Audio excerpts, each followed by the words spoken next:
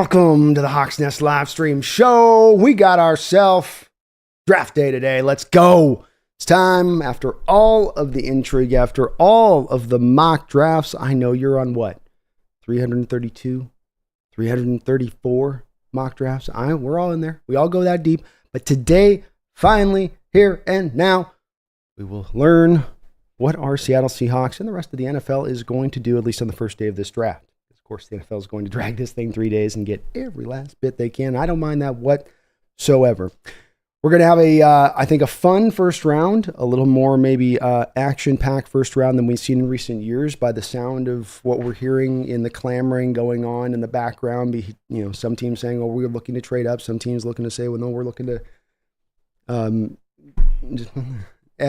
So we got a lot of that going on here as I get my food delivery in here, as I will be eating today, folks. It's been a little bit of a run around game here, but we'll learn all the way around. I thought as we were about 25 minutes out, I thought just a fun little thing to show you guys was obviously give you guys my final mock draft here and how I think it's going to play out. And I'm going to tell you this: it's hard to predict this year. I'm hearing so many rumors of the trades and whatnot that I'm just like, okay, I don't know what they're exactly going to do here.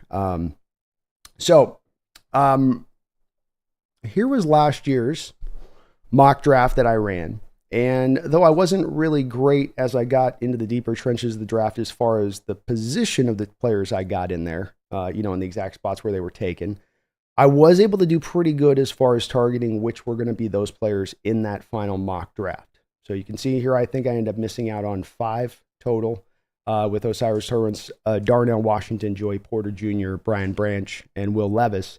Those were the guys that I just barely missed on. Of course, all of those guys, except for Darnell, who I guess had a knee that was about ready to explode.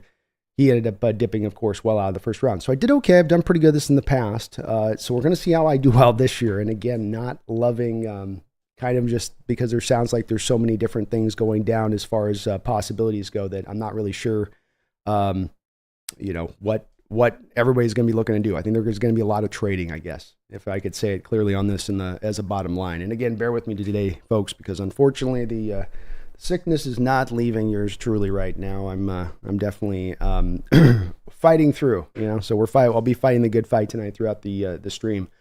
Here is my final mock as I saw it when it was all broken down here. Of course, no shocker at the top. Caleb Williams, Jaden Daniels, we're hearing pretty well connected now with Washington, so I've placed him there.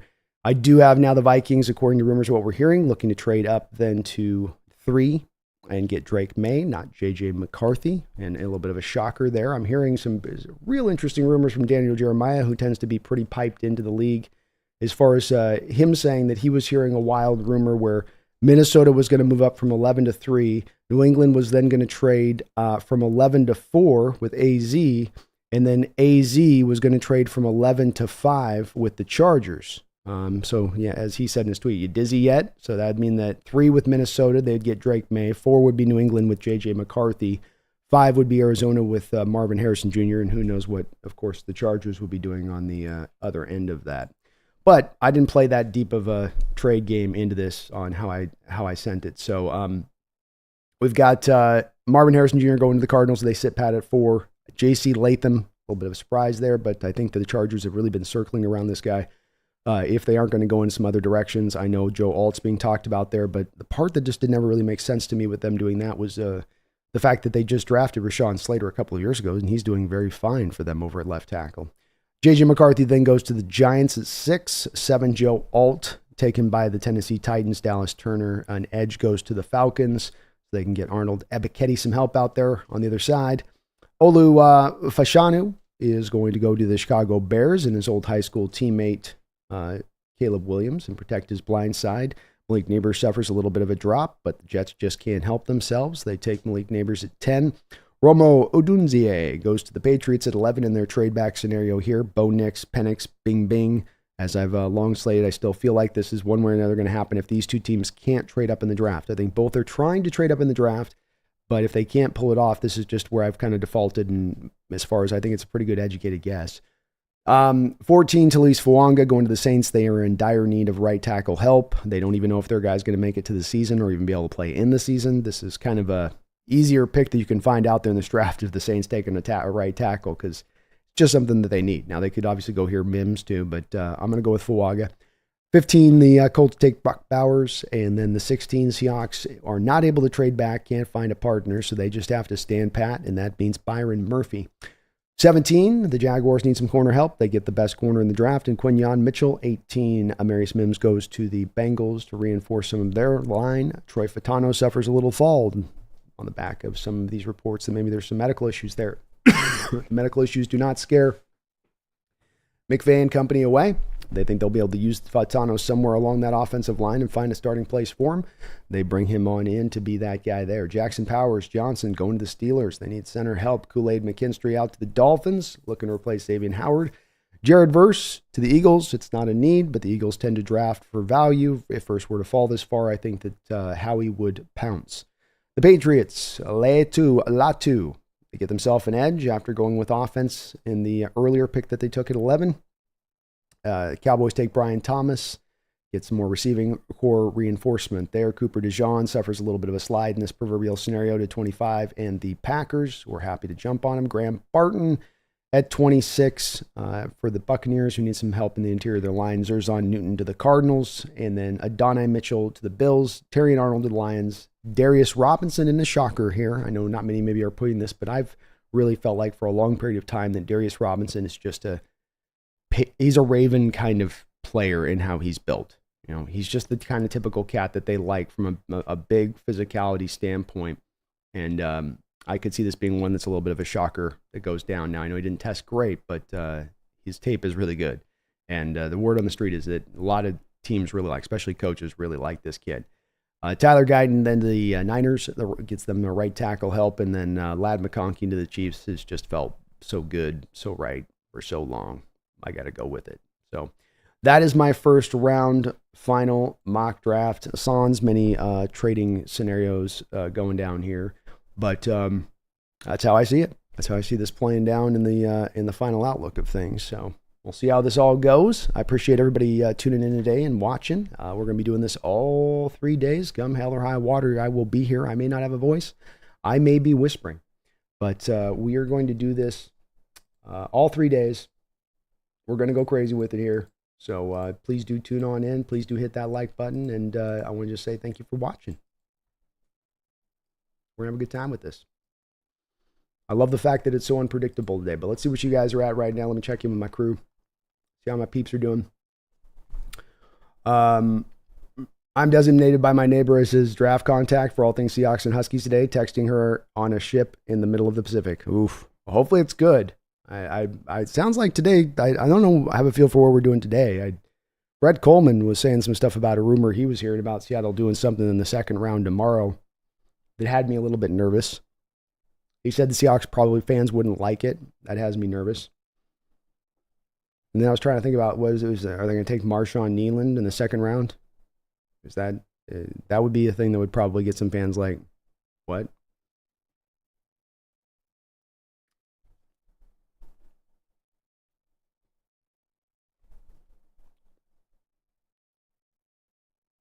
Jeff Sheckles says, Stan's already in meltdown mode? Why is he in meltdown mode? I'd be excited right now. And I'm sorry, you guys are going to have to watch me a little bit, but it was a struggle today. I'm fighting the war.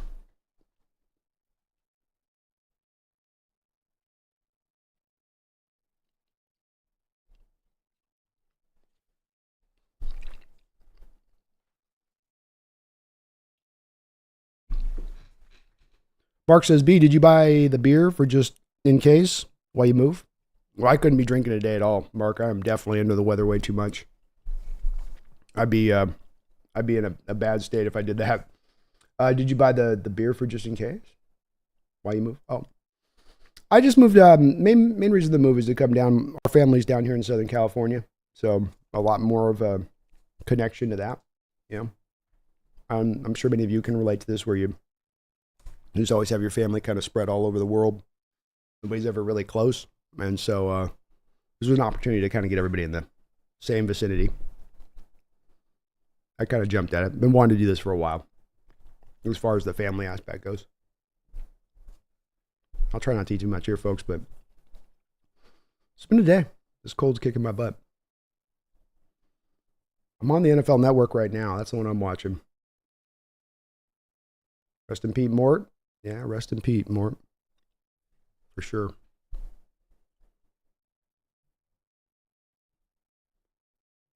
Seems like we're the real good guys in that industry.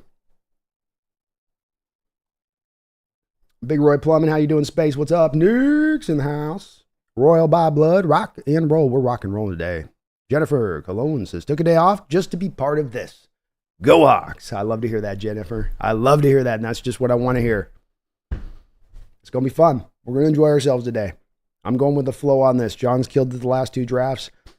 He's done it on the back of what I think is a solid philosophy that I don't think he's going to suddenly change now after it's been working so well. Why break what's working well? Let's go. AI says, why Ursay was an alcoholic cokehead? Well, once you get to be a billionaire, I suppose literally everything's at your fingertips.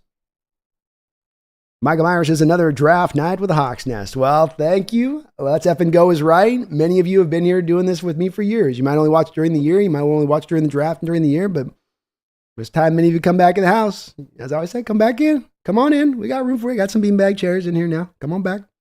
We're going to do this. You know this is going to be a yearly event.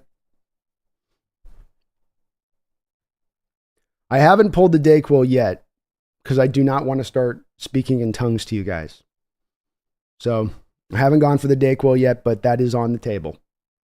I've got basically a line of things that I can call upon to try to help myself with here. Sam Hutchinson says, I just had my gallbladder removed 4 hours ago. I don't think I'm going to make it all the way through. Oh, Jesus. My goodness, Sam. Well, yes, do take care. Bless you for being on right now. I mean, you must be hopefully on some good drugs at that point. Hopefully they got you at least in a good state of mind. Roxanne Rose in the house. Megan's in the house. What's up? George Samuel, my guy out in Egypt, is in here. Let's go, George. Ski Nation. Got my peeps in here. Chase, what's up? Misfit says, please draft Wonga, Latham, Tanu, Barden, JPJ, Murphy, Verse, and not draft Dijon or Arnold. I'm with you on the Arnold. I'm good with all those other guys too. Sign me up on that. We can go a variety of different ways. Michael says, who did the Hawks draft when Michael drank the night away on live? I can't remember. Did I drink? I didn't drink on draft night. I've never drunken no drinks on draft night. I drank the night we did the night Russell broke his finger, and I knew that was going to be the end of an era. I drank to that. Poured one out a little bit, you know. ZZZ says JPJ or Darius Robinson will be a Seahawk. It's possible. Man, you talk about the fans freaking out. If it was Darius, I think JPJ would be okay for the fans, especially with the local connections, but I'm sure Robinson would get him a little up in arms. Mr. Kane, hello, Hawks Nest family. What are these trade rumors you speak of, Hawks Nest? So Coleman went on and he said that there was something the Seahawks were intending to go do in the second round that was going to shock and probably upset Seahawks fans. And he was like kind of rubbing his hands together, you know, kind of like, you know, like I'm going to enjoy watching the fireworks off this. So I don't know. He didn't get very specific with it, but there's that one. And then there's, let me show you this one. This is the one that's the tongue twister. This is the one that'll hurt your brain. So you're welcome for this. See if you can figure this out. It's like a mathematical problem. Here we go. Here's Daniel Jeremiah's tweet. So, was asked this question: what's the wildest top 10 rumor? Here you go. Minnesota goes 11-3. New England goes 11, goes 4. Yeah, 11-3. New England then trades from 11 to 4. So they go from 3 to 11 back to 4. AZ trades from 11 to 5. And then that's how they would break down as far as the picks go with that. He puts it below there where he says, you dizzy yet? So that's where I say, man, there'll be a lot of mock drafts that'll go to hell. if we get that many trades right up on the front side with just all that action going back and forth. But I suppose it makes sense. We saw with Arizona's GM last year. They're definitely willing to make it go. And yeah, Jeff, we're also hearing rumors that the Rams are trying to get back in the top 10. You know, after years of saying F them picks, I guess they're trying to push their way back up.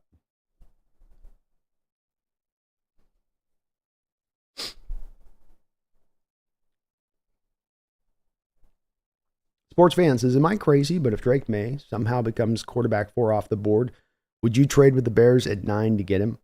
I'm a believer in Drake May, so he would be in my top 5 players in this draft. You know, coming out of it, I think he comes from kind of a lineage of a type of player prospect that has had a lot of success in the NFL, and so yeah, I would be willing to jump on Drake if that was the case. I'd trade up for him if it wasn't, because the move up at that point is very, very small. It's not a big large jump to go there if they want to make that move. I mean, to 9, that might cost you a future second or something.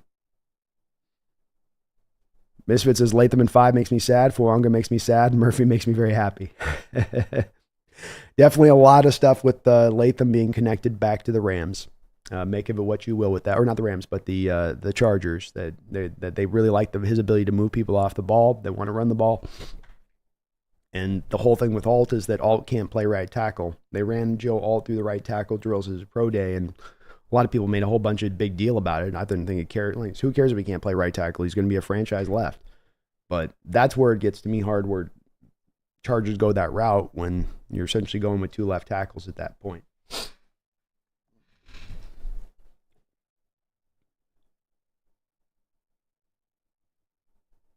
Mr. Gaines is awesome. He is saying it as we do the mock. Brandon is reading my mind.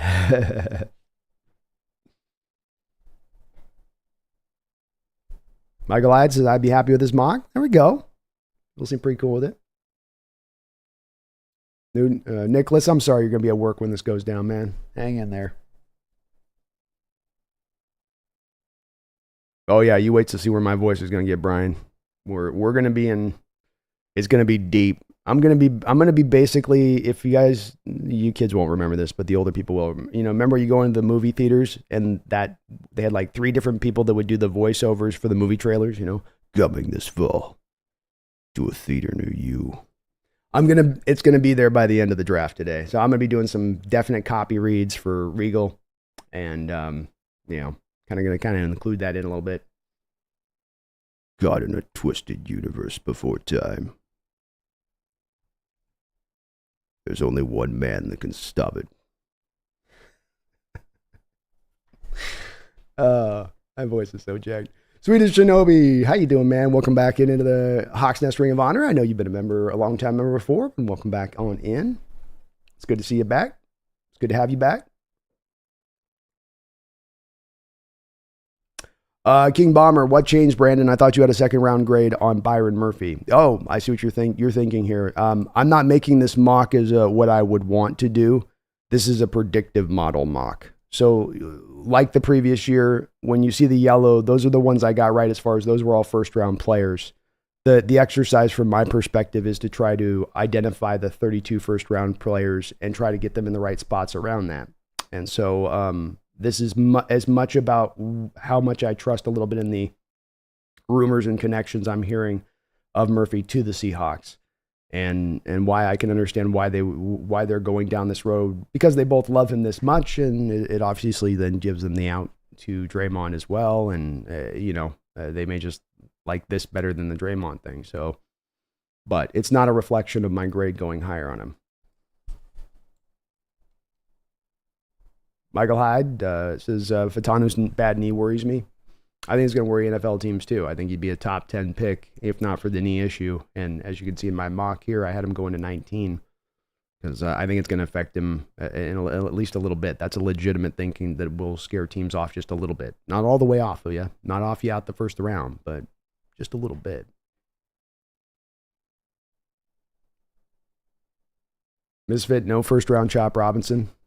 Yeah, I just, he's so rough as a pass rusher. I just don't see a team signing up for that and saying, I mean, Will McDonald was his comp that I had for him, but I still think Will was even a little bit more further along. I mean, Will went to the Senior Bowl after the season, and he was unblockable. Chop doesn't have that post-draft, post-season process where he's, lit it up in that way.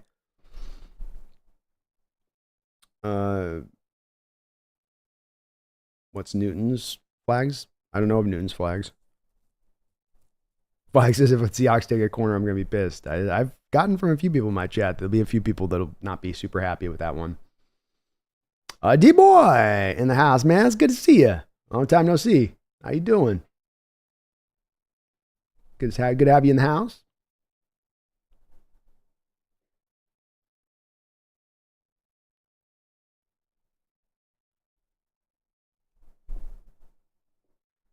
And this is running back in the second. It was JS the whole time. that would do it. Snail says, heard a draft rumor. Pumpkin's going to stream day 3 without Brandon. We might.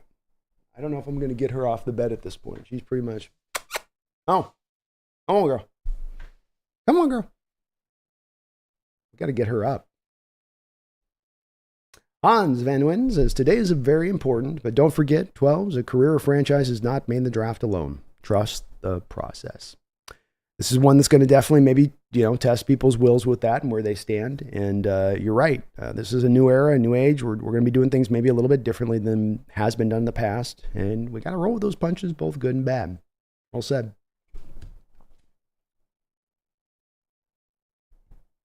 Yeah, King, I do. I have not changed my grade on Byron Murphy. So I still have a second round grade. It's just, the mock is not. I don't know who does a mock draft with what they want selected. So if you do a mock, you don't do a 32-team mock draft for what you want your team to pick. You do the 32 team to try to predict what you think they're going to do. Rand in the Cut, thank you for being a Hawks Nest member for 9 months. I'm so excited. Let's have another great draft. Go Hawks. Well, thank you for almost a year long dedication as a member of the channel, Rand. And I am, ready to roll here. I'm ready to kick this off. We're 3 minutes away. Let's go. Pumpkin's been doing a lot of sleeping in the new place. I can see if I can get Xena here.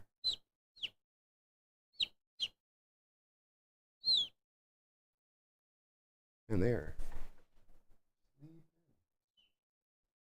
They're not having it right now. I'll have to go get her in a second. ASMR draft 2024, seriously. It might just be that. It might just be. And we're about to kick this off. Rob Tomeo says, tea and honey, my friend. Yeah.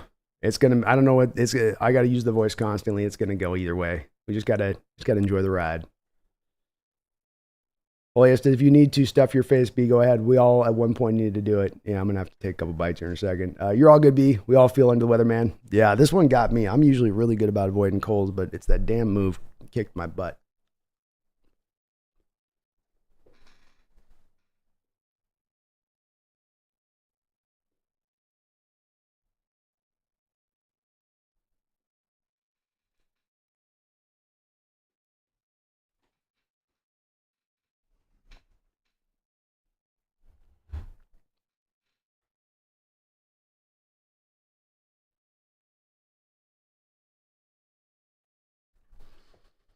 Dom H says, best player in the draft for Seattle's needs.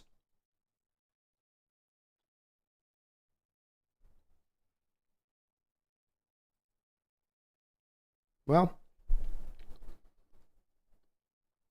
I mean, probably Troy Fatanu. I don't know the condition, Dom, of his knee and how bad it truly is, but I would be pressed to say that Fatanu would be the guy that I would be going to, saying he can work in a guard, he can play either guard position, maybe even have some center ability if you got pressed to do it.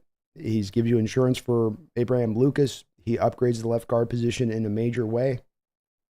It's hard to see a player in this draft quite taking one of the positional groups on our team right now and twisting it and upgrading it up in that way, along with giving you other insurance policies across the line of scrimmage, across the offensive line. Definitely some other players I could point to, but that one does stand out to me, depending on where that knee is, about being kind of legitimate there, you know?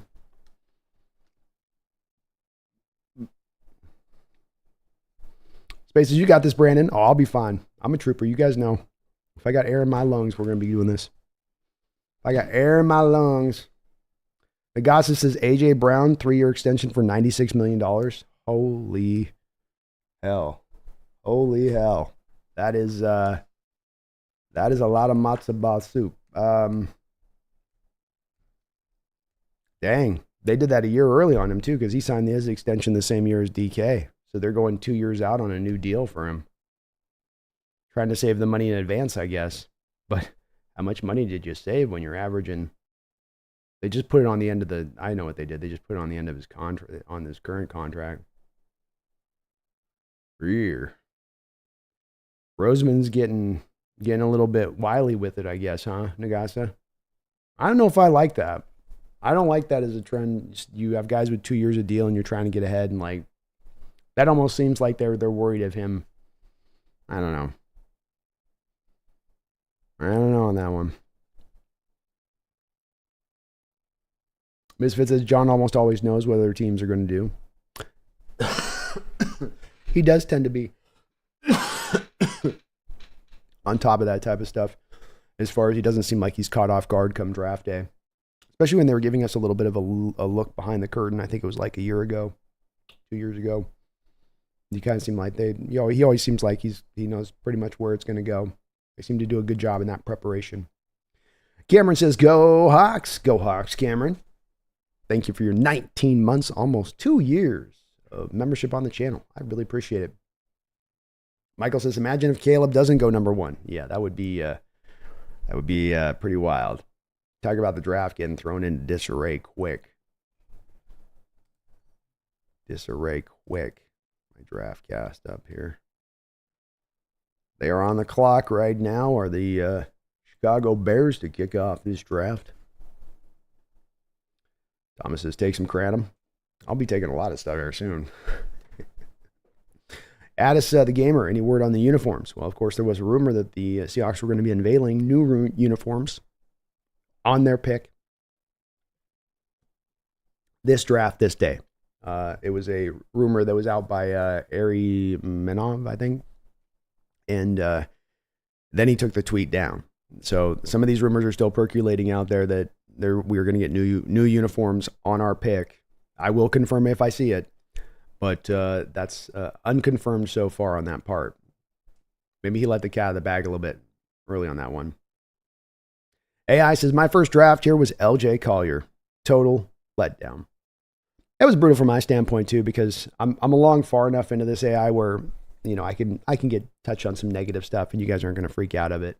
But when you are that young, you know, your channel's really small, small and all that, you're trying to kind of not get too hard edged on stuff. And boy, that one, I just couldn't fight my urge not to still light up that pick when it was made, going, you know, just why?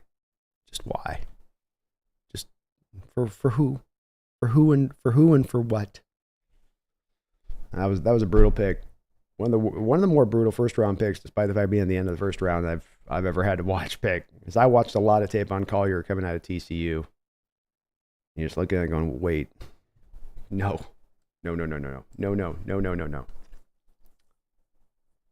E-Dub says Theraflu is where it's at. Yeah, that's been a pretty good one. I've done that in the past. Got some kratom love. I got to do some kratom here, I guess, huh? I just like to have I like my system to fight off. I like to make my system I don't like the drug stuff. I'm like, no, fight it off. Be stronger than it, you know? Rub some dirt on it. I still come from a little bit of that generation. Greg, what's up? How you doing, man? Good to see you.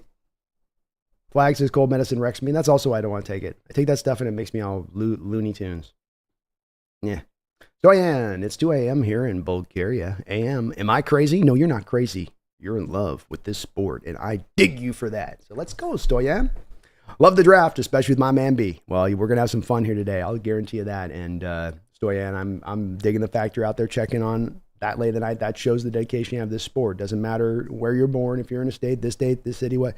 You got the love for the sport, you got the love for the sport. And this is a kind of day where teams can truly turn around their fates. They can take their fates from good to great. They can take themselves from bad to good. And we've seen this even recently. in a couple of different eras of football. We saw this a couple of years ago in a year where Russell Wilson left and everybody was saying, well, we're only going to win 3 or 4 games. We started 6 players that year from that draft. You got yourself to the playoffs. We saw it back in that 2012 year, where you drafted Russell Wilson. You got Bobby Wagner in there. You had another nice draft after a couple of really good drafts on top of that. And it took you from that good to the great spot, to the greatness. And these drafts can truly do this in a way that I don't know that other sports it happens. It's not this way in basketball. It's not this way in baseball. It is uniquely to football that you're able to pull off these kind of theatrics, so to speak, and really turn some things around. Nick says, I can't like the vid any harder. Well, thank you so much, man. You smashed that like button. I appreciate you for that. Justin Crabtree, what up, man? How you doing? Misfit says, my jig. ADL Williams says, give me Devondre. Let's get sweaty, baby. Hey, how about a little bit of Murphy today? Devondre tomorrow. I was in my mock yesterday. How about we go full Texas inside? Joe Pesci says, Broncos don't need Knicks. They got the quarterback of the future, Zach Milf Slayer Wilson. Okay. Let me tell you. Broncos got the quarterback. Okay? Broncos got the quarterback. Zach Milf Slayer Wilson. Hans, well, they managed to make a great show from it. In Europe, the draft would be illegal, I guess. Yeah, they do a good job of making it very, keeping you into it. And it gets more and more polished every year. They got all these like video shots they do with all the prospects, super dramatic.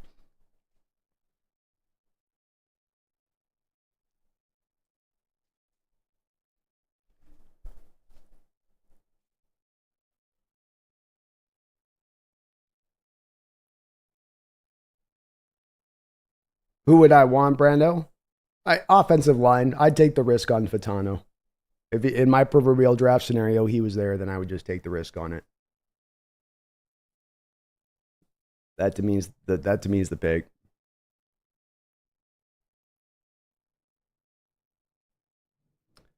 We're getting close here. 3 minutes out. First pick. Yeah, AJ Brown got paid. That is not good for the DK thing. Jeez Louise. DK is going to cost a grip in here. That price did not go down.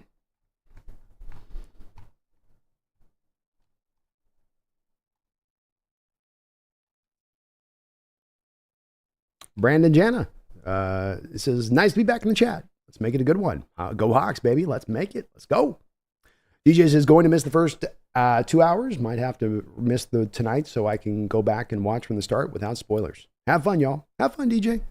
You take care, man, if you're not able to. I know you guys, it's tough on these nights where you got to work or stuff's going on. But it was always nice when they did the actual drafts on the weekend so people could really always lock in. I like that it's spread out, but that does make it brutal for some. Hexagon 7. I like myself some Chop Robinson if he becomes an option, especially in a trade back. Well, I certainly think if you're going to get Chop, you can probably get him back in the depths of the first round. It doesn't require necessarily having to, jump on up there and and do it at 16. He's, maybe the most purely raw. I think Dallas Turner is probably the best, but he's outside of Dallas Turner. He's probably the most talented edge rusher in this draft. The thing that comes down to with him is just effort and usage of any kind of plan of attack, using his hands. He just doesn't understand how to do it. Now, you can teach that stuff to a degree, but he also doesn't show any real, true, natural feel on that stuff. He's just super explosive, twitchy, bendy. He gives you all of the traditional things you want from an edge rusher. But that's why I would want to do that as more of a late first, because it's you're not getting kind of a refined product. I don't think he's even ready to be like a Bruce Irvin guy off the edge right now with his skill set, because Irvin had some back-to-back years of productivity coming out of West Virginia. He had some moves, not a lot, but he had some moves. Nick Guzman, I'd only be pissed with a quarterback if we don't trade down. Taking at 16 means we have to absolutely draft interior offensive line at 81. Very well could mean that.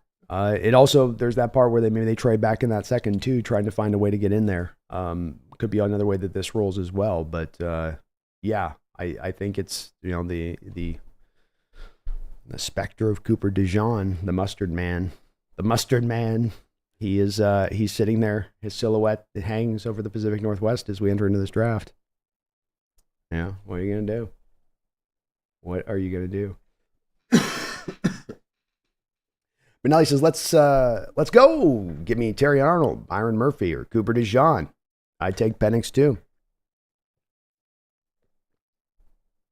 Like you, I'd be happy with a variety of different guys in this draft. Jeffrey Thistle, thank you for celebrating almost 2 months, 23 months, 2 years as a Hawks Nest member. I really do appreciate that support, that long-time support. Says M's leading the most mid-division in baseball. I vote starting off in offensive line or trade back in the first. Those are also my 2 first votes as well. Those would also be what I would look to say would be my preference there. AI says, it's been a while since we've drafted a Hall of Famer. It's true. We're kind of due, right? Kind of due. Big Ox is pumpkin's coughing up a hairball if we select a cornerback at 16. She might not be happy about that one. Yeah, she's not big on cornerbacks either. She's not too big on that. Raising Kiddos, would you trade pick 16 to Washington for picks 34 and 38, both at the top of the second round?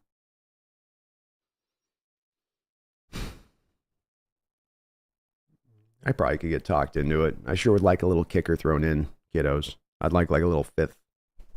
I'd like a little fifth. A little cherry. I want a little cherry on my Sunday on this one. I might want two. You know, it's right there. Hexagon says wasting the ability to use a second round pick on Junior Colson from a trade back would be a missed opportunity in my opinion. As well, this is definitely a place I'm in as well. I want to see us move back a little bit here. That'd be my preference. If not, grabbing the offensive lineman. You grab the offensive lineman, fine. You trade back, okay, I get it there too. But that'd be the preference. Imar says not Fatanu. Brian Myers, who moves ahead of the Jets to grab Bowers? I've kind of wondered if not the Jets are going to be in a position of looking to maybe trade back. They are down, I think, a pick because of the Rodgers deal. And so maybe they're looking to recoup a pick there. Maybe they don't have anybody that they're locked in on there at 10 that they feel like they have to have. They can go back maybe to 18, 19 and feel comfortable doing that. I think it's very possible. Barry Soy, Toro in the house. Another one of my OGs in here celebrating 32 months as a Hawks Nest member. That is almost 3 years. Thank you so much. That long-time support and a $20 donation on top of it, as I know you've also been a long-time donator and supporter of the channel all the way around. Man, I really do appreciate it.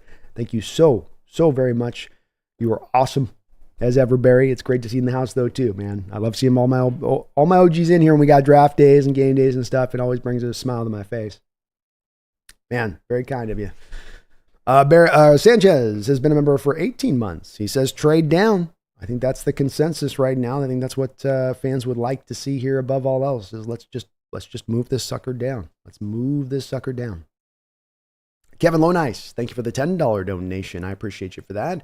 Says, I'm at work watching with you and hoping for the best player available. Go Hawks. That's all you can ask for is, I guess now we officially are kicking off the draft. They started at 5'10", I guess.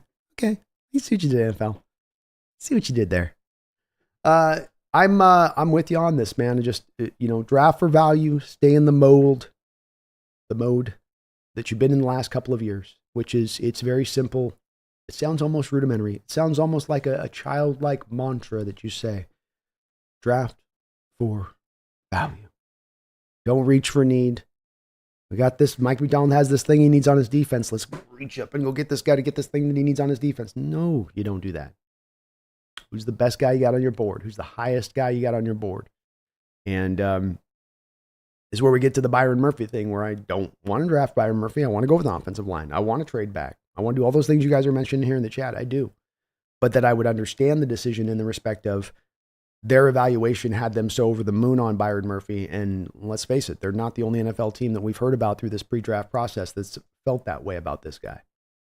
And so that's where there will be a little bit of trust in their look of him. And I didn't hate him as a prospect, so it's not like I had him down some deep to the depths or something. I had him as a high second round pick. But that's the part you hope here is that you're just operating from within that value state. And if they do go with a 3-tech, the one thing you can't say is necessarily they're reaching for need there. They've got 3 3-techs on the roster right now. It's absolutely not that at that point. Thank you, though, Kevin. I do appreciate your $10, and I hope you don't have to work too late tonight, but I thank you for listening on in while you do. Sanchez, thank you for the $2 donation. Says, did you move? I did move indeed. I am now in San Diego. So I'm chilling down here. I'm getting things back together and reorganized back up. Loving the weather. Definitely not missing the 30-degree nights. But the Eagle has landed, Sanchez. The Eagle has landed.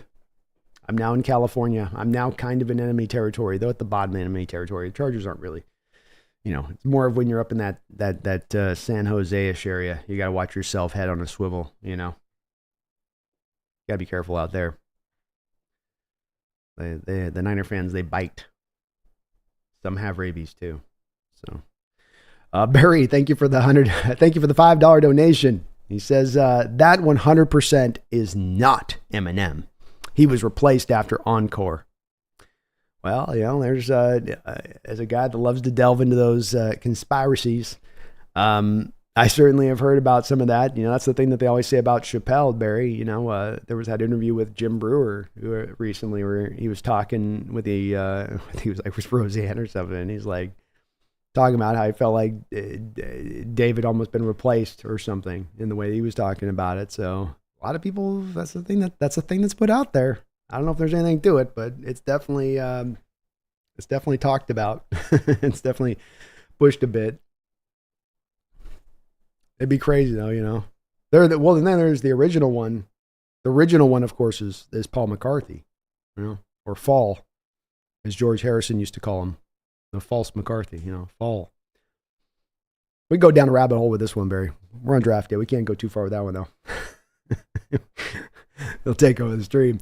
Adrian X, thank you for the $2 donation. It says, go Hawks. I said, go Hawks too. Adrian X, it's great to see you in the chat too. Thank you for that. Tony Borges Silva, thank you for the $5. It says, let's go Hawks. Thanks for everything you do. It's my pleasure, and I love what I do, which makes it so very easy. But thank you for the support, Tony, and it's been just a great year already to kick this off with you guys, going through the free agency, going through the draft, looking at this new coaching staff. It's been an awesome to kind of go through this process. It's been a long time since we have as a fan base. So that to be able to kind of go through it together on looking at the prospective coaches and then what free agents fit to this new prospective coach. Okay, now we're to the draft and how that's going to go. It's been a very interesting, fun process. But thank you. I appreciate it, man. And I love it. I love what I do, man. It just this is going to be definitely my thing for the long-term future. We ain't going anywhere.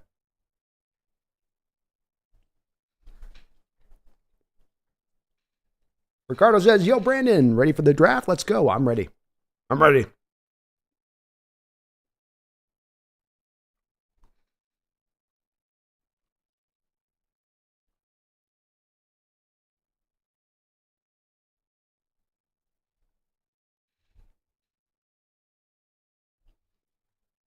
Bears are still thinking about Caleb.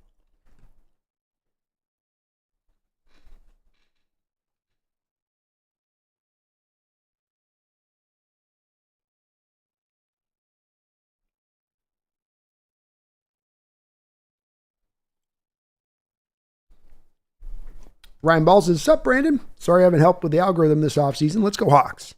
Hi, everyone else. No worries, Ryan. You go, you come and go, you're here. I'm always going to be here. We got the beanbag chair ready. What takes so long to pick Caleb Williams? I guess they're hoping that they get like a Hail Mary package thrown at them. What if they did, though? Like, what if their team's like, we're going to give you 3 first-round picks, 3 second-round picks, and 1 third? Like, what would Chicago do? They don't have time to process that. Ringo says San Diego is one of the nicest countries in the city, nicest cities in the country. I said that wrong. It is. I've lived here before, and I do really like this area quite a bit. It's different for me I've lived in LA, and I've lived in Northern California, and it's a little bit of a different vibe down here that I like. All right. So it looks like we finally got the pick. Finally got the pick in here for the Bears. Sanchez, thank you for another $20 donation. I appreciate the double dip, brother. Very kind of you. Found out I'm going to be a dad. Woo! Let's go. Let's go. Congratulations, Sanchez. He says on draft day, Seahawks better not ruin this moment with sour grapes. Your father forever remembers the day that I told him I was pregnant as the day the Seahawks messed up the draft. I just can't ever make him look on that day with fondness like I'd like. He just always sees it for, we reached for Cooper DeJean. We reached for Cooper DeJean. But hopefully they don't, Sanchez. Hopefully they do reward us for this patient process of waiting for their pick at 16 to see what they finally do. All right. So the pick is in. Caleb Williams is your selection. He will step to the podium, officially a Chicago Bear. But Sanchez, you are officially a father. We're about to be a father. And that's a huge moment, my man. And congratulations. I hear it's an amazing process. I can't speak to myself, and my brother says it's awesome. So you're going to be in for a hell of a cool ride, man. And thank you for the $20 donation. But more so, congratulations. Talon Deal, thank you for the $5 donation. I appreciate you for that. Says, hey, B, this feels crazy, but I will not be upset if we draft a cornerback or even a wide receiver. Maybe Brian Thomas? Troy F. is the unicorn, though. Yeah, I'm really in a place where they're going to have to really try hard to reach outside of a place where I will be okay with, or not okay with what direction they want to go in this draft. To your point, Talon, if it's a receiver, Brian Thomas is awesome. He was right on the edge of being a guy who was just this close to thinking could be maybe a blue chip guy in this draft. So while it's not necessarily a need on the surface of it, I get it. Cornerback, I know people's opinion are what they are in regards to a Cooper DeJean, but in talking to a lot of people that I've spoken to in the background, my buddy was, won a national title down in college with the 2A level, played with a lot of guys that played in the NFL, and he loves Cooper DeJean, and he's a former defensive back cornerback. So he knows his guys when he's looking at that stuff, and he was absolutely unprompted without me even saying anything about it. He's like, no, this is the guy in this draft. So while there's guys, and I know many of you don't want that Cooper thing to happen, there is maybe an assessment from folks out there looking at him that they go, this kid's going to be, a baller at the next level. And that's part of why it's like the same thing, the Byron Murphy thing, where I get the people that are reticent against it, but I also go, yeah, but I can see where the personnel people fall in love on these guys, and it's maybe not completely misplaced love. Let's call it that. So Caleb Williams goes here to the Chicago Bears. And Talon Deal, thank you for the $5 donation. Troy Fatano is the unicorn to be able to provide you upper level play wherever you're going to pretty much align him along the line of scrimmage, and to have that kind of versatility. And then the fact that he also fits into a spread system, and then he also fits into the very same spread system that he'll be now running here at the pro level that he ran in college, meaning he can hit the ground running that much faster, is very hard to find that kind of player. And one of the reasons why I'm okay with taking the risk it on the biscuit with his kneecap, whatever's going on in there. Unless it's like bone on bone. I'm not doing the Todd Gurley thing here. Yeah, if you guys can on this, I know that I will try to be watching the picks here on the thing, and you might be a little ahead on your feed. I don't want us to try in the chat to do much I don't want the mods to be kicking anybody or anything on this stuff, because people are going to be in and out on this all day, and a message that I might say now they're not going to hear in 10 minutes when they're back in and out. So if we can, try to hold off on announcing the picks until I've announced it. I know you might be a little bit ahead on that feed, but most people really kind of appreciate on that if we can. I know it'll be hard to a certain respect. Like I said, I'm not hammering down anybody if you guys happen to put the pick out there, but as we can, if we can, try to keep it cool.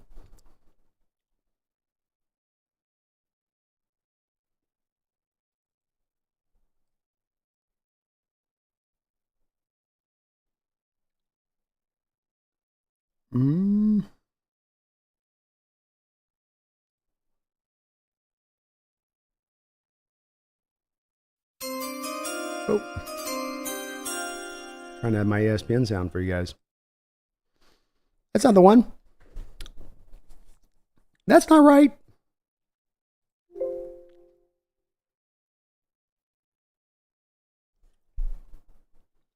All right, Washington's on the clock. They've got 3 minutes and 22 seconds left here before they are due to pick. And I will stay on top of this so I can keep kind of watching it here. If I don't get you guys in the chat, remember we're going to be doing a long chat tonight. I'll be on for 3 days, so probably be a little bit different than we normally do here with the Q&A sessions that we kind of have and as much interactive. I'll definitely be on it with the chat, but I want to stay live to the chat and what's kind of going on. So if I do miss a question, we'll be doing a ton of streaming here over this last week, so we'll definitely be able to double back in kind of around to it, and I'll try to catch as I can. I think Washington goes with Jaden Daniels here. That's my feeling at this point. They're probably waiting to see if there's anything else. Mr. Kane, my brother from another mother. How you doing in the house, man? It's good to see you. Thank you for the $5 dono. Says, thank you for what you do, B. Over 300 people in the room need to hit that like button. Hoping for no spoilers. I'm needy. I know. Go Hawks. Now I get it. People like the you know, the better on the drum. It ain't, you know, you see a little name posted in the chat. It's not the same as having a little bit of the actual announcement of it. So I get it. And that's why I say it's, if we can, just don't post in the chat of who the pick was until I've had a chance to announce it. And I will try to be really fast with this. The pick is in with Washington right now. Mr. Kane, I thank you for the $5 donation, and thank you for the reminder as well. As please do hit that like button, folks, if you could. Helps out the algorithm tremendously on YouTube if you do. Little thing, but it's a huge thing at the same time. All right, so the Commanders are up here with the pick. I'm thinking they've fallen in love with Jaden Daniels. You got a Dan Quinn who played with a Russell Wilson. Probably developed a little bit of a fondness and an understanding as a defensive coach for how hard it is to corral those elusive quarterbacks that also have really big arms. And you get a bit of both there with Jaden Daniels, that suddenness that's very close to a Lamar Jackson and how he can move on a football field. Let's see if they're going to go down this route. Let's see if they will go down this route. I think it's got to be Daniels at this point. They've just circled around him too hard for this not to be the selection. This would be a shocker. An absolute shocker.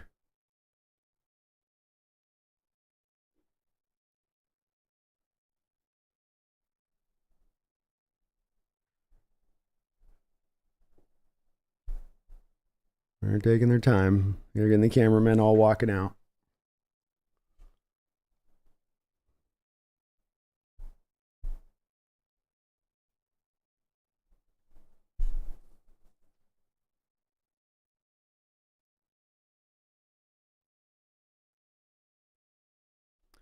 And the pick is Jaden Daniels, LSU quarterback. Coming off a Heisman season this year, just beating out Michael Penix. The guy came back this year and added about 10, 15 pounds of weight on his body from the prior year, you know, when Jalen Carter was lifting him up by one arm. And showed this year a wide skill set. This is not Lamar Jackson when Lamar came out where, you know, look, Lamar had won a Heisman, but and you can even see it down at times that there just doesn't always feel like with all the throws with Lamar, he makes those throws fluidly. You know, he's got the arm strength to make it. He can certainly put the ball in the right spot, but there's just sometimes on certain throws where you just feel like he can't quite get it there. You need him to layer a throw in.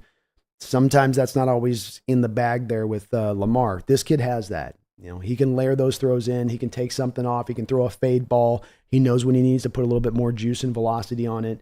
And yeah, the thing really comes down to with him is just continue to add more weight onto that body, continue to get better. In his reads and processing. It was a little bit of a simplified offense out there at LSU, but I think almost above else, you go, keep yourself clean. If you guys want, there's a very funny little video you can go check out. I think you can still go search it up on Twitter even. It'll post out, which is if you just type in Jaden Daniels, Jackass or song or whatever, somebody's taken these moments of Jaden Daniels throughout the year where he's running out in the open. He's out there loose going downfield. And he's getting lit up because the guy just he refuses to slide. And he tries to always make that one extra move. And he's still, even though he's added some weight, still a very light guy. So he's just getting crunched. It's very funny though, because they take the Jackass music and they put it over the top from the show and it fits. He's out there running around like a crash test dummy sometimes. and he's got to clean that part of his game up. I also don't like the fact Washington's bringing him in there without having their offensive line really fully in place at this point, say nothing of the fact that he doesn't have a lot there as far as skill position players go. We'll see where Jahan Dotson's going to finish out to his career and how he'll be as a guy. And Terry McLaurin's really nice, but I think they released Logan Thomas. They're going to need to deal with the tight end position. Offensive line's in a little bit of okay shape, let's say. I mean, they're not great. And there's 65 times you had Hal sacked last year. That's not a good harbinger for him. So I know this is one of those situations where a team just says to go take the quarterback, thank your lucky stars you're there to pick him in that place where you are, but they would be very, very well served. I feel like Washington would to maybe give this kid a year and get that line into a better state before they start throwing it. You know, I would certainly like to see it. Barry Satoro, thank you for the $5 donation. I appreciate you for that, Barry. So did you see the Hawks' recent X-Troll on Sherm? Yeah. It went into a little bit of like what I was talking about last night when I was asked about it with the whole moving down the pictures thing. And it was the most overplayed story of this offseason. By far. You know, the fact that got all the way to like Rich Eisen freaking out about it was ridiculous. This was never about erasing the old culture. And it's like, it's always this thing with people sometimes where you can never find principles on where people stand with stuff. It's like, well, look, Carroll took down pictures when he came in. They had pictures on the walls of the Hawks going to the Super Bowl in 2005. That happened a few years prior to him in. You know, he cleared that stuff for them. You know, all coaches clear this stuff. All will move on. And they're not even clearing anything off. As that X showed, like you say, Barry, the picture's still on the wall. It was one section of the wall that we're talking here in the building, in a very big building in Renton. It's this one area that they're changing out for digital photos where it's like a montage rolling, and it's to celebrate the old eras along with the Legion of Boom eras, which I just don't understand why there was so much. And somebody was saying last night, and they're probably right on this, it was just, you know, Sherm out there driving up clicks, and he knows how to do that stuff, which tip of the cap to you for that, I guess, Sherm, but I thought it was kind of silly. The pick is in here for New England. I was expecting maybe we would be getting a trade here with them saying they were open for business at the start of the day today. But it would appear that the pick is in for New England and they've decided on their guy. But Barry's talking about on the recent Seahawks Twitter too many T's. Seahawks Twitter post they just had where they were walking up with the camera showing the hallways. They literally stop on one shot where it's showing the Sherman tip. I think they said like catching our breath or something. It was kind of a funny little thing they put in there too. But I did see that, Barry, and it was a nice, that's a nice way to kind of flex back, you know, without getting in the mud with it, you know. Good on them. Brilliant little post.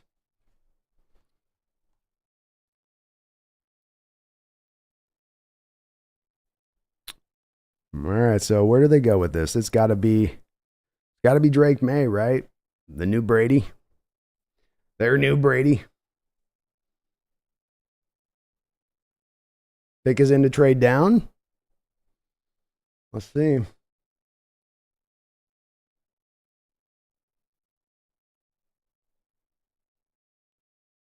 Rowan Connor Wise, the mascot of pig. It's the hog mollies they used to have in the Washington in the 80s, I think. They were showing that for Washington.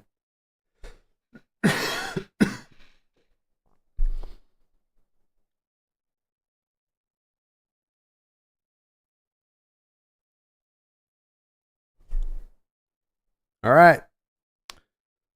Roger Goodell's soldering up to the podium, getting ready to announce the pick for the Patriots. It does not appear that we have a trade back. They are going to make the selection. With the third pick, the 2024 draft, the Patriots select Drake May. Drake May goes number 3 in the NFL draft. Not able to find a trade partner there are the Patriots.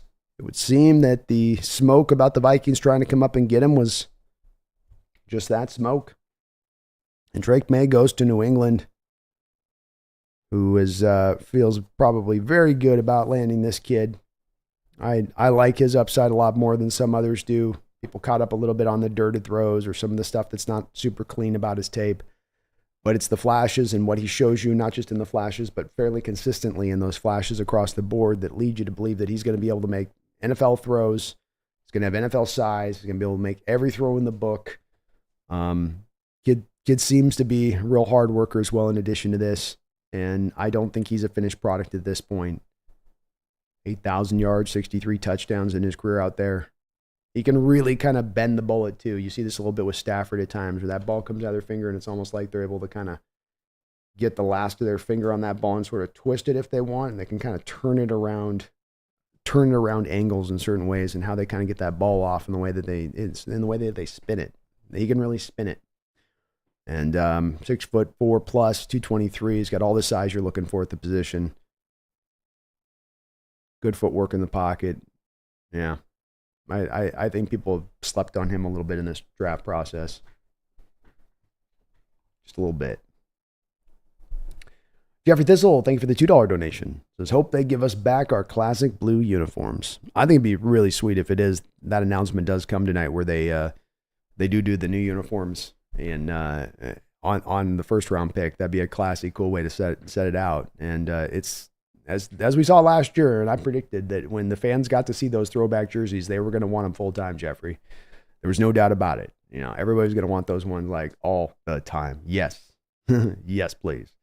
So it's really cool that they may be doing that. And we'll see if that rumor was true or not, though, here, I guess, pretty soon. But the classic blue, you can't beat it. It's such a tight color. Appreciate you, Brody. Appreciate you. So we got the cards on the clock. MJ Seahawk, thank you for the $10 donation. I'm sorry, but I can't help but see that it looks like the only screen says D, not Pick'em. The only one. See that it looks like the screen says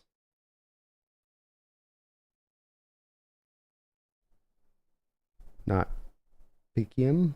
Am I the only one?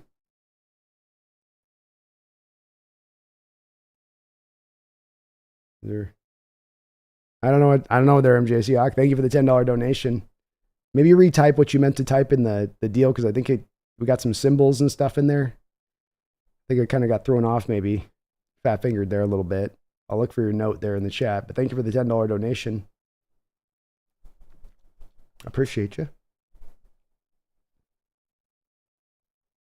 Kieran says, I absolutely stand by hating the throwbacks.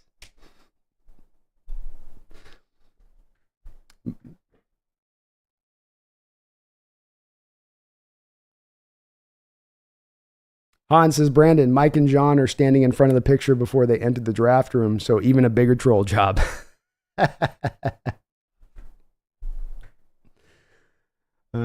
Thomas says, no way in hell I'd trade up for number 4 for JJ. That's going to be the interesting thing now. The 5's the one that I think would happen with. I think the Cardinals just end up trying to make a trade. They can't find one. They got to take Harrison. The 5 with the Chargers, I don't think that they're going to insist on the greatest returns, you know. Sorry, MJ Seahawk, too, man. Your message got cut up there a little bit. And the Cardinals pick is in, so it does not look like we're getting much trading going on here. Team's not moving around, and this is a harbinger for maybe what might be tough for even the Hawks to try to get this done as we get in later in the draft. Is, you know, you may want and have that desire to move back, but is there a team willing to give you the bare necessities to move up? And I think this has got to be. The background looks like a swear word.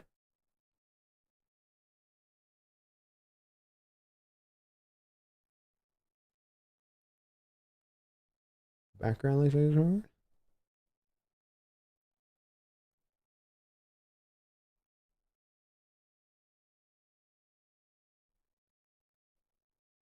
Well, I didn't mean to put a swear word back there, MJ, if there is one.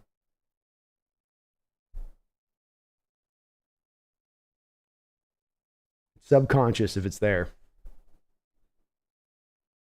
Kyler Murray won't be able to see the receiver anyway. The pick is in for the Cardinals.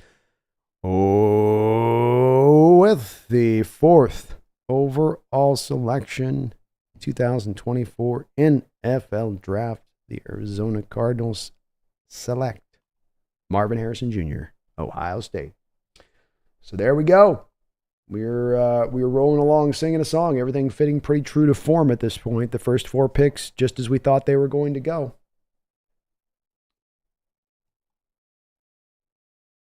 Must be not much being offered to move up here, huh? Maybe these teams weren't as sold on these quarterbacks as we thought. Let's see what happens with JJ now. Jim Campbell says the Washington fans love the Hogs. They would dress like Hogs, laughing out. They did. It was the Hog Mollies. It was those offensive linemen back in the day because they were so run heavy. You know, they had Riggins there, and it was a thing for them.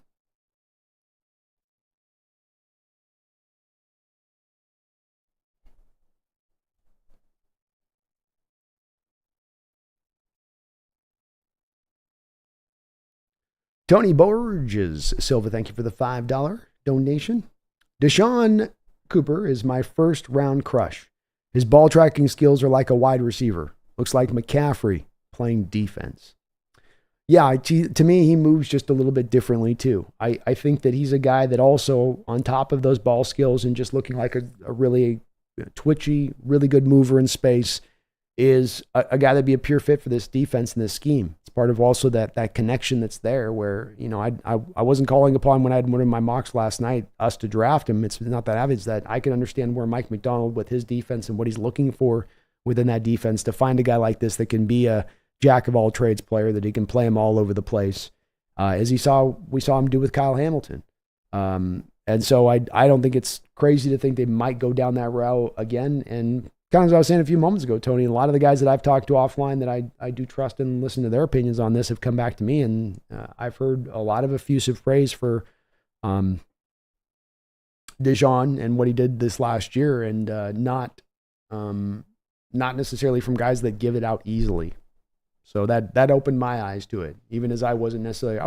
I liked the tape at first, I really did. I saw that they locked him into cornerback basically full time this past year, and he really was great there. I was like, okay, first round guy, but he's kind of elevated bit by bit for me through the process, and kind of understanding what he really is going to bring to the table, which is quite a bit. Chris Sandoval says, sorry, I'm late, bros. Had band stuff going. Anything notable yet? Help me. Nah, we're fitting to form as far as my first round mock, though I'm not right on the exact teams that traded up, but the first 4 picks I had going just as they've gone so far. So we had Marvin Harrison, we had Caleb, Daniels, May, Harrison. I think everybody had this. I'm not the only one on this. And so it's fitting pretty much to form so far, I would say.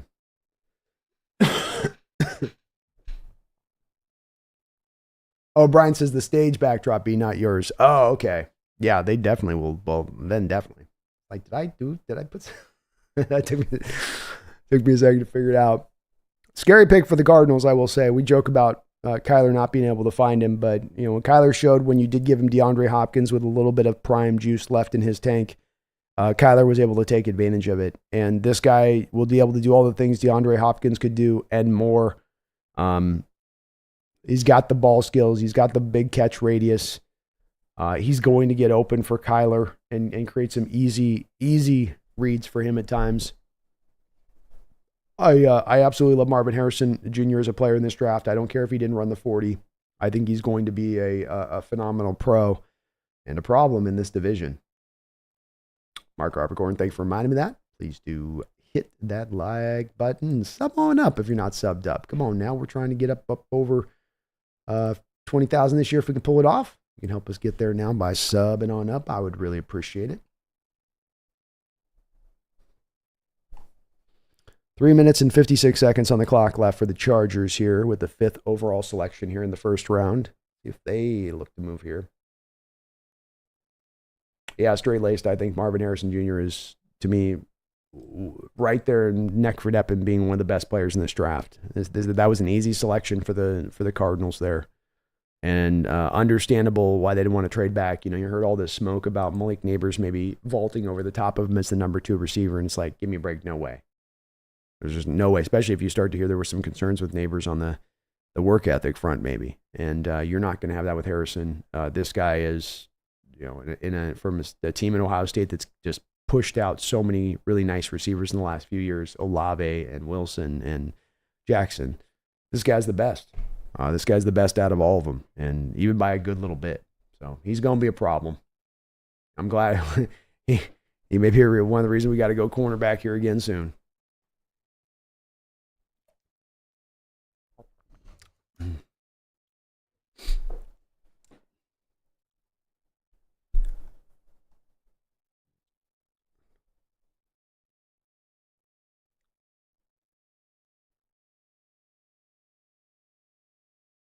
Isaac Draftnik Lipnick says, hell yeah, it's the real thing. Merry Draftmas, everyone, and let's have it go, Hawks. Let's go. We'll be approaching here soon. We'll be 5 picks. We got 11. We're right down the pike here with these. Thomas says Harrison's going to be a headache for the Hawks secondary for years to come. He is. He's not going to be an easy one. Straight says, I wish the Seahawks had some hogs on our O-line. Yeah, that's real talk. It's been a while since we've had a lot of hogs down there. Haley, we reached out to Kyler Murray for his opinion on the MHJ draft pick. He said he'll get back to us after this game. I'm in the gulag. So true. Buy me back. Buy me back. No, not you, reporter. I'm talking. Buy me back. Buy me back.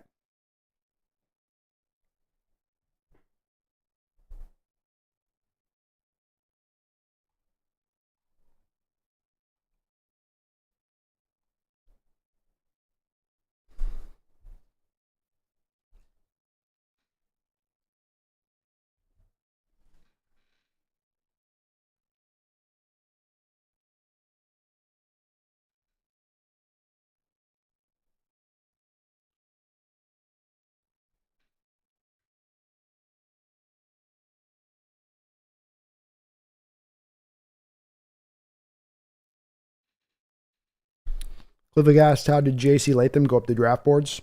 I think it's just the love that the Chargers reportedly have for him. We're going to learn really quickly how true this is. The pick is in.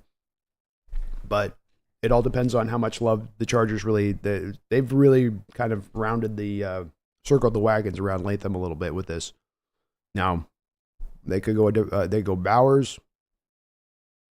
Rumors this morning was that Alt was on the table for them, Alt or a receiver. But I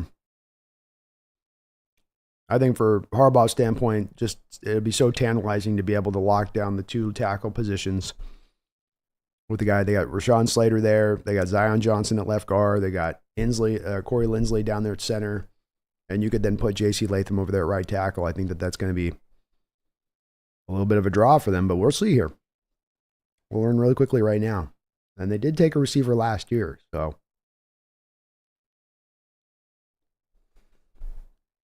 This is where the draft will start to get a little interesting now. Ivan the Killer of Thanos says, I'm Iron Man, says, just subscribed. Thank you for doing that, Ivan. I really do appreciate you for subscribing on up, brother. Thank you, man. Jessica Sylvia, are they picking a Michigan guy in San Diego? Not with this pick. Probably at some point in this draft. But not this one.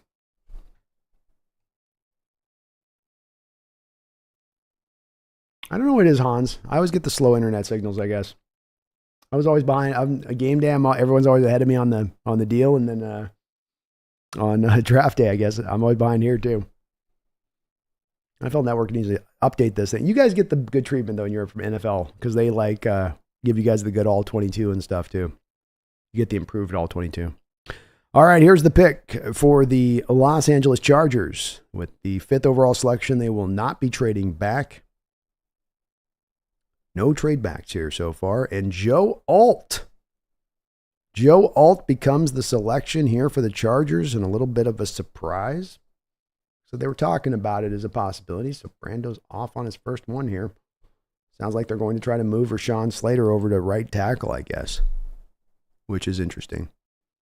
But my comp for this guy is Andre Whitworth. His father was a all-time chief at tackle. He's got the pedigree, the bloodlines. You're not going to get past him in pass protection. Just like you can get with Whitworth, where there's just times he's just too long and too big to get around him. He's really young, 21 years old. Needs to come along a little bit more as a run blocker, but that should come when he gains more size and weight to him. But this is kind of more of the upside pick versus Latham. This would be more of the fitting into the right slot for what they need. And I guess they feel like Rashawn Slater can go over to the right side. But it just speaks to how much you love the upside of Alt, that you make this kind of move, I suppose. And he's all a 6'8", 322, and he moves so well at 322. That's where it comes back to those Whitworth comps, where Whitworth was a big guy, but he could also move really well. And that's the same thing you get with this guy. So the Titans cry a little tear. They shed a little single tear. And now we're about to find out if we got a landing spot for J.J. McCarthy here at number 6. He's a monster, Michael. Like he is huge. And guys that big have no business moving that well. No business. Giants are going to go either Neighbors or McCarthy here.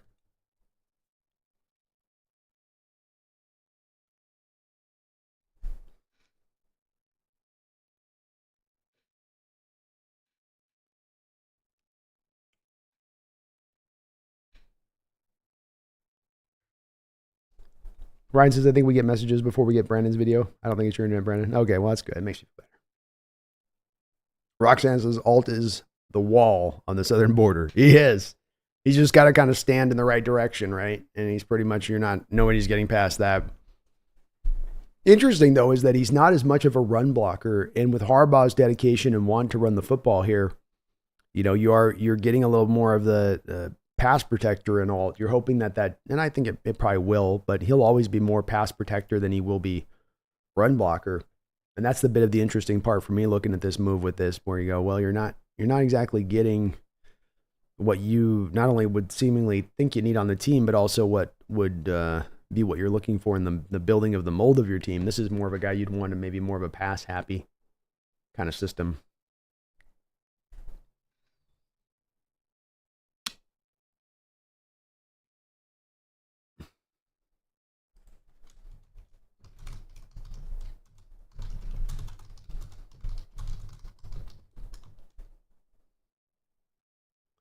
So, Nick Guzman, Slater did start, I think, in his first year at college at right tackle and then went to left. So he does have a little bit of a history with doing it. Just a little bit.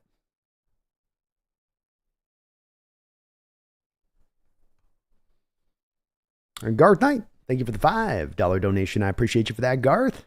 He says, will the Bene Gesserit Orange Cat be present for the number 16 selection? I'm probably going to have to pick her up and drag her over here. Yes. Okay.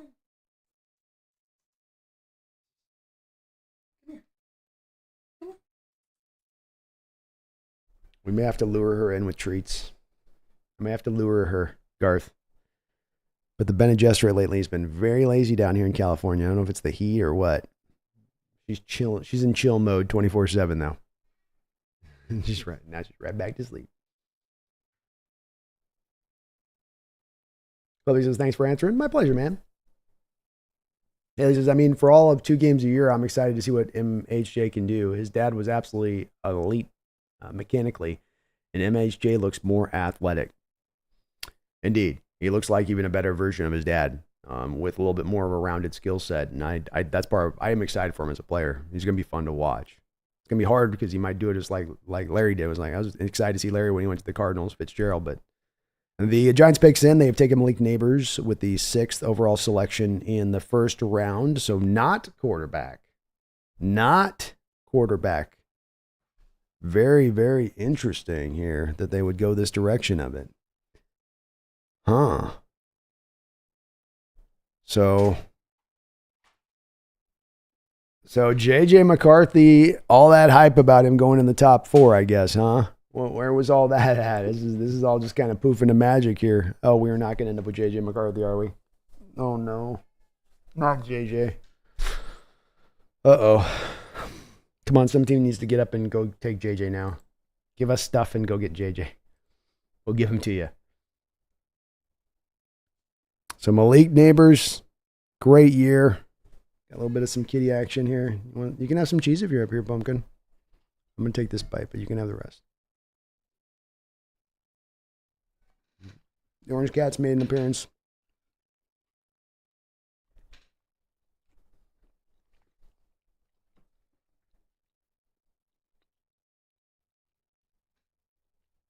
No surprise selection so far. Nothing yet.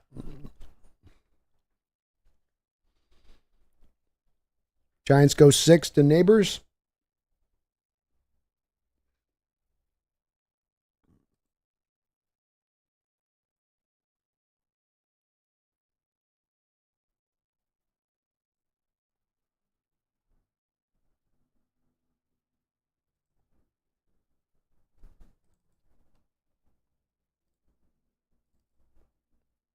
Good pick for them. They need receiver help right now out there, so there's no real shock to that. I can get up the picks here for you guys so you can kind of see where we're at here.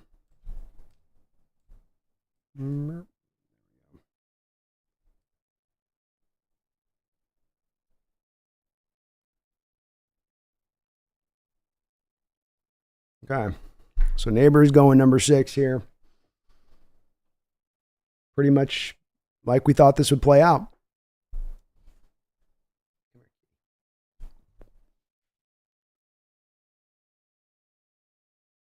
Everything's fitting to form. Well, not fitting to form. We thought quarterbacks would be taken. I'm a little bit weirded out, but we don't. 2 more quarterbacks taken here, but. Man, no trades. This is kind of strange. Garth, we got the orange kitty up. No, you're not eating my quesadillas.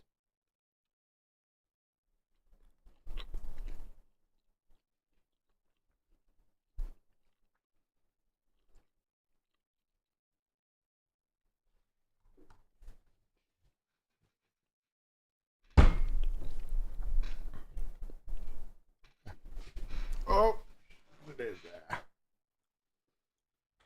There we go. Well, some thought this guy was the best receiver in the draft. He's a freak show. There's nothing he can't do. He's got the size you look for, good length. He's awesome with the ball in his hands. One of the best yak guys you'll find in this draft. He can take the top off the defense. Great ball tracking skills. Good contested catcher.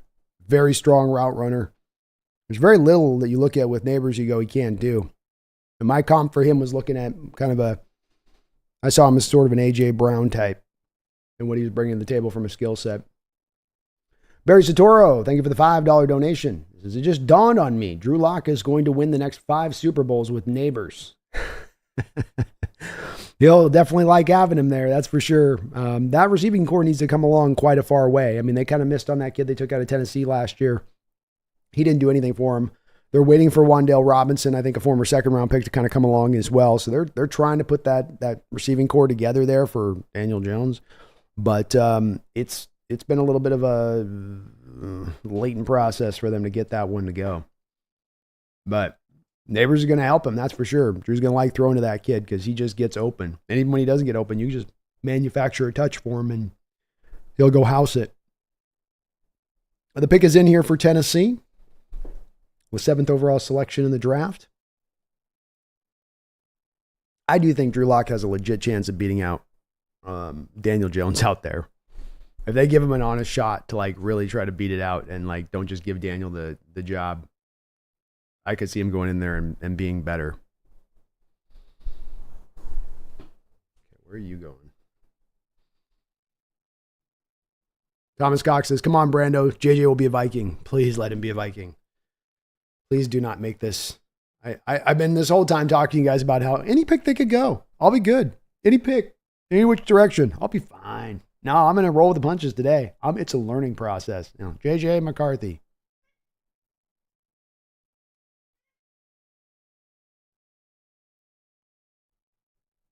You just see Brandon's soul leave his body. You see the white just.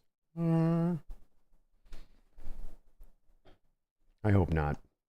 Please no. Please no.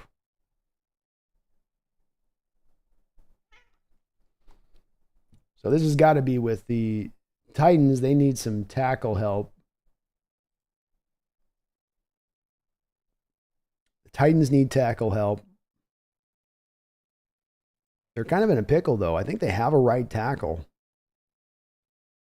So they're in a little bit of the inverse of the Chargers situation here, where you have a couple of right tackles on the board that would look good. Do they trust in Fatano and that he can be a left tackle that's going to hold up? That's certainly a need spot for them here.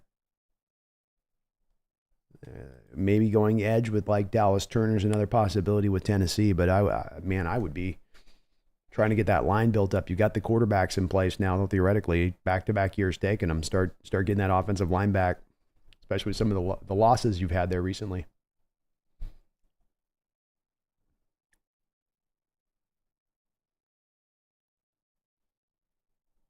King says Odunze, it has to be 7. Can't see him flipping faller. I guess the receiver's a possibility here too. They did just the thing to think though on that. Remember is they just did. They drafted the kid out of Arkansas in the first round just 2 years ago, and then they spent that huge amount of money on the former Falcon wide receiver, former Jaguar wide receiver. I'd be surprised if it was receiver. Thomas is the Brando. The draft's fallen good for Seattle. Setting up pretty well so far. I mean, there's nothing that's been taken that's a surprise off of our plate at this point that we didn't already think was getting taken. So it is working pretty well right now. This might be a little bit of a hinge point here. I do think Fashano still goes 9 to the Bears. Now, the Titans could also go Fashano here. Depends on where their valuation is. And I still do think Dallas Turner goes 8. I think that's the way that plays.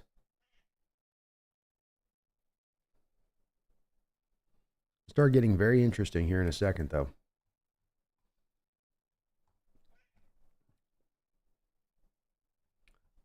Thank you again, Barry, for all your support, man. I really appreciate you. Big Hawk, I wouldn't touch JJ in the first either, man.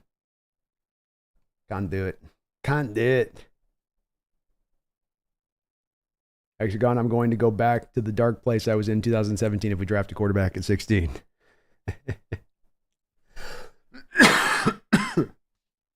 All right. Roger Goodell slowly ambling his way out onto the stage. The Titans pick is in, and we do not have a trade in the first 7 selections. With all of that talk of trading leading into this draft, nothing. Nothing. All right, the Titans with their first pick, the 7th overall selection in the 2024 NFL Draft, will take J.C. Latham, Alabama right tackle. Will go to the Tennessee Titans. Okay. All right, another guy off the board I don't think was necessarily in Seattle's zone of radius. We've got another offensive lineman gone. Our second one. Things get just a little clearer now. So if we have Dallas Turner go 8, if we have Fashana go at 9, the Jets go Bowers or Fatanu. Vikings go JJ. Broncos go Nix. Raiders go Penix. And then Saints go Fawanga. We're kind of, everything's playing out just as we thought it would if it goes that way. It kind of is going right about where we thought the line would roll with the players at the top.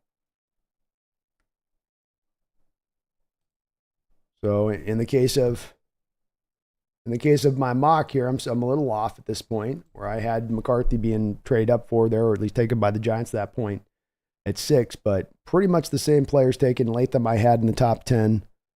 So no surprises. Everything's where we thought it would probably be.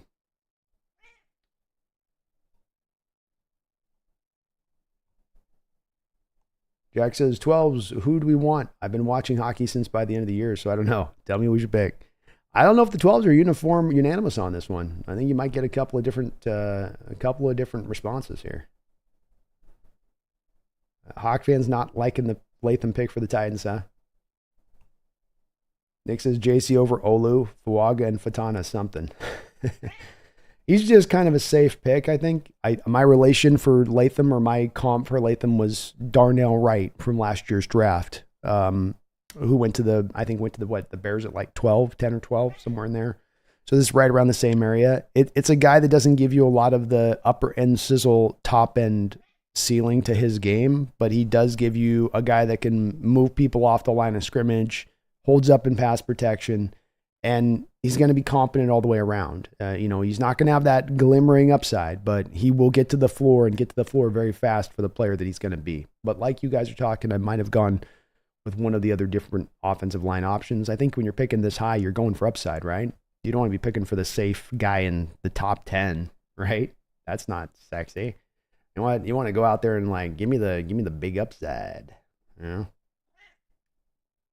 Brian Blank, you got to turn Twitter off, man. Twitter will lead you astray on this stuff.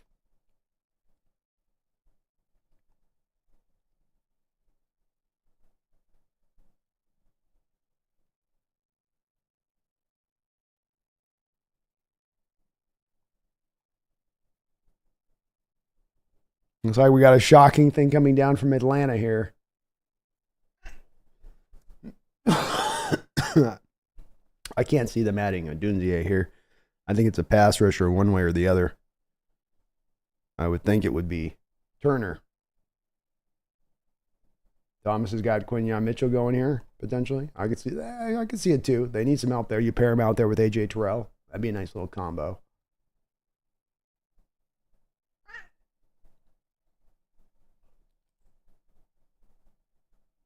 They're still interviewing J.C. Latham on my screen, so hopefully if there's a pick coming in, I'll announce it as soon as it comes on in.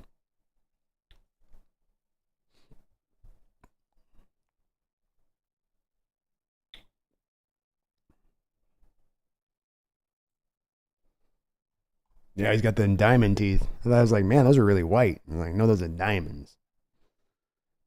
Diamonds.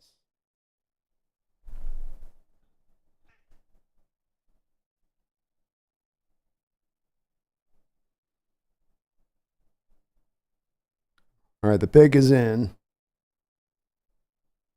Pick is in. What do we got here? The chat is very intrigued. I can see you guys percolating in the chat. I can see you percolating in the chat there. Come on, let's see what this pick is. They got the talking heads are talking a lot about it. This must be a wild one from Atlanta. Atlanta must have gone a little wild with us on this one. Are they going quarterback? Are they going Penix here? Says the pick is in. They're just talking it up, so I don't know. Maybe they're having a late announcement here to get it out.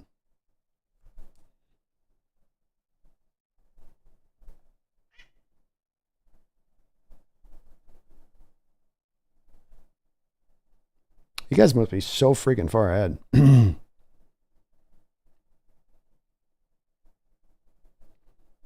All right, here we go. Goodell walking up to the podium now for the 8th selection in this draft for the Atlanta Falcons. Seems this is going to be a shocker. Good job by the chat. I'm not blowing this. I didn't see anybody post anything. Let's see what they do. With their pick, the Atlanta Falcons take Michael Penix Jr. from the University of Washington. Top 10. Michael Penix goes before J.J. McCarthy. Oh, my God. Oh, my God. Nagasa, where you at, buddy? I saw you in here. Come on, Nagasa. Come on, Nagasa. Come on, buddy. Woo! Woo! Let's go. Well, congrats to Michael Penix Jr. Hell yeah. How about that for a Husky? How about that for a Husky? How about that for a Husky? Let's go. I like it. I actually like this. It might seem a bit crazy with Atlanta doing this on the surface of this, but you're going to make an investment to go for it, right? I'm going for Kirk Cousins. He's the guy going to try it. He's going to take us to the promised land. We're going to give him all this money. You know, we're going to almost tamper to get Kirk Cousins. Do you want yourself in the midst of being in go for it mode to then find yourself having him snap his other Achilles next year, like Aaron Rodgers had happen to him this prior year too, and then be like, well, I guess our go for it's over. All of our investments done. Or do you get a built-in insurance policy like Penix that's ready to roll? That you're going to put him behind a good offensive line out there in Atlanta. He's going to have some playmakers to throw to the outside. Playmakers to throw to the outside that can win in contested catch situations. All those type of throws that many people would say Michael Penix couldn't carry forward as he went to the pro level in being able to just throw those goal ball down the sidelines and hit those throws. Well, when you've got Drake London, when you got Kyle Pitts, yes, you can. Yes, you can. So he's going to get to go to a really, really great landing space for him. He gets the offensive line. He gets the skill position players on the outside. He's got Bijan Robinson and that other back that they got in there, that the kind of the meat grinder back. So, I mean, he's got a lot to work with if he's brought out on that football field. And, you know, Kirk Cousins is an older player coming off a major injury. And so in a wide open division, and I like this move for Atlanta. I do. But I was also a little higher on Penix than I think some other folks were out there. Guard9, thank you for the $2 donation. He says, I love it. So glad he's not a Raider. Oh, this is a much better landing spot for him than being with the Raiders, isn't it? Much, much better landing spot than what it would have been with being the Raiders. I mean, night and day difference, Garth. Night and day. So much of a better spot. Plus, he's not going to be rushed to get on the field and have to play. You know, it's like he's going to be able to kind of pick this up and go. And it's going to have some Atlanta fans probably freaking out. But I think, you know, the more that they look at this, the more that this makes sense. You know, look at the Jets last year. Once they lost Rodgers, their whole season, there was no chance. They had a defense that was still awesome and strong. They had still the receivers that could get done for the most part. And they had the running back. Breece Hall was good, but the rest was out at that point for them. They were done, you know. I will say I'm starting to get a little worried about the J.J. McCarthy thing. It's starting to, you guys feel that, you feel that cold breath on the back of your neck right now? Am I the only one on this one? I'm getting a little J.J. McCarthy cold blow on the back of the neck here. Come on, Minnesota. Please don't make this happen. Not this way. Not this way. The Bears pick is in at number 9, and they're in an interesting conundrum. We need offensive line help, but we could put DJ Moore and Roma Odunze together on the outside. Very, very tempting. Do you go with Caleb Williams' high school teammate, Olufashano, who he said that he would trust in a foxhole, that guy would give his life to keep him protected? Or do you go with what may be the new iteration of Larry Fitzgerald? With the 9th pick in the 2024 NFL Draft, the Chicago Bears select Roma Odunze. Hell yeah! 2 Huskies going top 10 first round. We back, baby. Whoop, whoop. We back. UW's back. Boom, boom. Top 10. We just be owning top 10 first rounds now. That's just how the dogs roll. That's just how the dogs roll. Let's go Fitano next now. Let's just take this whole first round over, shall we? Give me a little jelly and poke.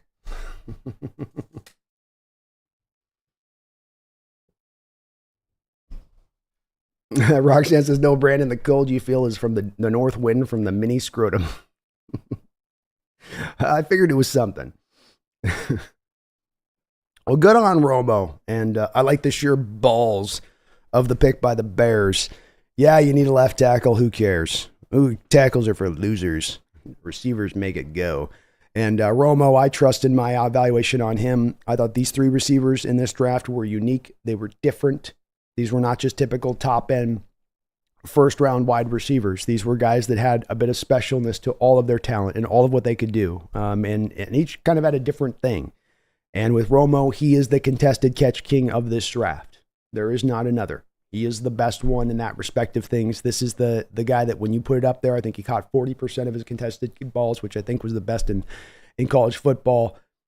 He's got just vice grip hands. He runs really good routes. He showed with that short shuttle drill that he did at the combine that he kept working on over and over and over again to refine down, get below 4 seconds, that he could also be really fast in short spaces, despite the fact he's also a really bigger guy. So he can really move and bend out there as a wide receiver.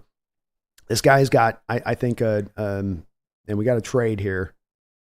We do have a trade now that's happened here. So it looks like the Vikings are going to trade at 10. Let's see which way they go with this and see who they do trade with here in a second. I will announce it as soon as we've got it. All right. Your Vikings, you're supposed to take McCarthy here. Just take him. Just get him off the. Just get him. Just maybe. Okay, what are they going to do here? Who do they trade to? Or I guess they didn't trade up, weren't they next? They were already next, so they didn't have to trade up here. Hopefully they go. Hopefully they got McCarthy. Please take McCarthy. Mom here jumping in with $2 donation says Pumpkin is covered up by the picks. Pumpkin's not in the seat right now, Mom. She bailed on us. She's totally bailed on me. I can't even get Zena up here. It's a catastrophe. It's a catastrophe.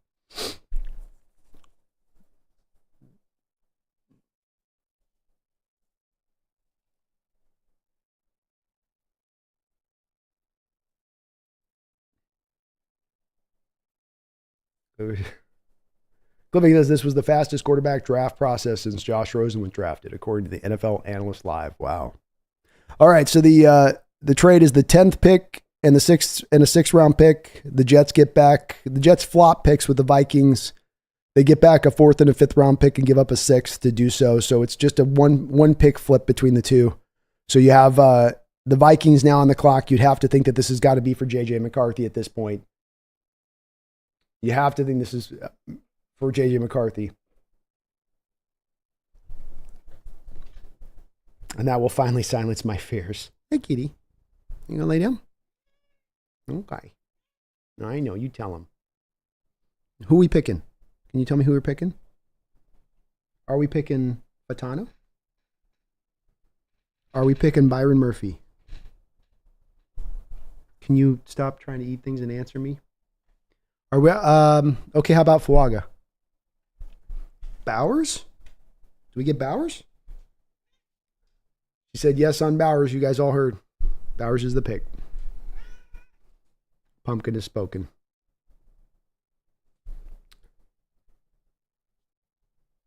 MJ Daniel, who was the Notre Dame quarterback a few years back that just sat there and sat there.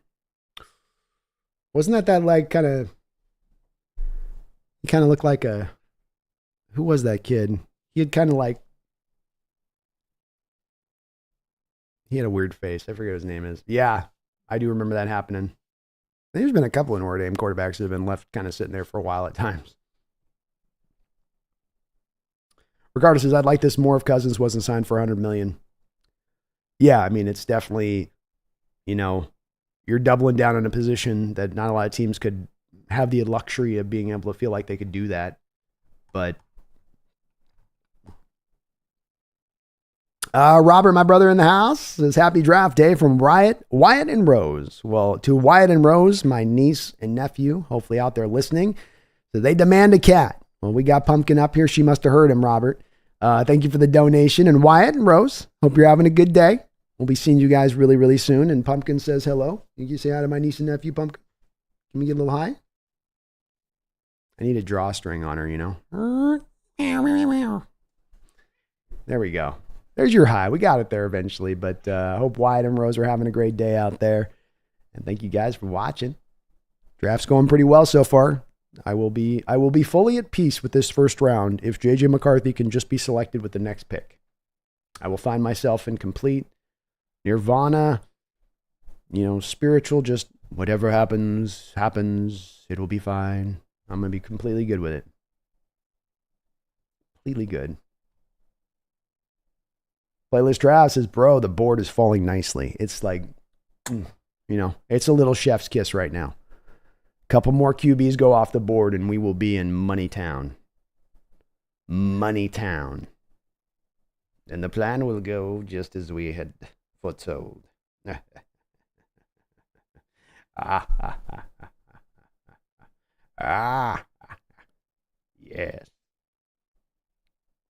Kansas Pumpkin's a sweetheart for that prediction. She's a big Bowers girl. I put her on the YouTube one day. She was just kind of like licking herself, and she did this move where she just, She just kind of started watching, She She started moving with him a little bit, you know. He'd do a little shimmy. She'd do a little shimmy. So she's becoming Brock Bowers. I know tight end's not a need, but it is in Pumpkin's heart. So she wants it. Pumpkin usually gets what she wants. Play this draft next to the Broncos or Raiders. I still will stand by the feeling here that the sorry guys about the coughs. I still stand by the fact that I think that you're going to look at the Raiders and now Michael Penix is off the board. I don't know what the Raiders do. Dude, they're like sitting here going, man, we thought we were going to be able to just kind of sit. Who knew the Falcons were going to do that? But Nix has got to probably go to either the Broncos or the Raiders at this point, doesn't he? If McCarthy goes here. We'll see how it plays out, but that'd be the way I would see this going now. And then I don't know what the Raiders will do. Maybe the Raiders go Brock Bowers. The Vikings pick is in. No surprise there. So I will announce it here in just a second. Yeah, she's nothing like Amanda's cat. Yeah, she's my girl. She's a good cat.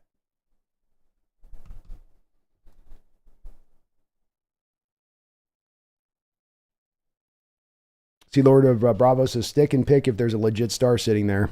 That's always was on the front side of this, right? When we talked about it, C-Lord, was that we always talk about the philosophy of this draft of when we want to trade back, but if we happen to have one of those guys that's a blue chip kind of guy sitting there, and you have so many quarterbacks taken ahead of you, there's a good chance of that happening. And I that's where my first point of was like, I always want to trade back, but if the blue chip guy's there, you got to jump on the blue chip and just thank your lucky stars the draft fell that way. All right, with the 10th pick in the draft, the Minnesota Vikings are going to select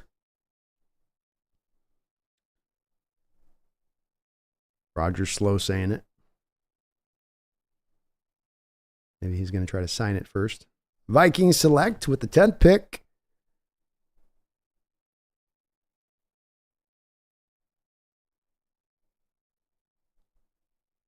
Just say it. Come on, Roger. Too much talking. Nobody wants to hear that much from you. You have one job. 10th pick. Here we go. Okay. Roger makes sure he's going to get that cam time. Like, yeah, you know the people are here to see who? The commissioner. That's who they're here to see. Woo! Okay, let's go. Let's go. JJ McCarthy is going to go to the Vikings with the 10th overall pick. Wonderful. Beautiful. Oh, thank you. Thank you. Thank you. No, thank you. Thank you for this. Thank you. Thank you. Woo! Okay. Okay. It's heating up, folks. It's heating up, folks. We got a quarterback run. I tried to tell you for months. And I was denied. They said, no, it can't happen, Brandon. That never happens, Brandon. That can't occur, Brandon. I said, no, you will see 5 quarterbacks, and you might just see 6 quarterbacks taken before your Seattle Seahawks pick, and then you know what happens next. You're sitting in the catbird seat.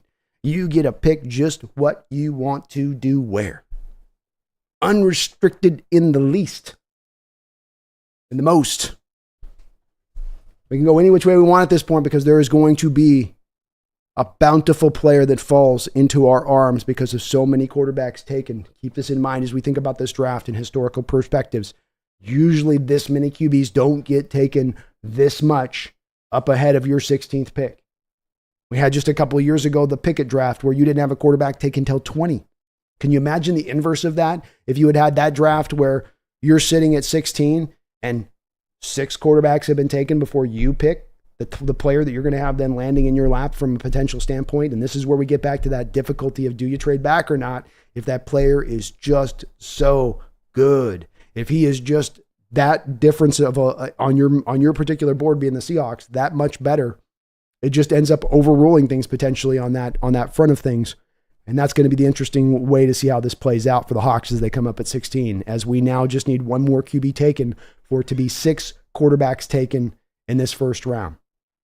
Up ahead of just where Seattle's picking from. Let's go. I like this kind of party.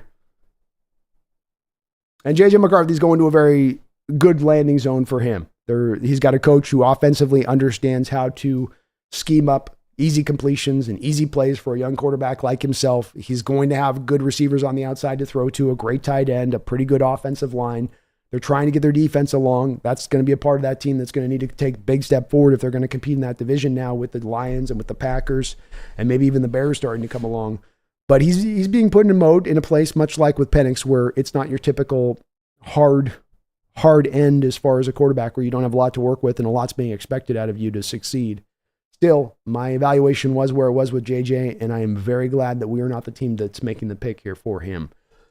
I think a quarterback that's going to be very reliant on his supporting parts. And if I'm taking a quarterback in top 15 in the first round in the draft, I don't want to be taking a quarterback that is so heavily reliant on his supporting cast for his success. Megan says there's a God and he is in Seattle. Hell yeah, Megan. Woo! Dodged one there.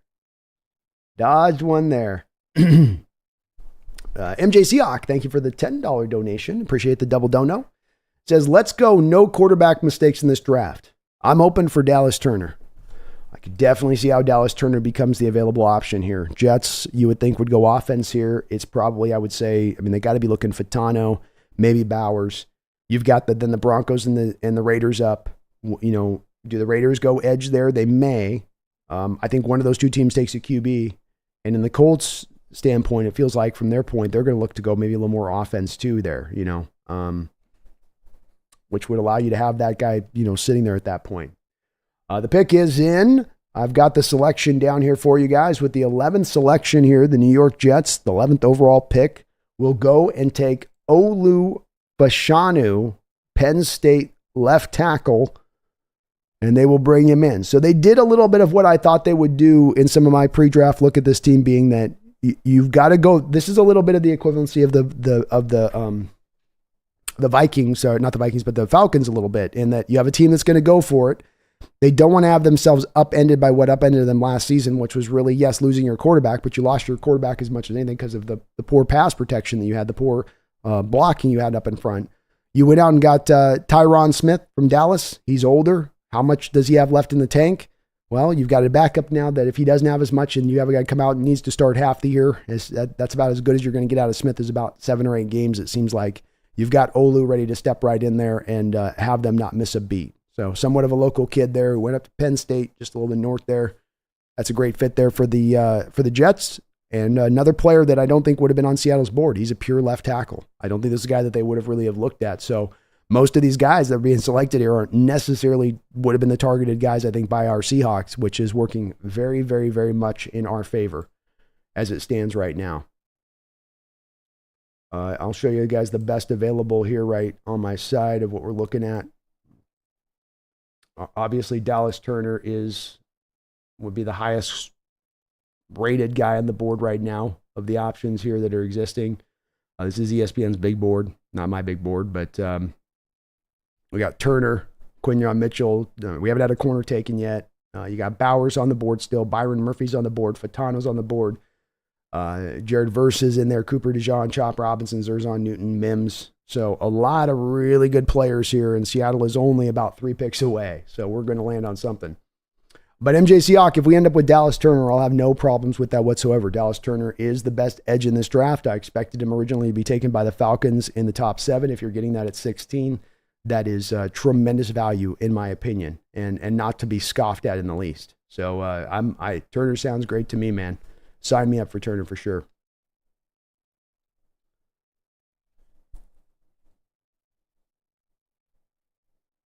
Bomber, the defense hasn't even gone yet, Brandon, and there's still Bowers, Fatano, Fashano, and Fuaga. Yeah, there's still a lot of names here. Seattle's going to have a variety of ways they can go with this, including maybe there's going to be a player worthy of them, somebody trading up, them trading back on. And this is how we get into that, back into that second round.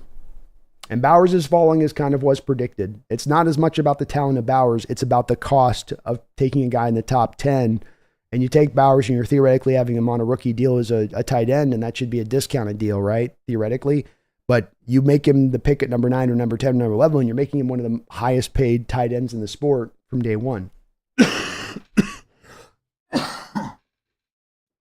Starts to factor in on that just a tiny bit.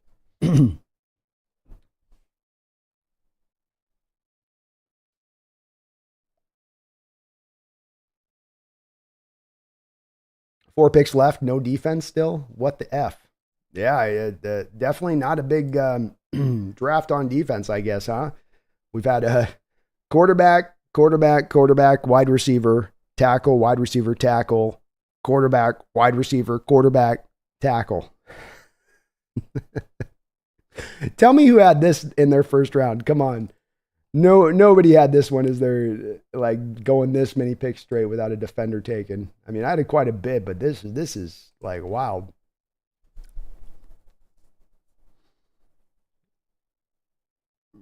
Yeah, King Bomber says, please give us every defender to pick from. That's pretty much what we might be facing here, because I feel like the Colts are going offense. The Saints are going to take Fuanga. I almost guarantee you they take Fuanga. And so if Nix goes between one of these two teams, then it depends on what the other player will be. But yeah, I could see it. Nix to the Broncos, I think, is right, Jamie.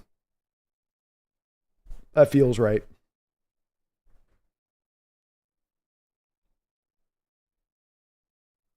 Yeah, Aaron, Saints will take Fuaga. Fuaga or Mims will go to the Saints. But then we get our pick of one of the two of those guys, because I don't think Mims or Fuaga goes to the other teams. Looks like the Broncos pick is in.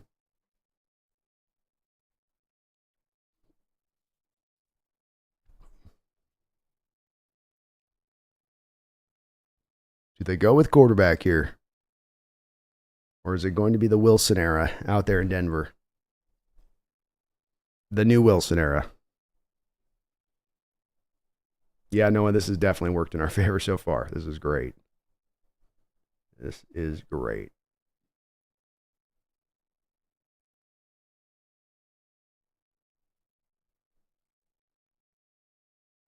Come on, Broncos, take Nix. Free this whole thing up for us. Just finish this off right for us, so we can just sit so pretty. We've got 11 straight selections that have been offensive based.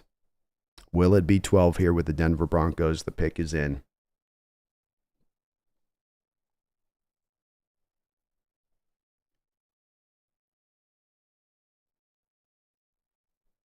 I would think they'd probably look at maybe going defense if they didn't go offense here, if they didn't go quarterback.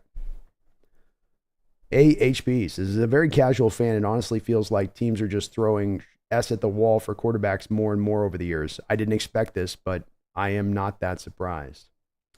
I think that they've definitely made a pretty, to your point on that AHP, a strong kind of left turn a few years ago, right around where they kind of started to change the CBA. You know, you used to pick a quarterback high and number 1 overall, and he'd become the highest paid quarterback in the NFL immediately. They changed that with the CBA, and that now made it so that you weren't making those guys high paid. So you could be willing to take more afforded those risks, because it wasn't just the player risk for the pick now, or, you know, before it was the player risk for the pick and the money you had to spend. Now it's just the player and the pick risk. And I think more teams look at that and they go, that's something we're willing to make our peace with. And if we miss, it's not that big of a deal, because we're not out the money on that. We're just out that pick on that. But it is where it's kind of going now, is it's much more wider for QBs to go up there. I think this was also a bit of a unique draft, AHP, where you had guys who have, or both have, a really good talent, and they've also had a lot of playing in the sport. And so there's a lot of a track record there too, that, you know, Michael Penix has started 2 years. Nix has started 54 games in college. And, you know, McCarthy the past couple of years, you're not getting any kind of one-year wonders in this draft either, which makes teams feel more warm and fuzzy about taking a quarterback a little bit higher too. The Broncos with the 12th selection in the 2024 draft take Bo Nix, quarterback from Oregon. Oh, yeah. I told y'all 6 QBs were going. I said it to you for months. 6 quarterbacks are going inside the first 16 picks. You laughed at me. You throw tomatoes at me. But I'm telling you, I was right. It was going to happen. And it happened. 6 quarterbacks taken before the Seattle Seahawks pick at 16. 12 straight offensive players taken in this draft. Whoa, hold on to your butt cheeks. So there we go. Wild. Yes, thank you, Broncos. You are the gift that keeps on giving. Oh, man. Can we trade with you again here later in this draft, maybe? Everything seems to come out gold with you guys, with us, as far as our perspective. So there we go. There we go. The Seattle Seahawks are absolutely in the catbird seat right now. 100%. The Saints are going to be force-fed into Fawanga or Mims. And then that just opens up what is it the Raiders are going to do at this point. That's really the only question as it stands right now. Do the Raiders take verse here? Do they go corner maybe?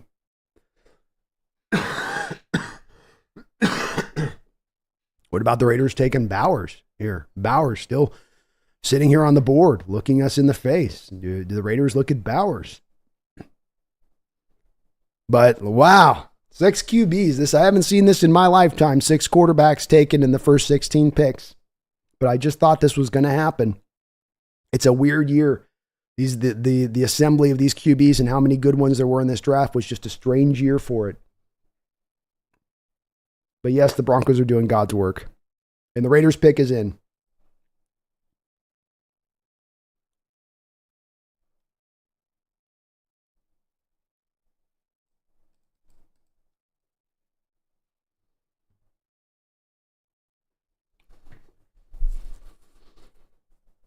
Okay.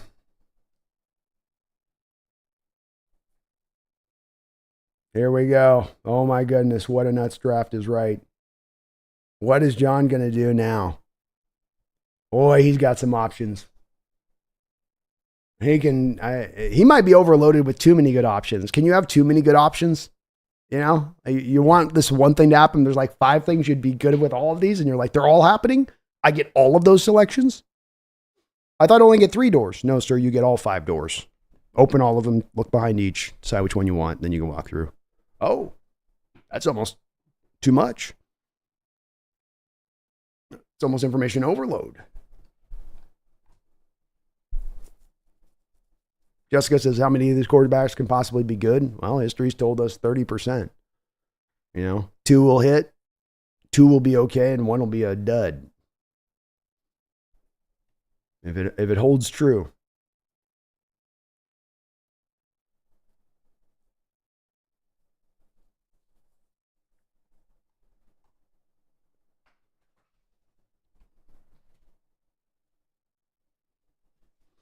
Well, thank you. Appreciate it. All right, the Raiders selection is in at 13, and they are going to take Georgia tight end Brock Bowers. The offensive run continues. 13 straight selections of offensive players. Brock Bowers, the tight end out of Georgia, very dynamic tight end out there, drawing comparisons to George Kittle. He will go here with the 13th selection, and this is one of the wilder first rounds I've ever seen with all of these offenses. Offense is definitely ruling the day in the NFL, is it not? I mean, good. Defense is dead. Offense is coming up in a big effing way. I feel like Eric Stoltz in Pulp Fiction, you know? Now, this defense, it's some good stuff, this defense. But this offense, from the hardest mountains of Choco, this will take you to the... I feel like it's like that almost. Garth Knight, thank you for the $5 donation. I appreciate you for that, Garth. He says, wow, Sean Payton better be a great coach or get his ass off the field with his bold choices. Yeah. Sean's definitely going all quarterback. He's doing that typical offensive-minded head coach thing who now suddenly gets all the control in the world from a personnel standpoint to be like, just give me another QB. Okay, not that one. Give me another one. Okay, not that one. Give me that one. And give me another one from the backup. I need a backup. Give me the backup one too. And a starter and a backup. He's going hog wild with it. And so, you know, good on Sean Payton, I guess, and on that part that he trusts in Nix. Nix is going to fit to his offense. He's going to execute it the way I tell you to execute it. Russell, I mean, Bo, you will do what I tell you. You know, he wants his QB kind of playing within kind of that robotic nature at times thing. Well, he's going to get that with Nix, no doubt about it. But you're right. These choices with Payton, the choice to cut Russell Wilson, the fact that their quarterback costs are going to go up significantly with this pick in addition to that. You better be right on these, Sean, taking these approaches. Of course, he always gets to own the fact that he never wanted Russ in the first place, so he can just say, well, that was forced on me anyway. It's like, well, you kind of knew when you were coming into the job, though. Yeah, but I mean, I wasn't signed up for him. Yeah, all right. But thank you, Garth. Very bold Sean Payton choices, that's for sure. Benson DeWalt, thank you for the $2 donation, Benson. I appreciate you for that as well. He says, appreciate you, fam. You too, man. I have a great time out here watching this draft. I love doing this with you guys. It is always so exciting. And man, especially when you get these turns and twists like this, it's like, hell yeah, this is what I'm here for. I love this stuff. 12 straight offensive players selected.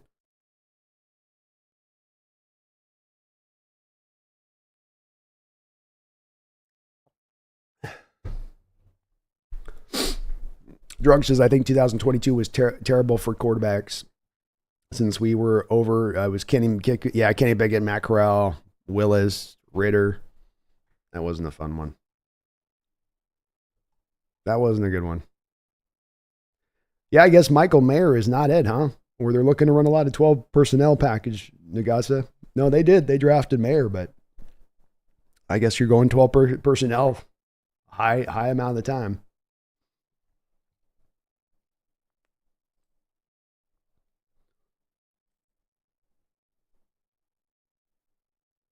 Thomas says this has to be a record of no defensive picks taken. Yeah, it does.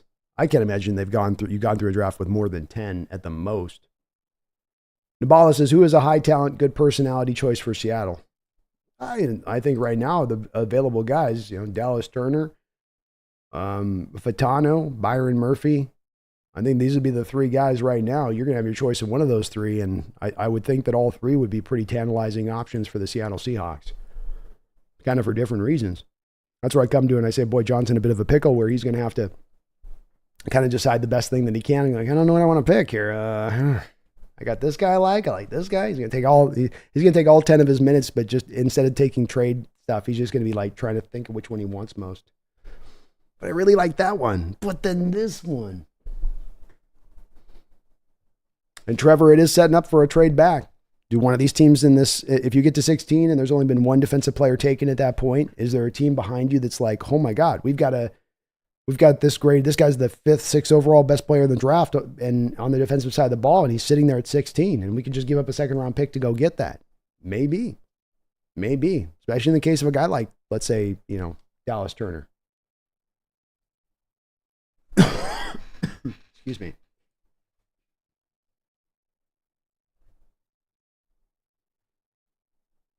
Tano's still there too. Barton's still there. I think you can move back and still get Barton. Though the way these offensive players are going, maybe not. Save the Geese. John has to trade down at least like 2 to 4 spots, get an extra third rounder. You'll still have good players available. Definitely is going to be proving, I think, a possibility here.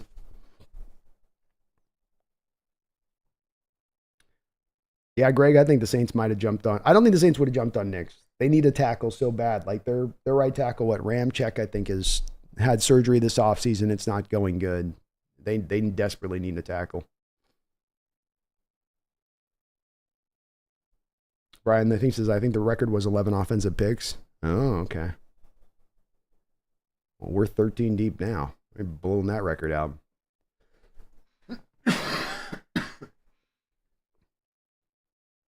Haley asks, would the Chiefs trade up for Quignon? Maybe. In my scenario last night with the mock I ran, I had the Chiefs potentially trading up with Seattle at 16. I mean, they got to feel like we're coming off a Super Bowl. Why not? They're kind of playing with house money coming into this draft. So what's it to them to flick a couple picks to kind of move up and get a little more impact?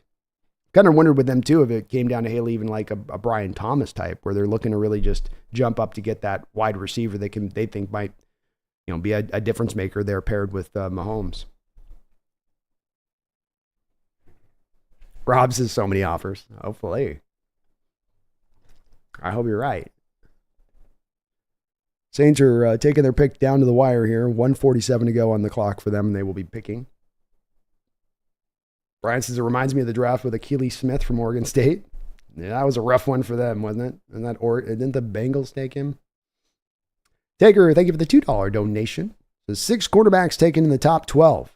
No wonder we got Hal. Yeah, this makes the John Schneider taking Hal look a little bit better, doesn't it? To your point, Taker, because John anticipating maybe that this was going to go down this way. And if so, you got to go get your quarterback from somewhere else, or it's basically Spencer Rattler and Jordan Travis, which aren't, necessarily the most scintillating of options. I certainly will take Hal over those other two guys myself.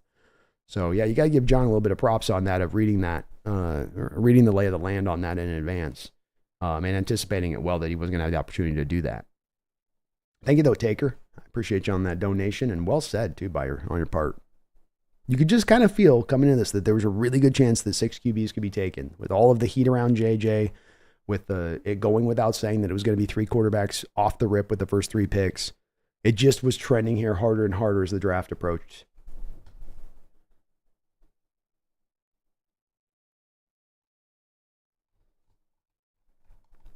Garth Knight, thank you for the $5 donation. I appreciate you for that, Garth. All the donos and support. We got the Saints pick in here, so let's see where they're going with here. They're congratulating themselves. This has got to be Fuaga, right? It's got to be Fuaga.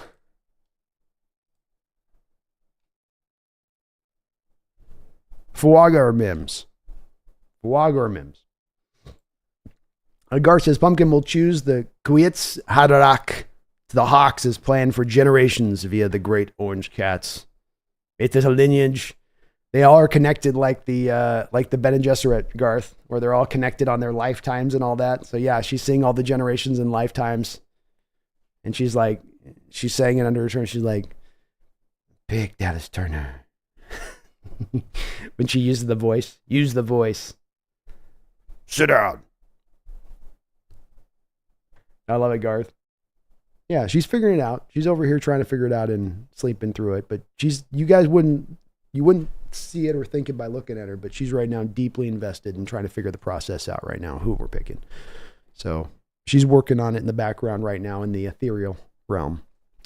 All right, the Saints pick is indeed in, and the Saints surprise no one. With the 14th pick in the 2024 draft, the New Orleans Saints take Talise Fuanga of Oregon State. The right tackle is taken off the board. Another offensive player goes. 14 picks in a row, an offensive player, which means that your Seattle Seahawks, without a doubt, have the opportunity right now to take, at the very least, the second best defensive player in the entire 2024 draft. Let me say it again. Your Seattle Seahawks have the opportunity to take the second best, minimum second best. We'll see what the Colts do here next. Second best defensive player in the entire NFL draft. It might be hard to trade down, folks. I'm just trying to prepare you a little bit on this. It might be a little hard to trade down.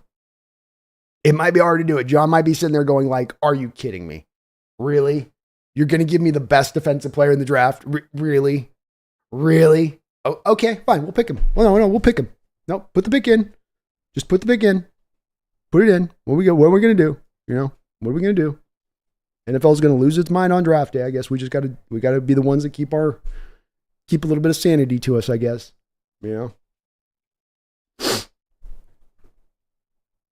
Gar, thank you again for that $5, man.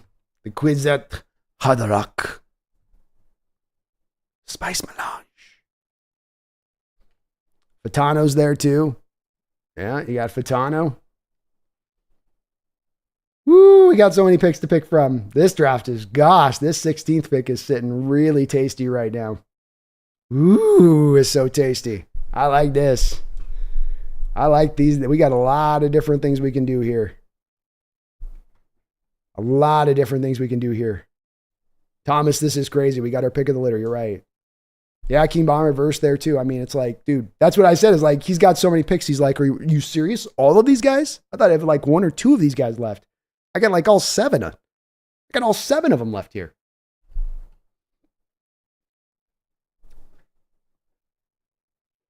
Brian Blank says, damn B, over 500 people watching the stream. You're killing it, bro. Well, thank you, Brian. Thanks to everybody who's watching right now. Do me a favor and hit that like button if you get a chance, but I do appreciate you watching. You can sub up like Brandon did as well. Whoo, I'm starting to get real excited. I'm not getting trepidatious excited either. I'm getting like excited. Like, ooh, we are sitting really good right now, Seahawks fans. This draft is shaped up. You could not have planned it better, I think, to shape up in a better place for us at 16 as we're currently sitting. 6 QBs taken ahead, 14 straight offensive players taken to start the draft. You could not have asked for it to be better put up or positioned for John here in this position. He's got to be sitting there. Really, I can't see the war room cam, but there's got to be, if he doesn't have a big chest eye or grin on his face, I don't know how he can. And with the Colts seemingly having some needs on the offensive side of the ball, do they go back offense here for another pick, a 15th straight pick? Do they go offense again and giving the Seattle Seahawks the best defensive player to pick from in this entire draft? Could certainly see the Colts thinking about Dallas Turner here. I think Byron Murphy's off the board for the Colts here because they just extended DeForest Buckner again, so that's not likely to happen. Grover Stewart's there as well. So it probably comes down to a little bit of a Dallas Turner, Quinyon Mitchell, Troy Fatanu. These would be, maybe Verse if they've got him higher up. I don't know about tackle is the need for them. I think they're okay on that spot of it. Both their tackles are in pretty good shape. So, variety of different ways they can go here. I'll show you guys the big board here where it's looking so tasty right now. I mean, if I showed you this big board before the draft, you guys would be like, well, when are you going to start the draft so we know which players are taking off by the time we pick? And I'm like, no, these are all the guys available when we pick. You guys would have freaked out in a good way. MJ Seahawk, thank you for the $10 donation. Says, do you think we can get a king's ransom for our pick? I don't know if we can get the king's ransom. I think it's going to be harder on that a little bit. Like the presumptive scenario of Brian Thomas being enough to drive up a team like Kansas City who wants to jump in front of like a team like, let's say, Dallas, and they're willing to give you a magnificent haul. Here's our first round pick this year, here's a second round pick this year, and then here's something else for next year in addition to that. That's a haul that could come up for a guy like Brian Thomas. I think the tough thing becomes is that you have to have the team that's in love with one of these players. And it tends to be an offensive player, MJ Seahawk, when you see teams jump up to move up for a guy. It's not going to be to usually typically move up for a Byron Murphy or for a Quinyon Mitchell, for a defender, let's say, into this draft. It's going to be more for an offensive guy. And so that's where I think this has worked a little bit not in our favor in being able to move back this mini run of offensive players here through the first 14 picks. And that's where this may put John in a little bit of a tough predicament where there may not be that trade to be happening because there's not the player to drive for it or to cause for it. But a lot of different directions here that the Colts can go in, and then we're going to learn here really quick. The pick is now in for them, so we're going to learn really fast here which way they're going to go. But we're going to have a hell of a good player here available to us, whichever way the Colts go with this pick. But I don't think a king's ransom, MJ. I think you're going to get, unless it's a KC thing like that, it's probably just going to be a solid haul. But this is more worked in the favor for Seahawks here up until this point so far in pushing good players to your pick more than pushing the players that will cause the team to move up to go get them. In my opinion, I could be wrong on this one, but that's just kind of where I feel like the breeze is blowing on this one right now. Thank you, though, MJ Seahawk. Very kind of you for that donation and all your donations today. Dana Bailey, thank you for the $2 donation. If we stand to 16, who is your guy? Who do you want? If we're at 16, I always go to this. I say I want John Schneider to draft by value. Value. If Dallas Turner is the guy that's on the board, that would be my highest valued guy on the board right now of the players that we have presented here. So I would take Dallas Turner. He was my number one edge in this draft. Very close to being a blue chip prospect. That would be my guy that if I'm at 16, I'm going to go ahead and just jump on and call it a day. And you do have the Colts recently taking Kwity Paye. They took that O'Day guy a couple years ago as well, so they may be feeling okay with their edge. But it's that or it's for Fatanu for me. Those would be my top two that I would like to target in on. If down to the two, those would be the two. And as my brother did say, please, on the folks in the chat, we're going to have a lot of people in here as this builds up in the next 10 minutes. Just try not to let the picks known. Try not to be any troll counts. Try not to say any kind of stuff on that. If you can, I don't want anybody timed out, Rob. Nobody times out or anything on that. But just if we can, just for everybody's sanity, because people like to have in here at least, people like to have the build up to it. Now the Colts are going to pick, with a 15 selection, they take the first defensive player in the draft. They are going to take Latu from the UCLA Bruins, the edge from the Bruins. So the first defensive player is going to go to the Colts. They always do weird things with their defensive players that they pick, quite honestly. Good for us. Here we go. Do you want the best edge in the draft, Seattle fans? Do you want the best corner in the draft, Seattle fans? Do you want the best defensive tackle in the draft, Seattle fans? What's your flavor? How about Troy Fautanu? Do you want a guy that could be your left guard of the future, insurance across the board for the rest of your offensive line, who understands the scheme right and left, backwards, forwards, who's played in it for years already and who can hit the ground running from day one? What's your pleasure? What's your pleasure? A lot of different directions here that the Seattle Seahawks can go now with this pick. Do they trade back? Variety of different ways, but I'll tell you this right now, Seattle is sitting on a very good player, a player we wouldn't have been quite as sure of that we would have had the opportunity to be sitting on at this time in the draft. There are some great options for John Schneider here. As I said, Dallas Turner, Byron Murphy, to me, far and away, that's the best edge and the best defensive tackle in this draft. There's your 1-2.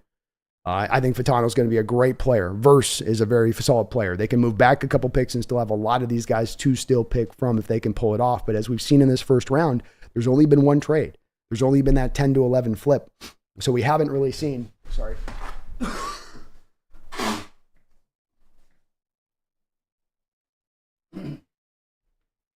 we haven't really seen any trades going down in this first round so far. So it's hard to predict on this, which way this is going to go. Byron Murphy was told prior to the draft, he was told reportedly that if it does get down to 16, that he is not going to get past 16.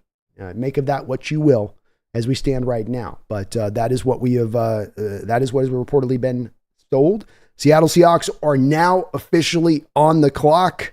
So we will announce this pick, I promise, as soon as it comes down the line for me and I see it pop up here on my screen. A lot of great options here for your Seattle Seahawks.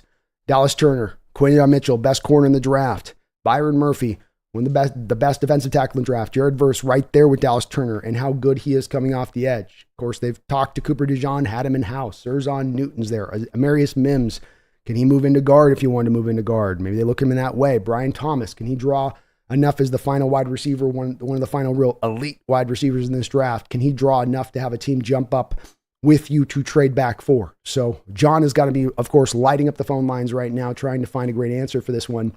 And there's not necessarily an easy, clear one on this one, but there's a lot of great options. And while I know many of you are saying, I'm sure in the chat going, let's trade back. There's got to be a partner to trade up. There's got to be that team that's willing to do it. And it does seem like if we're to read the lay of the land in this first round, that teams that are wanting to trade back are not getting the capital that they want to move back. That what teams are willing to offer is kind of middling so far, I would say, considering how little movement we've seen versus how much was reportedly to happen when we were going to get into this draft. Tom, thank you for the $2 donation. He says, just don't get cute with the pick. That's right, Tom. Don't overthink this. Trust your board. Trust the value of your board. This is how you've built this board up. Who is the most valuable guy you got on your board? It should be pretty clear at this point. I would estimate it's probably a defensive guy here. And if that's your guy, then that's your guy. Trust in that process for what it is. It's bore out the last two drafts of success. It will bore out the success in this draft as well, as long as you can sit in that lane. But it's a hard lane to sit inside. It's sometimes easy to kind of reach for that need, or like you say, get a little bit cute. But that's what you got to try to avoid at all costs if you can, because that is the road to ruin when it comes to drafts. MJ Seahawk, thank you for another $10 donation. I appreciate you for that, MJ. And man, all your support today, man. Very kind. I salute you, sir. Very, very kind of you. He says, let's go, Hawks Nation. Let's go, Hawks Nation. Let's get this pick. The NFL has just given us a big, beautiful present. A big, beautiful present has just landed on your lap, John. What are you going to do with it? It's sitting there now. Unravel the box. What do you want? You get your pick. You aren't forced into this selection. It's got to be the one. You can do a variety of things, man. What are you going to do? You're sitting in a really good state. If I put John on the lie detector test right now and I said, John, if this is the way the first round plays out and then you're picking at 16, how you feeling about that? John would be saying ecstatic that the first round couldn't have gone better for us with our plans. So what's now the next step? What is going to be the next step? And it sounds like we do have the pick coming in here shortly. So I will have it announced. If we can hold off in the chat from announcing the pick, if possible, please. I will announce it as soon as I see it coming down here from our Seattle Seahawks and see which way they go. It would look like maybe there's not going to be a trade here on this. I'm sure John's trying, but you You got to have the team that's willing. Garth Knight, thank you for the $2 donation. He says, Pumpkin is using the weirding way. Look at her. She can tell. She's licking for a good first round pick right now. That's the technique of the Orange Cat. That's how they get the first round picks, okay? That's how they get them right. That's how she's gotten right the last couple of years. You go back to the video, she was licking herself during each pick. So we're replicating all of the conditions here. The Seattle Seahawks pick is indeed in. Which way do they go? So many directions to go here. So many directions to go here. And we get a commercial. Oh, goodness. Come on now. Come on now. Thank you, MJ Seahawk, Tom, and Garth for all your donos. I really appreciate it. It looks like we aren't staying at 16. It's not a move back at this point. We are indeed staying at 16 here. And I guess you just didn't get the offer to move back there. And it makes sense. This is the way this first round's played out so far, is there's not been an offer had from any of these teams. So Murphy would be the betting money for me. If I'm putting my betting money on a guy right now, I think the team probably likes Murphy a little bit more than Turner maybe, because they just have seemed on the reports that we've read about the Hawks and how hotly they've been connected to Murphy, that this would seem to be, if we're making those connections true, this would be your connection point there, that they just love this guy. They look at him like a Marshawn Lynch at the defensive tackle position. So if that's the case, Murphy is very possibly going to be your guy here. Very possibly. And do hold off we can. And I'll promise in the chat we'll announce it as soon as we can on this one. As they get back, they always go to commercial breaks on the Seahawks picks. It's always inevitable. I think they know that we're all watching, as they're like, got to keep them Seattle fans in to the last second as we can here.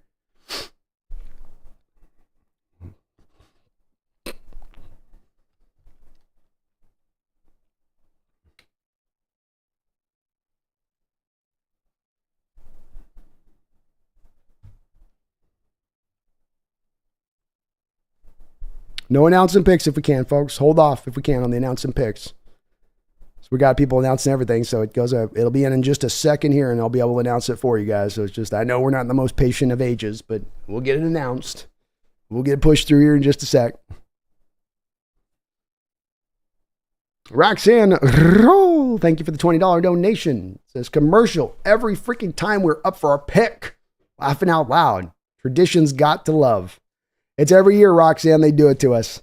Every year it's up. Seattle's pick. Doesn't matter where we're in the draft. 5th, 16th, 24th. Oh, it's time for a Seattle commercial break.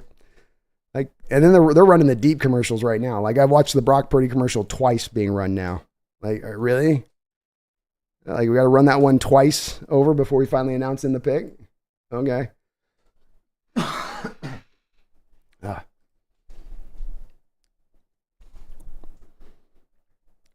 Oh, my God. Commercials always seem longer when your pick's up. It's always brutal. Always brutal. Come on, baby.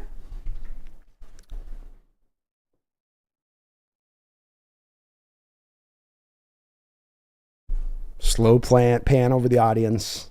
Now we just need the slow amble of Goodell.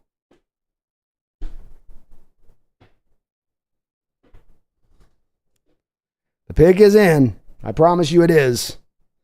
Seahawks have 6 minutes left on the clock, so they just decided they don't need any time to mess about on this one.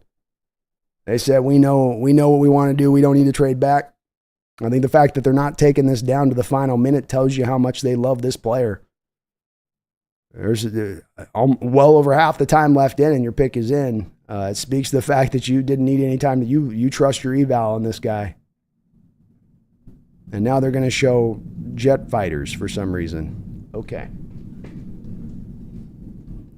Yeah, pick is in, followed by 8 minutes of ads. They do this every year with this. This is where they're going to take the pick down to the final minute, even if you put the pick in early. They're like, yeah, we've got ad time we bought here, We got the Air Force bought ad time here, so we need to get this in.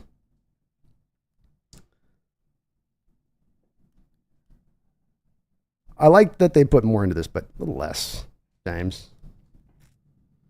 All right. Goodell is going to enter the stage here with 5 minutes remaining on the clock for the Seattle Seahawks. And he's going to announce the pick. Let's see if they show the new jerseys, which was reportedly going to be a thing, and that's not a thing, I guess. So no new jerseys. That was is said, with the 16th selection in the 2024 NFL Draft. We'll see who the Seahawks pick here. The Seahawks have picked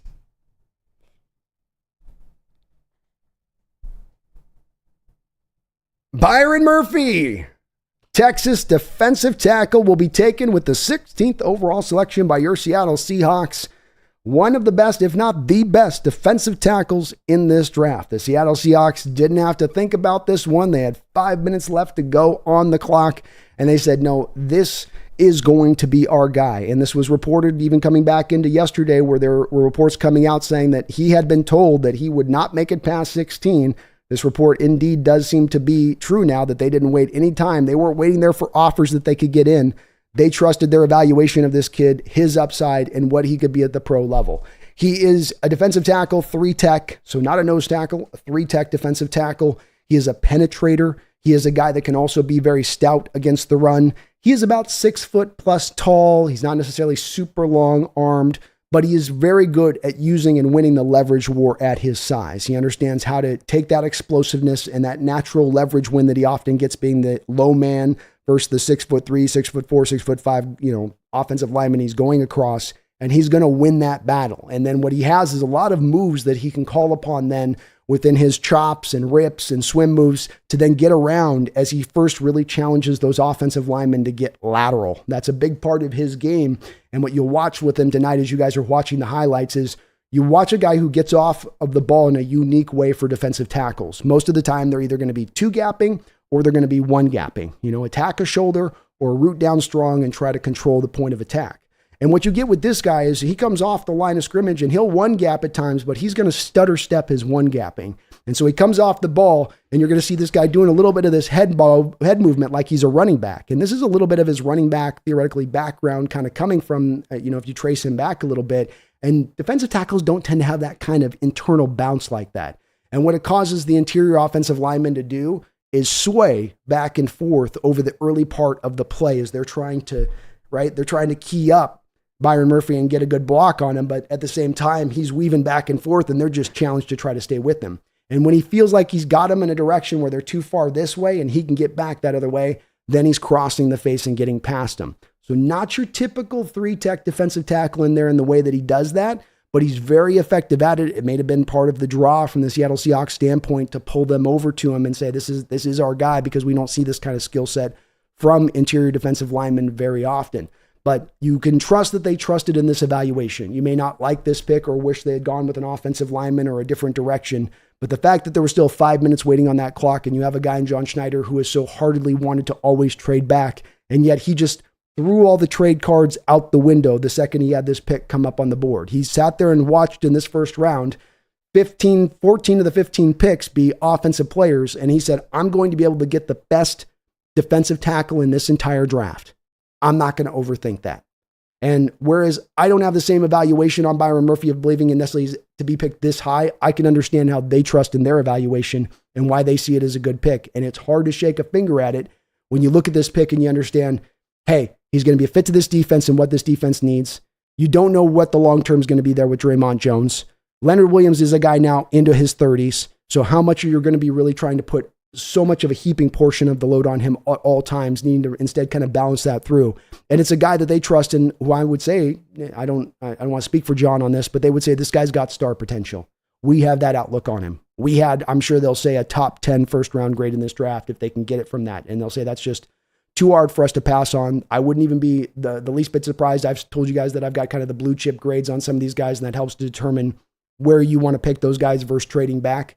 It wouldn't shock me in the least to find that they had a blue chip grade on Byron Murphy, that they liked him that much. When you read in NFL circles, there seemed like there were certain NFL teams that were really hot to trot on this guy and really saw him as a guy that was being undervalued in the way that some of the other NFL teams, I think, were looking at him. And so he is a guy that comes in 3-tech. He'll give you some pass rush. He can play against the run. He was highly rated by PFF in those departments last year. He is a little undersized, and that part is a little bit worrisome.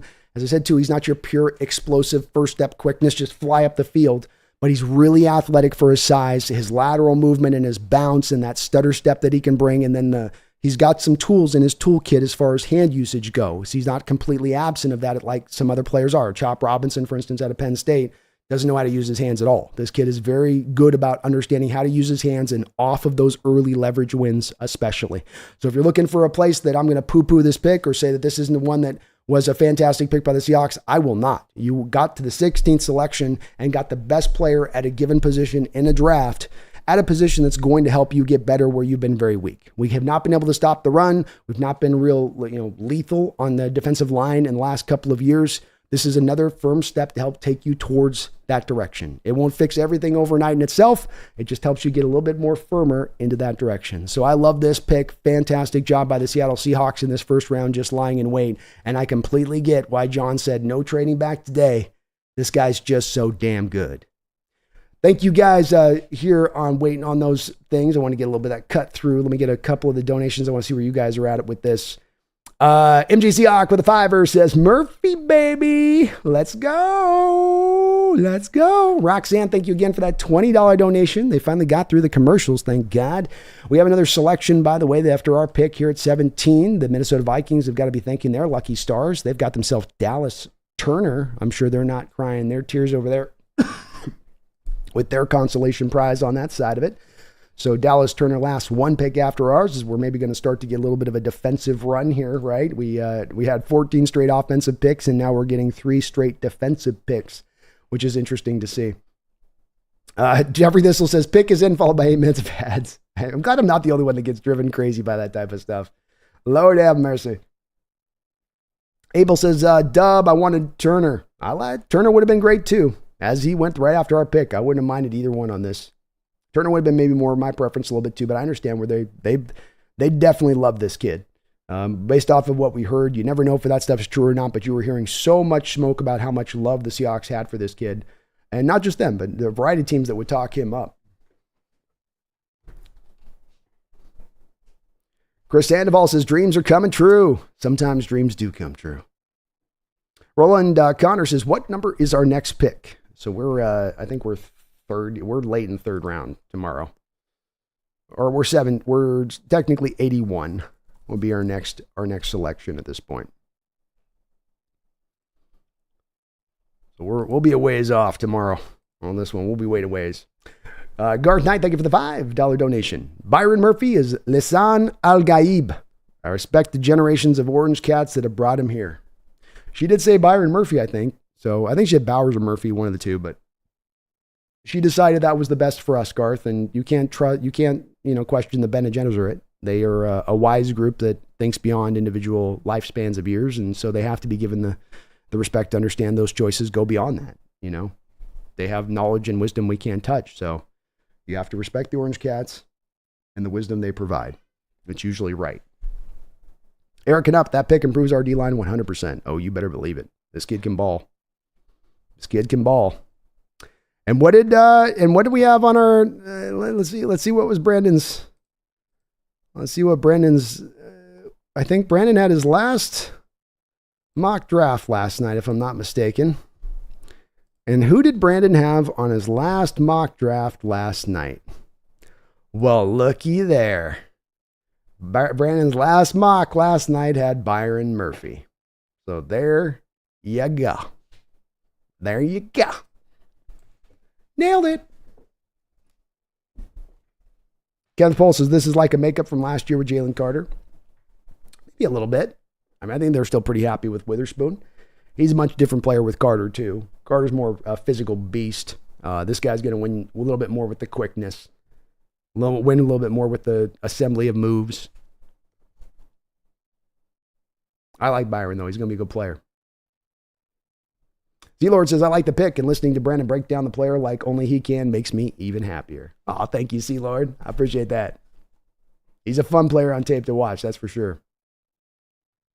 Isaac says it's going to be a long wait until 3:17, but it's going to be worth the wait. I am stoked. I think people are going to be really happy about this pick. The more you guys go back and watch the film on him, and I know some of you guys have already watched some film on him, but the more you really do dive into the depths of the film on him, and just go watch the UW game, where he was inches away from Penix all day long. Nobody else on that Texas defense was doing a whole hell of a lot on that day, and he was a monster in there. He was a problem in there, and that's going up against really good linemen in that game, and he was giving it to him a bit. It's a good player.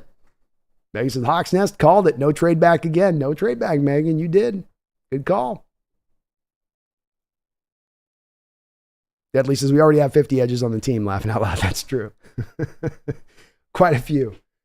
Yamama Levick says he played running back, linebacker. He's one of the most athletic defensive tackles you've ever seen. His comp is Aaron Donald. If he can be 85% of Aaron Donald, this is a wonderful pick. So I signed me up for that, Yama. I signed me up for that. And, there's track records of guys at this size being still destructive, still being a problem inside. And we had one in Brandon Mabane a couple of years ago. He wasn't at the Donald level or where this kid will maybe get as far as his upside goes, but still a sub 6 foot kind of guy that could get in there and really be a problem. The Bengals had a guy for years in there that was the same kind of way with the same kind of build. So they're very hard because they win that leverage war every time when they're that size. And there's nothing you can do about it if you're a 6'4", 6'5" offensive lineman. It's hard enough as it is for you to get down and bend. To try to get in even lower is really, really tough. You got to have some kind of special dexterity to pull that off at that size.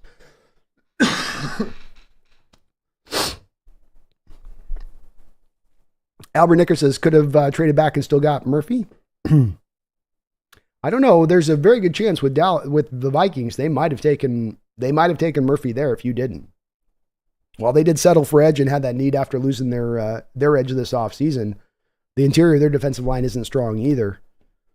And then you get to the Bengals. Let's take this even further on this. Albert Nicholas, if you go to the Bengals, then you have them losing DJ Reader this offseason. So they also have a need for a 3 tech. Then let's go past the Bengals to the Rams. The Rams lost Aaron Donald this year, so they also have a need for a 3 tech. So, if you traded back, I think there's a very good chance you lose out on Murphy here with the needs of the teams that were just directly behind you. We've got another pick that is in now. The Cincinnati Bengals have taken Amarius Mims. Amarius Mims is now going to go here in the first round at number 18 to the Cincinnati Bengals. That will put the Rams up on the board now at 19. So Amarius Mims, interesting pick there. Let's see how we're doing so far on my mock. So far, I think I've gotten all the players that were going to go in the first round here. Look at that. Even my final mock today, I had Seattle taking Byron Murphy today. Yes, dude. Yes. I was pretty sure of it. I was pretty sure this was going to go down this way. So I had the Bengals also taking Amarius Mims in this draft. So I got that one right. Looks like the Vikings traded with the Jaguars to get up there and take Dallas Turner.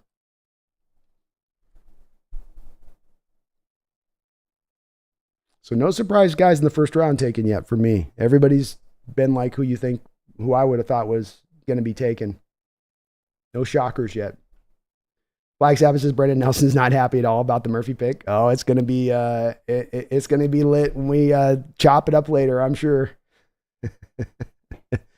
Yeah, I know he wasn't real big on going back to D line, especially with Fatano there. I think, I'm sure he's probably much more in favor of Fatano, and I get it. Fatano is going to be a great pick. I think that knee injury, though, we can say is probably legit, where he slipped sliding down now here, and it seems like not just one or two teams felt like this was going to be an issue. Yeah, there's still lots of O-line left. We're not necessarily tapped out on that side of it. Get through a couple of my donos here. Sorry, I'm a little bit late on this. Jordan, thank you for the $5 donation. I appreciate you for that, Jordan. It says, Falcons and Vikings are the laughing stock of the NFL. Better them than us, Jordan, right? Better them than us. It put a big smile on my face when McCarthy went off the board like, okay, thank you.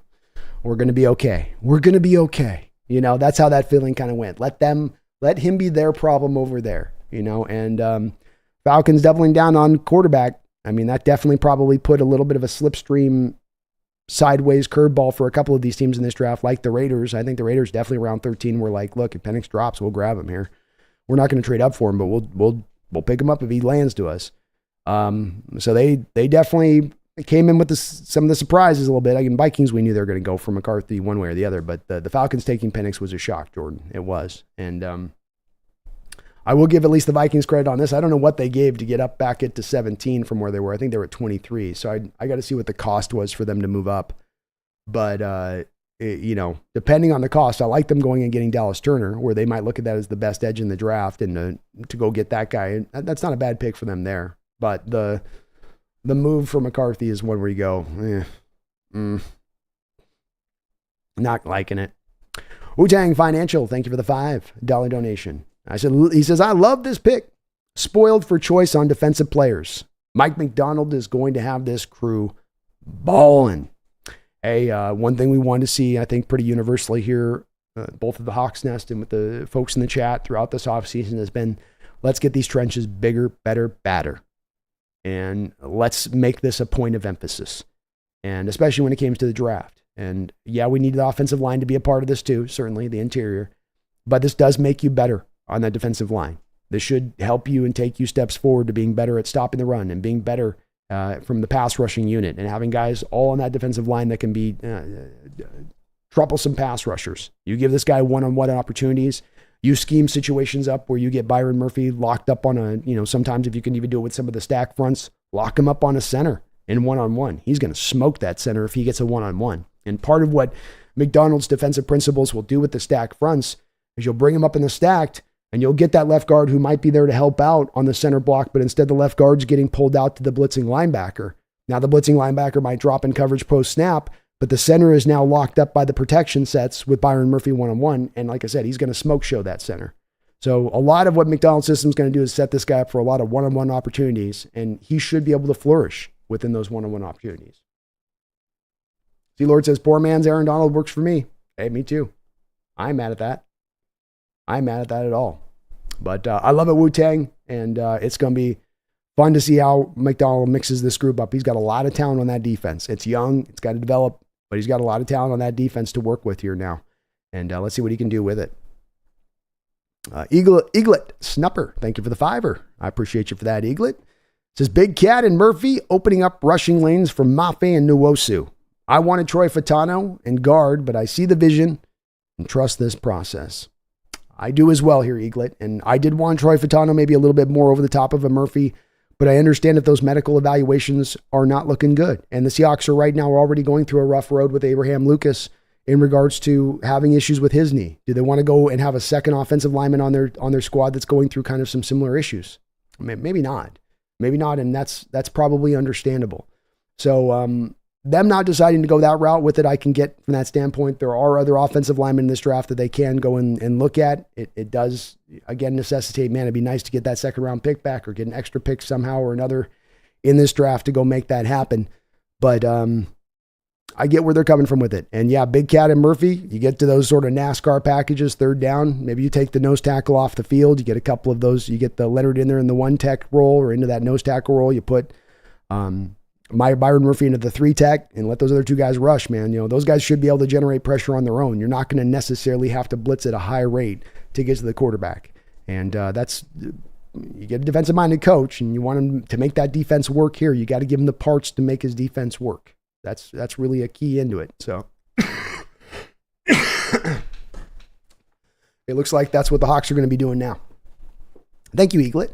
I appreciate you on that donation. Marcus B28, thank you for the $2 dono. A top-notch sales pitch for an orange cat. Oh, yeah, man. I will always tell you guys, if you're going to get an orange cat, why get the boring one? Why get, not the orange cat, but if you're going to get I'll get one of this colored cat, that color. Get the exciting one. Get the fun one. Orange cats will always keep you on your toes. I think they're a little more smarter than the other cats, sometimes their own detriment, but they're fun. They're feisty. They're energetic. And, the elevator doesn't always go to the top in a fun way. You know what I mean? You should do it, Marcus. I'd highly recommend it. Everybody that's had an orange cat that I've known, Marcus, is always, they see I got an orange cat and they're like, oh, you got an orange cat, huh? Yeah. Yeah, I know how that is. The Los Angeles Rams have just made their selection at the number 19th pick in the first round, and they are going to take Jared Verse, a edge out of Florida State. So the run on defensive players continues. Of the last 4 of the last 5 picks have been defensive players here now. The Rams look to pair up their edge group there. I'm sure that they were looking at maybe I certainly think they would have taken Murphy there if he was there. But this is a guy that they bring in to match with the kid that they got last year out of Tennessee, who had an outstanding season for them. What was that kid's name? Byron Young? Byron Young was that kid out there. So he comes in there and he works on the other side. Verse gives him a guy who should be able to step in and be pretty ready to go as far as the player that he is. I don't know if he's got the high upside, but that should be a guy that steps in immediately for them and is ready to start, ready to play. Barry Satoro, thank you for another $20 donation. I appreciate you for that, Barry. It didn't put anything in a note in your dono, but thank you for the $20 donation nonetheless. I really do appreciate it. And thank you for all your support tonight, man. Sea Lord of Bravos, thank you for the $100 donation. My goodness, you guys are so kind tonight. Thank you so very much. Sea Lord, you're awesome. I know you've dropped a hundo before as well, man, so I really do appreciate all of your support to the channel. You're awesome, brother. Awesome. Says, we are blessed as Seahawks fans to be well served by some great online creator content. But Brandon, you are the tip of the spear among them, in my opinion. Hope you never stop doing this, unless you happen to score an NFL scouting gig one day. Well, even if I did score a scouting gig, I'd still want to do this and talk to my people. See, Lord, I love what I do, and I do agree with you. I think that it's not just been me, but I think everyone out there on the YouTube Seahawks content creation side of it, from the smaller channels to the bigger channels, and kind of keeping a side eye always on what's going on with those folks.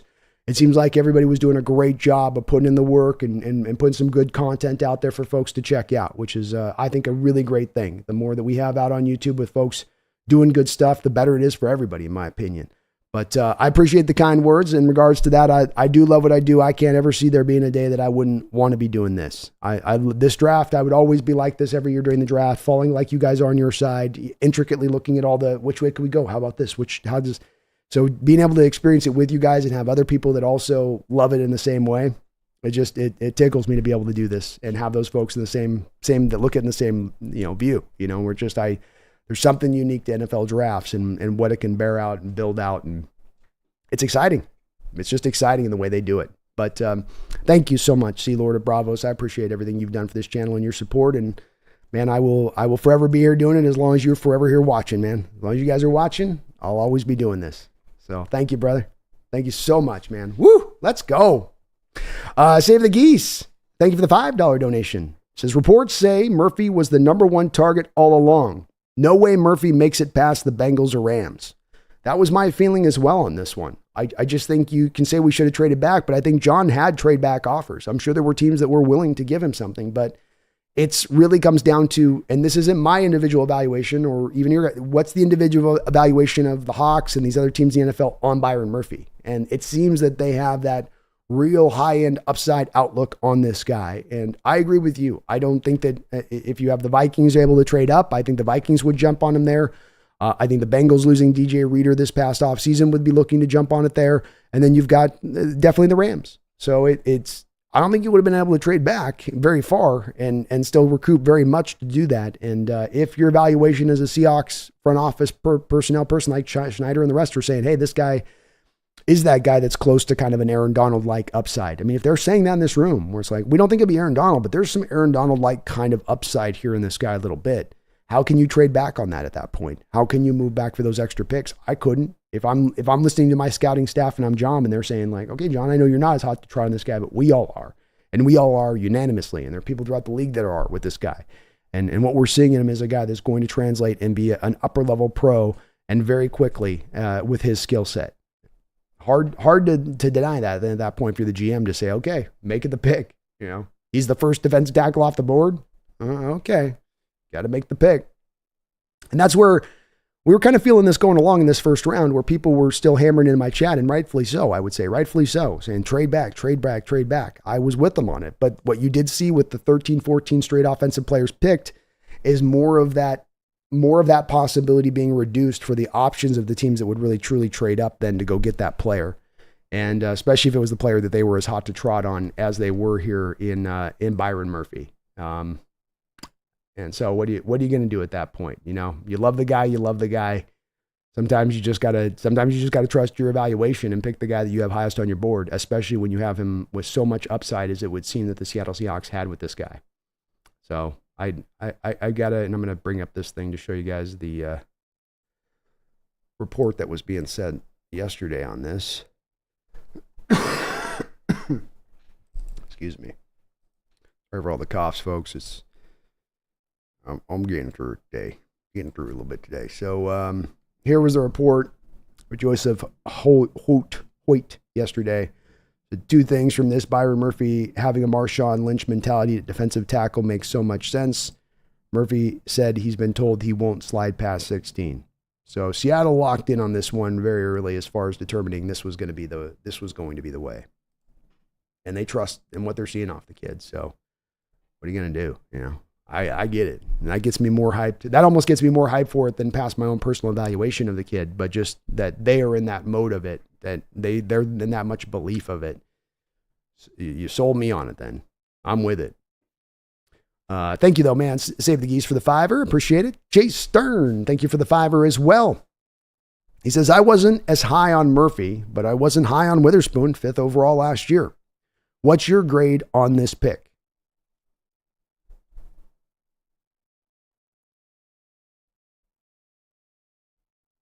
I'd give it an A-, in my opinion. I think I might have given Verse an A, but then again, I don't know where, not Verse, but Dallas Turner an A if he was picked in there. But I'd go with an A-. I don't know that the team is sold right now on Draymond Jones in the future. And they signed Williams to a 3-year extension, but that's a 3-year extension. That's not a, guy moving into his prime right now. So you did have to start to think a little bit ahead on this stuff. I mean, we might come to find tomorrow we see Draymond Jones moved in a trade on the back end of this, which I could certainly see as a possibility here. So I'd give it an A-. I think the team is really high on this guy, and they were able to land what I think they're going to tell us that this is one of the 10 best players that they had rated in this draft. And this was by far the best defensive tackle they had rated in this draft. They may have had him even ahead of a guy like Kalijah Kancey last year, and maybe not ahead of a guy like Carter, but just behind a guy like Carter as far as the upside that they saw in him. So picking for value is the thing I wanted to see with this pick, Chase. And I can't look at this pick, whether you like the pick of Murphy or not, you can't argue that the pick is in the stage of being about value. That you can understand how, even though if your board isn't one that would met out to where you would have Murphy as the highest guy on your board, that you could see how Seattle had looked at him in that outlook. And I'm not asking for Seattle to agree with my outlook of the evaluations of the players. I'm more just asking them to pick to the high value they got on their board. Whatever your board is, trust in your board on it and lean into that. And as John has said, over the last 2 years, that's what we have done. And it's been done differently than how we had been doing it the past 5 or 6 years prior to that. We made this change to go this new way. Now stay that new way that has wrought out so much success from it. Like you say with the Witherspoon pick last year that had some people up in arms a little bit with it and weren't as hot to trot with that pick versus like the Jalen Carter selection. It's still one you go back to and you go, at the time, I think I said, you still have to trust. I said the same sort of stuff I'm saying right now with the Witherspoon pick last year, is that there's a lot of people in this league that are very hot to trot on this particular player, even if you find yourself not being one of those people. There's a lot of front offices that don't merely like this guy. There's a lot of former players that have talked about this guy that don't merely like this guy, but you can sense a kind of love for his style and the way he plays the game. Some similar stuff from what you got out of Byron Murphy this year in the lead up to this draft and what you were hearing from various sources about him, not just in regards to the Seahawks outlook of him, but also other NFL teams. And so that's all I ask, is that my team picks for value, not for need. Pick for who the best guy is available on your board, because NFL teams that have done this in recent history are the ones that are able to maintain not only being consistent winners, but teams that can push up into that elite stage of things as well. And it's a very hard position to stay in, because there's always that draw to come back to need. And when you look at this pick, you had you've got you got Williams in here. He's your starter. You got Draymond Jones on a $17.5 million per year deal. You got Mike Morris as your third 3-tech.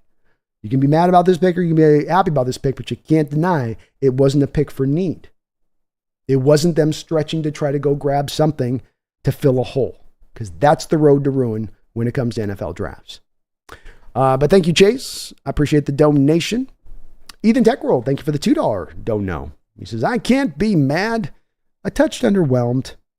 Hashtag trenches.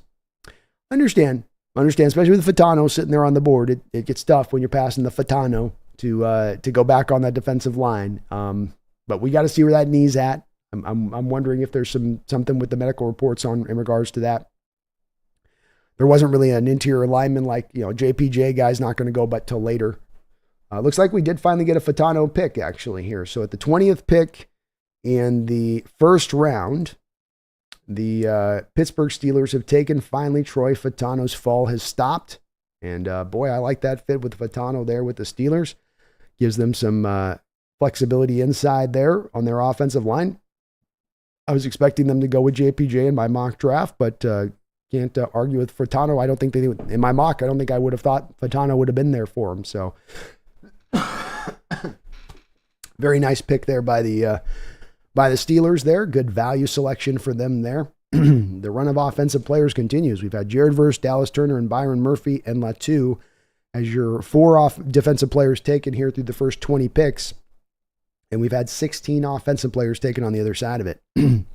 Ethan, I get where you're coming from, though. I understand, and I'm glad to hear that you're not mad about it. That's just a little underwhelmed. But I think that this kid's going to be a good player for us. And I think that this is one that will probably grow on people the more they go watch the film of him in Texas, because he was a dynamic player for them, and he pops on tape.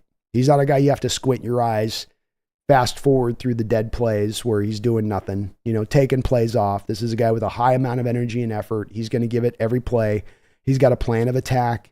He's got counter moves in his bag. He brings a lot to the defensive tackle position that many of these guys just do not have in their skill set. Along with that running back background, which is part of what just makes him just particularly very, very unique. That little one thing, because those running backs have to move in a way that's different than defensive tackles. And I think that's one of the reasons he's so comfortable with that pitter-pat, tippy-tap steps that he pulls off when he's coming off the line of scrimmage, because he just knows he can be that sudden. He knows at any time I can go from this way to that way, and you can't go as fast. I can always cross you up. It's just a matter of time but before your feet are going to get entangled. The more I make you move your feet with these stutter steps, the more I'm going to finally have a hole that opens up here for me to get past you. Dezilla Hawk says, thanks you. Thank you, Dezilla Hawk. Appreciate you. Got your thing up here, by the way, man. Got it up a little bit better displayed at the new place. A little more on brighter display, Raising Kiddo says, no way Murphy would have made it past Fit 19. Yeah, I don't think so either. Daquan Quack, thank you for celebrating 28 months, almost 3 years as a Hawks Nest member. I really do appreciate you for that, Daquan. Nothing mentioned in your deal there. Just posted it on up, but thank you for that. Also a $5 you put in there. So thank you for that one too, man. I appreciate that. Daquan says, I'm cool with the pick. Thought defensive tackle would have fallen at least to the mid-20s, especially with a few edges and corners still on the board. It seems like on this one, I would have thought the same coming into this draft, that you can wait a little bit on this with the defensive tackle, be it Zerzan Newton or with Byron Murphy. The more that I did think about it as we got into the lead up on this, though, the more I wondered if you really were going to get past the Rams with Murphy. How the Rams couldn't look at Byron Murphy and see him as a guy that has so many hallmarks and trademarks of Aaron Donald. And thank you. And if that's the case, then I think they would have picked him and made it kind of an automatic thing at that, yeah, you gotta take where you gotta take. And I think the thing we're going to come to find out of this draft, the more we read into about Byron Murphy and deep dive into it, is going to be how many teams really did love this guy and were really hyped about what he was going to bring to the table at the pro level. And that he's a unique guy. He's not your typical defensive tackle talent that you find in these drafts. There's just something a little bit, it's not that Aaron Donald necessarily first step quickness to pure raw explosive power, but he's got his own things that he does. He's got his own stuff that he brings to the table.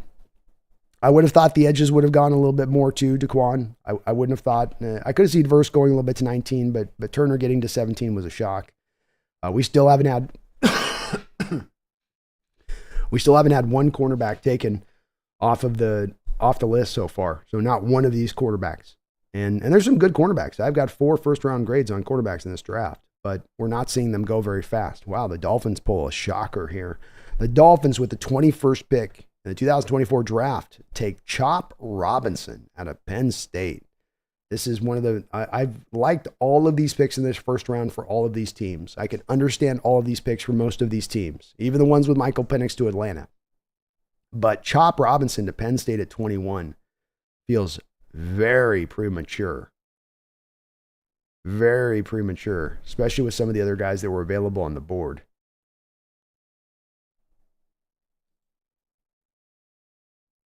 I mean, I did technically have a first round grade on Chop. I thought 27, 28, 29, 30, 31, 32-ish. That would be more the right spot for him. Wow. Interesting by the Dolphins there. Tony Borges Silva, thank you for the $2 donation. Is Murphy the day one starter over Reed? Well, Tony, Reed is going to be your nose tackle. So Jaron Reed right now, I still would believe would be your nose tackle. Kim Young would back up Reed, and then you've got, of course, the Hankins guy you put in. So those three guys kind of rotate through the middle on the nose. You would have Williams in there day one as your starter. So no, this is not going to be a day one starter guy. But when it comes to defensive lines, this was a little bit of something we talked about with Jalen Carter last year. Defensive lines are less sometimes about necessarily starter all the time. And it's really about how you can rotate through. As we learned last year, we'd have guys that were really good on the starter, but we had to end up having those guys run too many snaps last year, like Jaron Reed, like Williams, because we couldn't trust the guys behind them. And it's really a rotational thing that you're trying to roll. Back in the Legion of Boom days, Tony, we had nobody taking more than, I think, 40% of the snaps on that defensive line during that Super Bowl year, either Super Bowl season. So you want to have the strength both at the front and to the depth that you can call upon. I think the thing Murphy provides you day one rather than being a starter is you say, we're going to fit you into a role in your first year. And that's going to be as our NASCAR package pass rusher. And if there's injuries, we'll obviously bump you up and have you play more, but you're going to come out there on pass rush downs. You're going to light it up. You're going to, you're going to create havoc down there. You're going to be fresh. And we're going to let you grow into that role a little bit. That would be what I would ideally try to do with him kind of starting out the gate, but I don't think starter. I mean, he's got to get past Draymond Jones in addition to Williams, depending on what they do with Draymond Jones at this point. Garth Knight, thank you for the $10 donation. He says, props to Sea Lord of Bravos on behalf of Littlefinger, John Schneider, and I. Well, thank you, Garth, for the $10 donation to prop out on that with Sea Lord of Bravos, who dropped a big fat $100 donation on the chat on us just a second ago. So the chat's giving you some love out there too, Sea Lord, and giving love to me by giving you love to me. They're giving you love. Everyone's getting love today. That's what I'm trying to say. So thank you, Garth. I appreciate that. And that was very kind of Sea Lord. You're also one of my guys out here who's been one of the great supporters of this channel for a very, very, very long time. And I really do appreciate that too. So thank you so very much, Garth. It's great to see you guys all in the house here tonight too. All my peeps are in the place. This is as it should be. You know what I mean? This is as it should be a little bit here. Randall McDaniel, thank you for the $5 donation. I appreciate you for that, Randall. And good to see you too, brother. Says, I love the pick. Best defensive tackle in the draft. BPA and team need intersected. Comps between Ed Oliver, Geno Atkins, and Grady Jarrett. Same size as AD, but not the athlete. Yeah, I wouldn't really like... It's going to be harder pressed for me to go to the Aaron Donald comparisons because it's one... First off, with Aaron Donald, I think he's probably going to go down as the best 3-tech of all time. And I think that's just kind of a lot to try to put on Byron Murphy as far as a full-on comp goes. But to your point, if you look at kind of like, if we said, how would the love child of Ed Oliver, Geno Atkins, and Grady Jarrett look? Byron Murphy would be kind of the baby that you'd get. So I like all three of those guys. You just sort of, you throw them into a blender and you spin it up and put it in the cup, and that's your Byron Murphy. He's got little parts of all of those guys' games, the understanding of leverage with Grady Jarrett, the hand usage of Geno Atkins, the natural quickness and lateral quickness of an Ed Oliver for his size. He kind of parses those all together a little bit to make it the culmination of who he is as a player. But it's hard. When I went through and tried to find the true comp, it was hard for me because I went through a couple of different players with him. But if he becomes any of those three guys, I think Seahawks fans would be very mightily happy with the pick. And they'd go, okay, well, I understand that selection now. That makes sense. We are getting a little bit of a monster. Okay.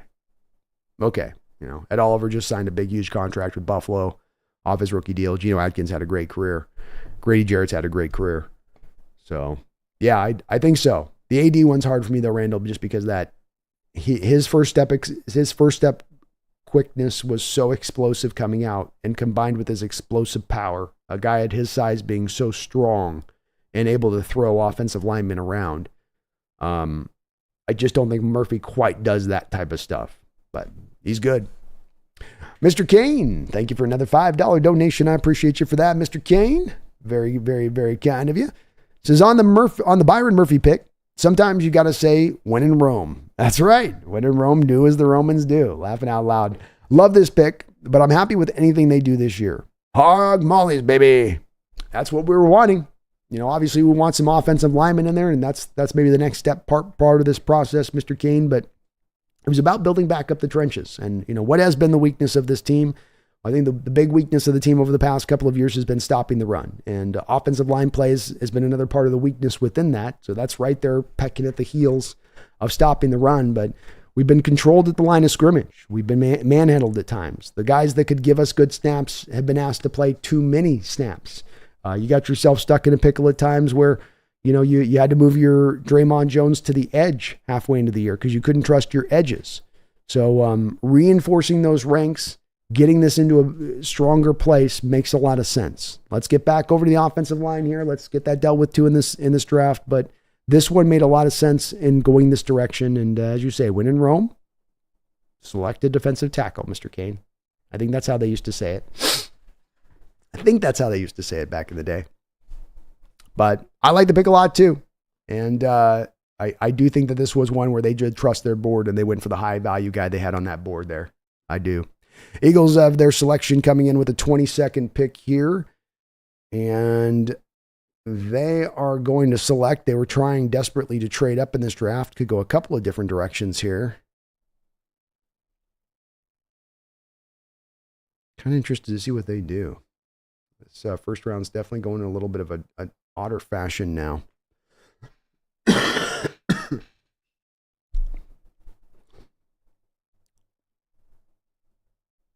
Goodell sometimes really slow reads these cards. Like, and the Eagles select the pick.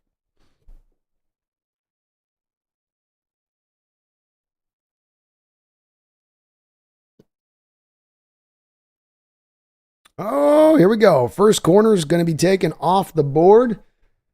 Philadelphia Eagles with the 22nd pick are going to take Quinyon Mitchell. Quinyon Mitchell goes number 22 to the Eagles. So we get our first corner taken, 22 picks into this draft. We got 1, 2, 3, 4, 5, 6, 7, 8, 9, 10 selections remaining here in this first round. Noah Lansing, thank you for the $5. I appreciate you for that, Noah. Says apparently in an interview, Murphy said he knew he wasn't going to fall past 16. Based on our reaction in the draft room, we must have really liked him. Yeah, and that's the part that I go to on this is that, none of us, and I definitely include myself in this, have some sort of, cottage industry on understanding these players better than anybody else. It is a crapshoot, and there's always a wide variety of opinion out there on any given player. But, the thing you want your front office to do is to find guys and target guys that they think can be special and identify those guys and make sure that they get their hands wrapped around them on draft day. And my feeling and impression is here with Murphy that that's just what has happened. That this wasn't a guy they started out in the process of, this is our guy, they went through their process and said, this guy's got something special about him. If we can just get our hands on him, we're jumping at it. And it's a small little thing, but it's such a big thing to me too as well. And watching John Schneider for years run through the drafts, he does not turn his card in early. That's not a John Schneider kind of move. He's not I'm going to get this in quickly as I can kind of thing.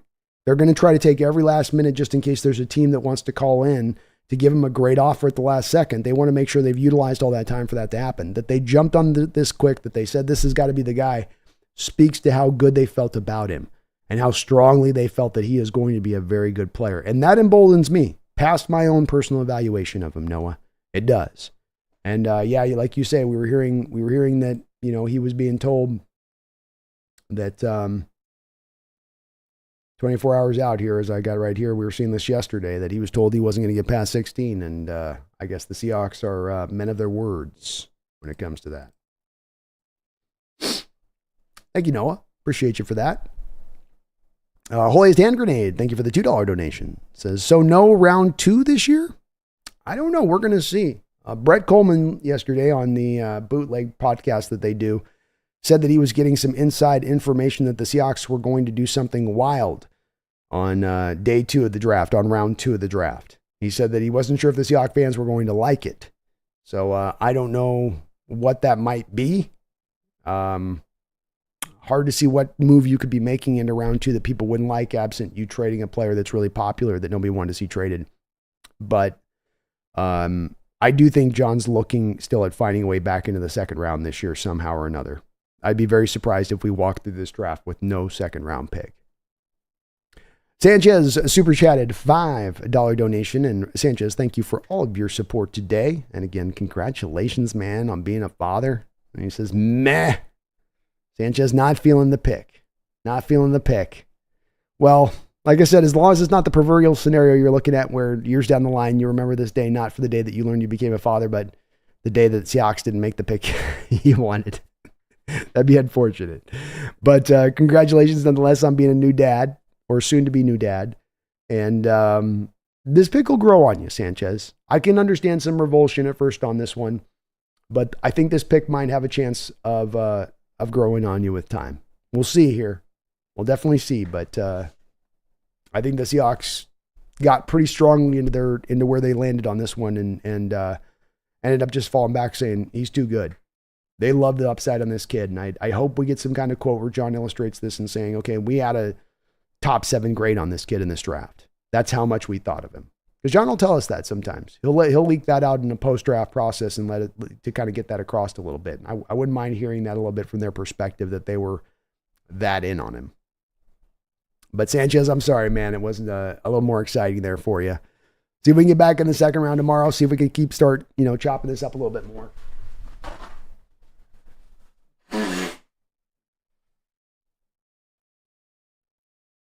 Whew. We've made it pretty good through the cold so far. It's got me on. It's had me on my knees a couple times, but I've been able to stand back up off of it here. So we're still rolling through. Let's take a look here at our best available right now as we're standing here in this. Terry Arnold, currently a cornerback, is the highest rated guy on the board here.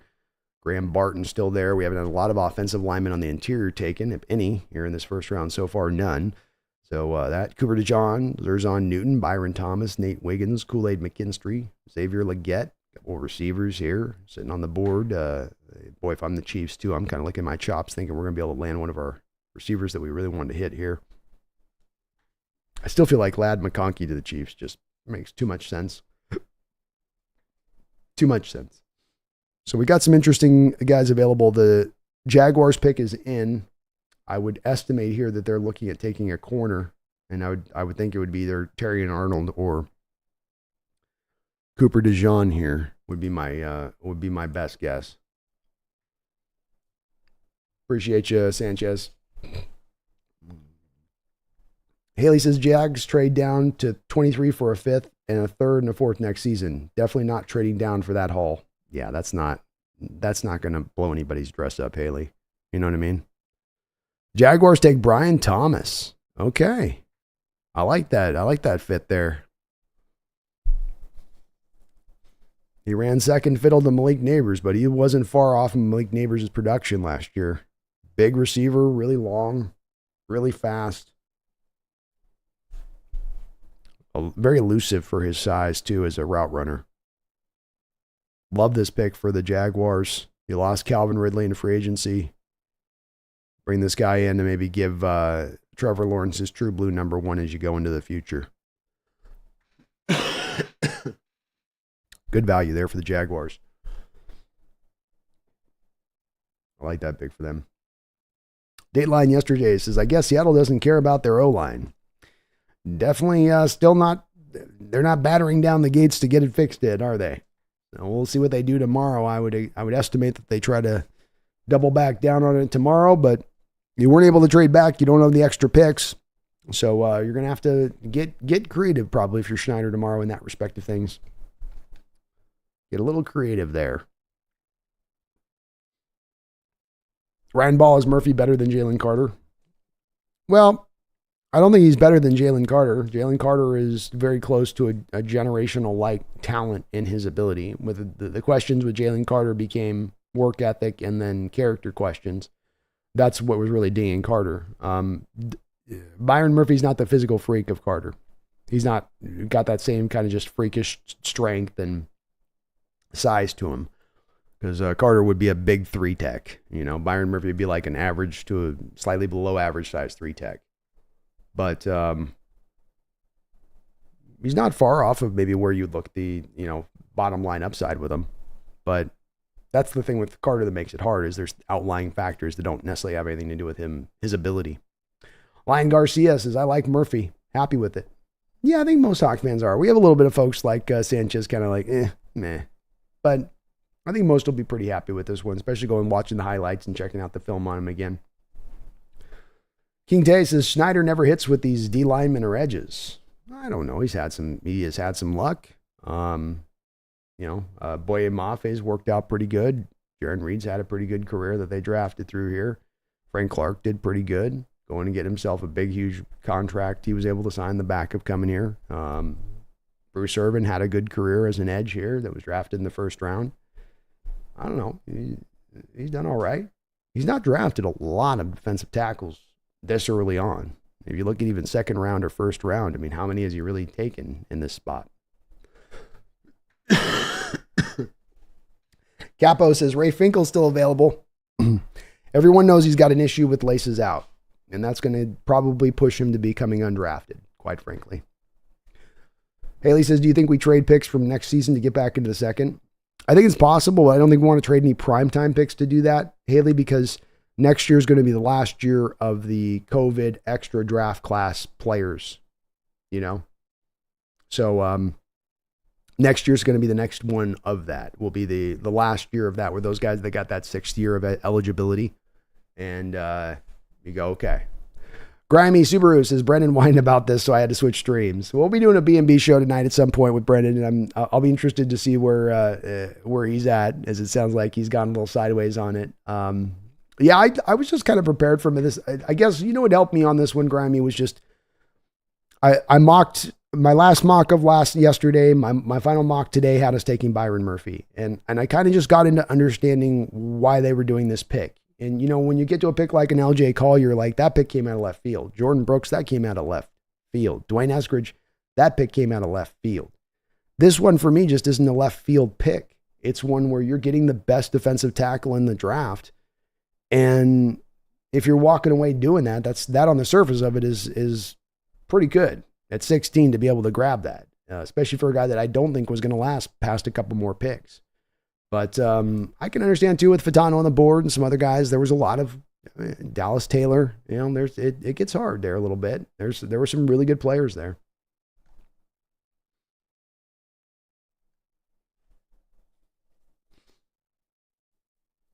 Jessica says, "Oh my God, what will we do without a second round pick? No Super Bowl for sure."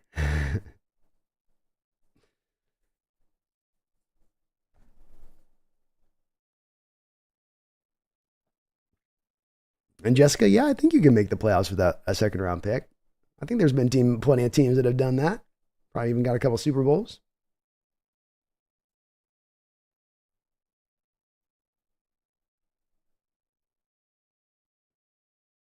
Flag says, so basically got Byron Murphy and Big Cat round 1 and 2. Pretty much, yeah. That's kind of how it played out. Good way of looking at it. I dig that.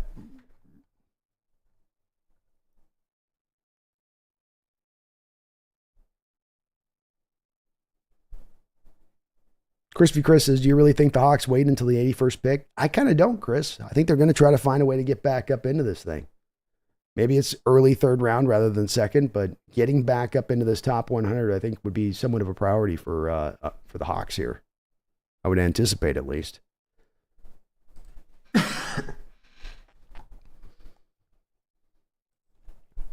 Huey says Dolphins don't pick a 28, they pick a 21. Chop wouldn't have been there for their next pick.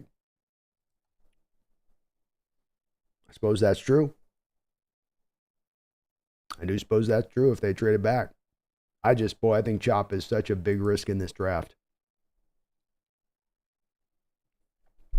Revenger32, if we trade back and got what the Vikings paid from 23 to 27, I wouldn't be happy. Honestly, with the board played out, most half-lower teams rather wait. Yeah, it didn't seem like, when you saw the lack of trades that we had in this first round, looks like we're going to have a Lions trade right now, as I say, lack of trades, but there just wasn't many trades in this first round. It didn't seem like teams that were being given the assets that they wanted who were on the low side of this. You know, the teams in the back weren't wanting to pay the going rate. And if you're not getting a team that's willing to pay the going rate, and then you have a first round where somebody really, really, really nice drops in your lap, kind of makes it hard not to just go, don't overthink it and take it, you know? Chewable Orb says Pete Prisco gave us an A for the Murphy pick. Oh no. Oh no. Prisco has to hate all of our picks universally. That's a tale older than time. GRG, is there going to be a B&B show tonight? There will be indeed. So shortly after wrapping up the draft, we'll get the kind of last bit of the comment section here as the draft wraps up, and then we'll be doing a B&B show tonight for sure. Yeah, we'll be doing a B&B. Yeah, Eagles going with Quinyon Mitchell makes a lot of sense. They tend to go for the best player on their board too when they draft. Jason says, I think Reed and Murphy will be constantly rotating. I could see it. Could definitely see it. It's all about them rotations. Never Lucky says, we've been watching Donald for a while. Now we get to know what that looks like. I hope you're right. Hell yeah. Hell yeah. He says, Murphy helps to get the most out of Leonard. Build on strength. Makes a lot of sense. Yes, sir. And you don't have to lean on Williams too much as he's an aging player, but use him in that right snap count. That's kind of the money snap count to keep him fresh and keep him impactful. Same thing true with Byron Murphy. You know, there's so many plays in a year. There's 17 games in a season. You need to be able to call upon the depth at these positions in this day and age.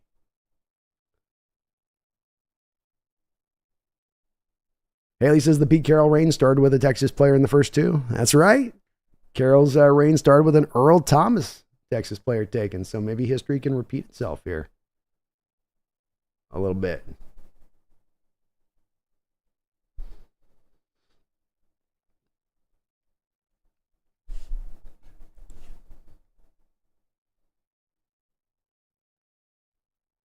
Yeah, Quinyon Mitchell did look a little sad that he dropped as far as he did. He was not like a happy camper.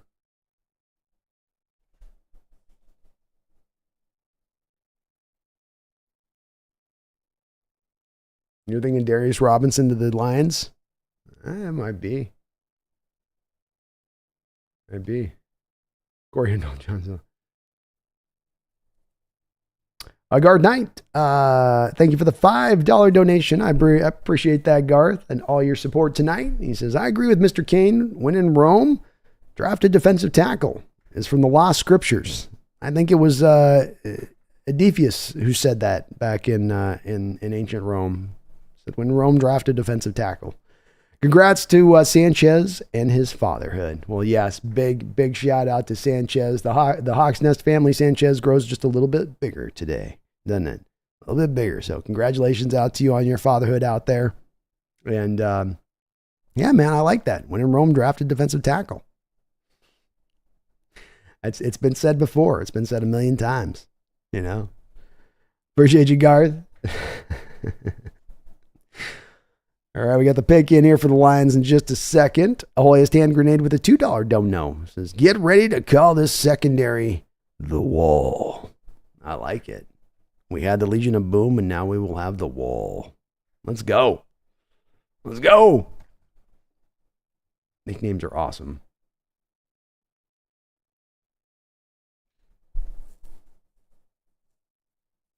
Shander says, bro, our D-line is stacked now. It is. You think that you're going to be able to start maybe hamming up some of these run problems here as we go forward, huh? You're definitely have some tough ground to go through now in the Seahawks defense with the rotations they can throw at you.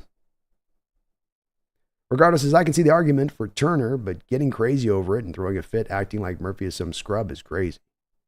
Yeah, no, he's definitely not a scrub. No, the guy can play. That's for sure.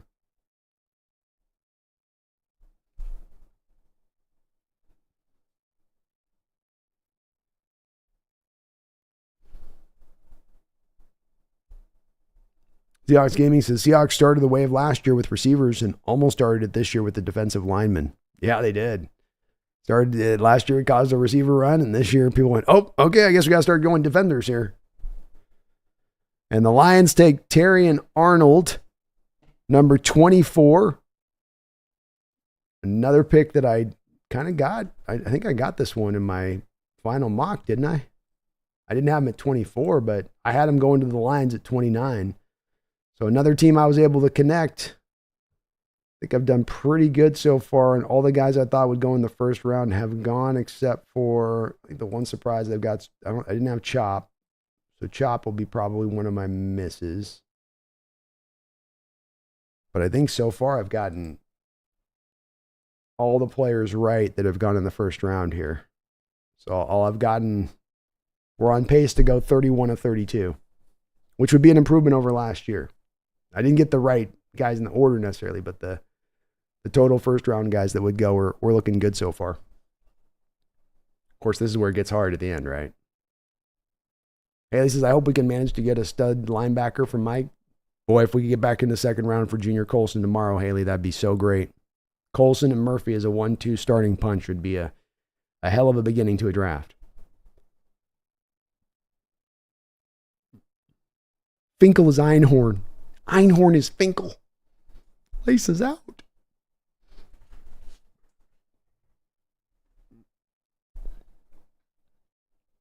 Thomas says, my phone absolutely sucks, but while I don't like the Murphy pick, I still feel quarterback is important.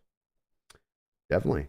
Yeah. When we saw that, we didn't even get a chance at QB, man. There was just a hell of a run in there in that first 8 picks. Like, oh my goodness.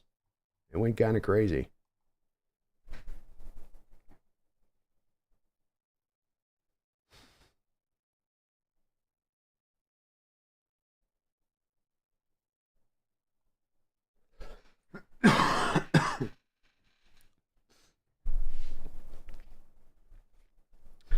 Lord Boom says the B&B show is going to be interesting tonight. Brendan is not a big fan of the Murphy pick, so we're going to hear the debate tonight.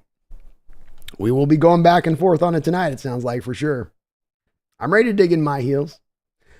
C-Lord says maybe Brendan will be able to talk Brendan down from the lynch. I'll do my best on it. I get where he's coming from with it too, though. I understand, where his standpoint is on it, and there's certainly a good amount of Hawk fans that might have been in kind of a similar scenario and where they're looking. So, I kind of get it. Robert Rowett, great content, Brando. Although I'm still waiting on that subscribe back from you, my guy. Oh, I got you, buddy. I can get you. I spaced it out.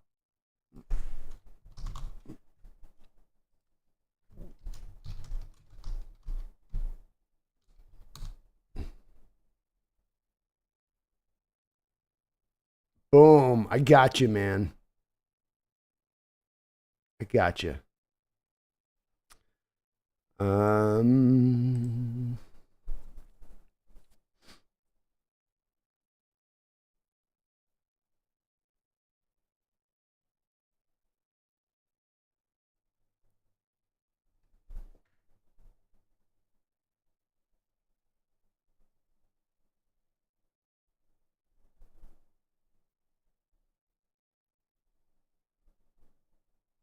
Thomas Yarder says it's not fair to compare him to Donald. It's like when every player in the NBA was compared to Jordan. Exactly.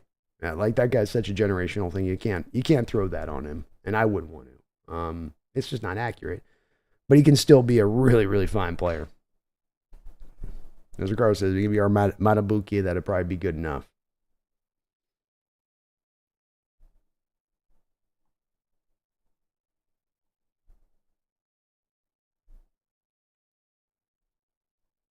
Jared G says there have not been many drafts where you get the most obvious, the best defensive player in the draft at 16.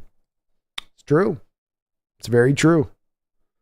And This one that's part of the oddity in this one, JRG, of there being 14 straight offensive players taking that first round. It was really the lead up of what we talked about with the Hawks having that potentiality where I try to say, there's a 1-2 kind of punch thing here from a strategy standpoint the Hawks are going to try to do on this draft day. And the first punch is people go crazy at the top of the draft and push insane value to you. And by insane value that it makes it impossible for you to trade back. You turn your card in with 5 minutes remaining, that kind of insane value. Or you trade back if you land on that pick and the first round plays out like we think it will, and you'll just get your general 16th best player in the draft sitting on your doorstep. You then try to push yourself out, get out of there as quick as you can. They ran into the former rather than the latter, and that it's a pickle situation. But you got to stick true to your kind of word prior to the draft on that a little bit and go, well, hey, if it's a guy that falls, then we just got to not overthink it and take it. And that's kind of what I think that they did do here. You just can't overthink it at that point. Lord Boom says, honestly, I hope Murphy can exceed expectations and take up the mantle left by the late Cortez Kennedy. We've been jonesing for that dominant tackle again. I'd love to see it. I don't think he's at that Cortez Kennedy point, though, I will say. That's where we get to that, if you're a Hall of Famer, you're getting close to that generational. I don't know if Murphy's got that quite of an upside to him. Strong upside to him. He should be a hell of a player in this league for many years, but it's always hard to kind of predict to that level of greatness for these guys coming out. Especially the guy like, Kennedy that was I think a top 5 pick. Trip in Okado. Hello, we just got Byron Murphy. And y'all are disappointed? Oh, man, we're good. We good. Green Bay Packers pick is in. I had them taking Cooper DeJean prior to the draft.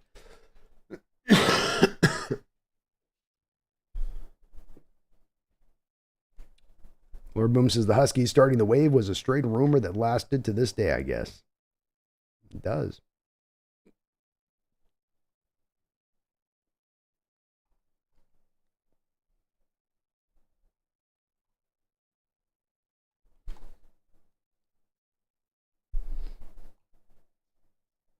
Thomas says, who will be traded on the defensive line? Obviously, Murphy needs to play. Draymond Jones is a little bit on the chopping block here, I think. It may not be this year, maybe next year. But he ain't going to be in long for the Seattle world past one more season. And when you look about tomorrow in Seattle, maybe trying to find a way to move up into the draft, can they package a guy like Draymond Jones and a pick to get back up into maybe the second round? I don't know. I'm sure John might try at this point to do that. We got our next selection here with the Green Bay Packers taking I like this pick for Green Bay. They're looking for a David Bakhtiari replacement and also a guy that can play some guard. They love flexibility in their offensive linemen at Green Bay, and that's something this guy would seemingly be able to give you. Jordan Morgan out of Arizona is going to be the pick for Green Bay as they go to help build up their offensive line and keep Jordan Love a little bit more protected. Smart move for them on their part there. I like that for them. I think Jordan's a guy with a lot of upside who was just coming back off an ACL injury last year. Really just almost close to being a first-round guy on his tape anyway. And you got to feel like he's going to get even healthier and even better as he gets a chance to get another year removed of that ACL injury. Nice pick for the Packers. That team is going to be a tough team going forward.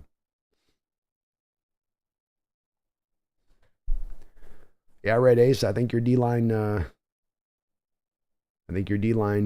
deal set there is right. Williams, Hankins, Reed, Morris, Young, Murphy.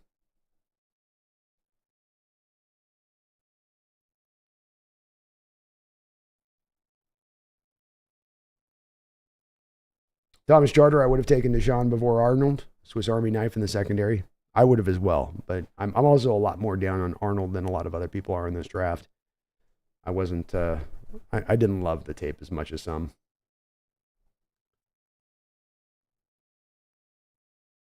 Greg says DK made Lions trade the last high pick cornerback, so Arnold makes total sense.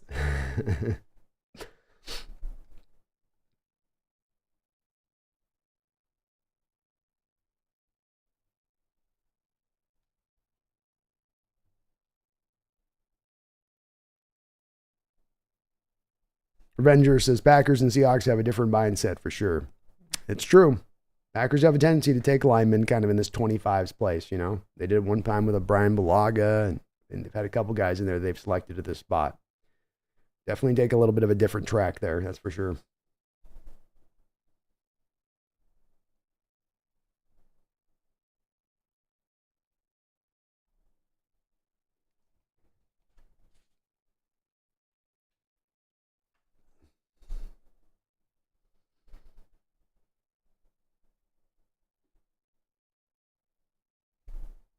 GRG says comparing Murph to Donald from a production standpoint is still, but as a body type comparison, it's fair.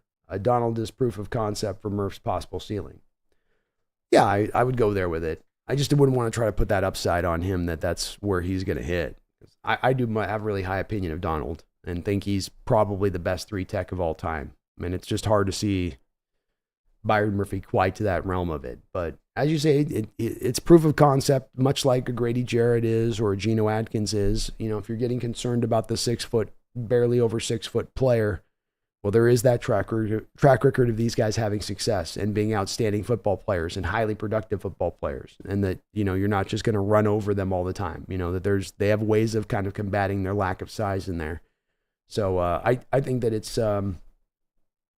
yeah, I think, it's silly is what you're saying. Okay, I get what you're saying there, Georgie. Yeah. No, I think from that standpoint, it's completely fair.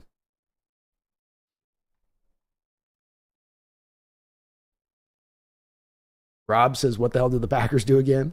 They went with Jordan Morgan out of Arizona. This is a good pick for them, though, because this is a guy that is coming back off that ACL, and he's a really good left tackle who can play left guard as well. And they like Packers having that ability to move guys around when they have to and trusting that they can move a guy around. So I think he becomes their left tackle of the future there, and even in this year, maybe they pinch him in there to the left guard from time to time. Josh Sass says, what's up, man? Long time no talk. We finally got us a cornerback. Laughing out loud. Yes, we do, Josh. Got a good cornerback room at this point. Got a pretty good secondary overall right now. Interesting to watch what they're doing with this defense, but it's good to see you in the house, Josh. Long time no talk to is right.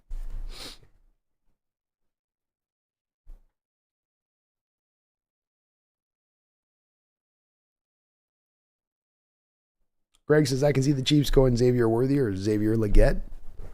I had Ladd McConkey myself, Greg, so it'll be fun to see who might be right on this one.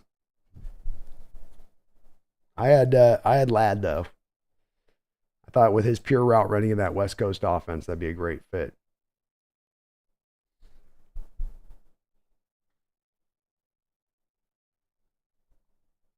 Do me a favor, folks, if you like what you're listening to today, just remember to hit that like button if you could for me. I would really appreciate it.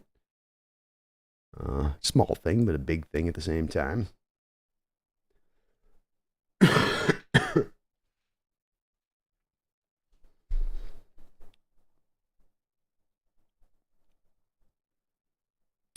Never Lucky says, by that logic, no rookie should ever be compared to any NFL player. Well, I just think it's tough when you put the comparison to an all-time great at his position, because an all-time great's pretty rare to come along versus comparing him to an upper-level player that seems to be more fit to where his upside is. You know, I mean, it's kind of a lazy thing to just go, well, who's the best defensive tackle I ever played? This guy'll be that. Well, will he really be that, or what is it in his skill set that says he's going to really be that? You know, I like the upside. I mean, that's the thing with this. He doesn't have to have an Aaron Donald comp or nothing. You know, it can be the in-between places, like Randall McDaniel was talking on his donation. You know, be it an Ed Oliver, a Grady Jarrett. These are outstanding defensive tackles. If you're getting those kind of players at 16 overall in a draft, you've done a great job in the draft. That's a great pick.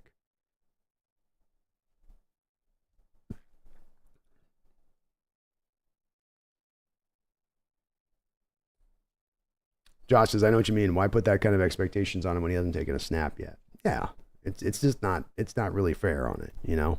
And it's just, there's not, every player's going to fall short of that one. Because it took 100 years of this league to have a 3-tech that was as good as Donald, as unique as Donald. You know, I think he's better than Joe Green. I think he's better than John Randall. I think he's better than any defensive tackle that's played, especially at the 3-tech. So, should be rare the comparisons that then go to him.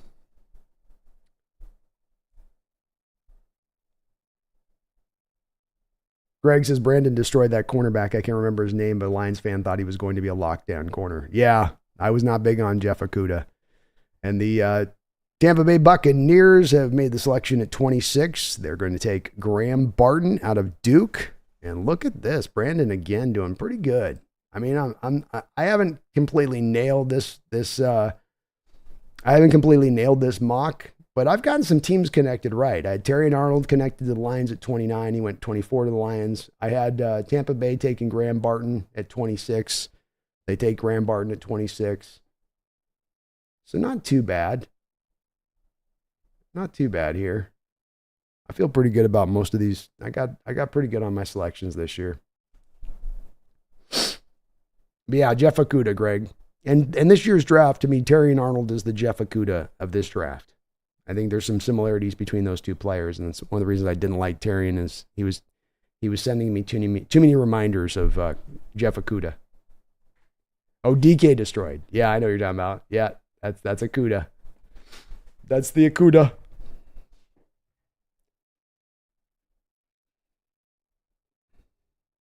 Ooh, Cardinals are already in with the pick. They ain't messing around.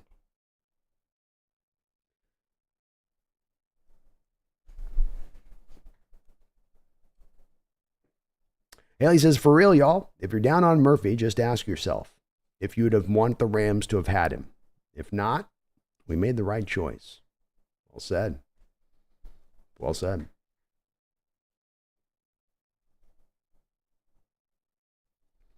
Peter Wentworth, I'm curious how intangibles work out with Murphy. Former running back, how much does thinking like a running back factor into predicting what the running back is going to do? Also, never underestimate a little guy in a big man's game. No, definitely not, because there's usually to your point, a lot of heart in there, Peter. The Arizona Cardinals are going to take Darius Robinson, edge out of Missouri, with the 27th overall selection in the 2024 draft. So Darius Robinson, I like his suit, man. That's a tight suit.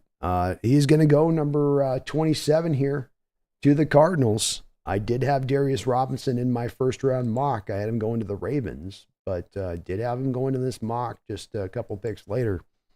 This will be a shocker for some. Cardinal fans might have a problem with that, but this kid's a hell of a player, and he will manhandle tackles at the next level. Peter, I'm not sure on the instinctual stuff that you're inferring about with Murphy on being able to read where a running back's going, because he'll understand what the running back kind of looking for in his reads to make the kind of proper cut. There may be some of that in his game. It's hard. It was hard. It would have been harder for me to establish off what I watched of him.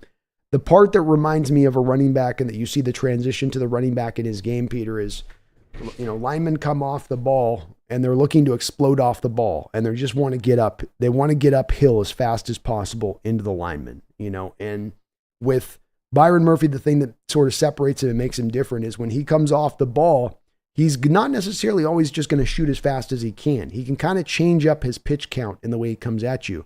But one of the ways he changes the pitch count up is in the stutter step move. So comes up the line, and then you see him doing this.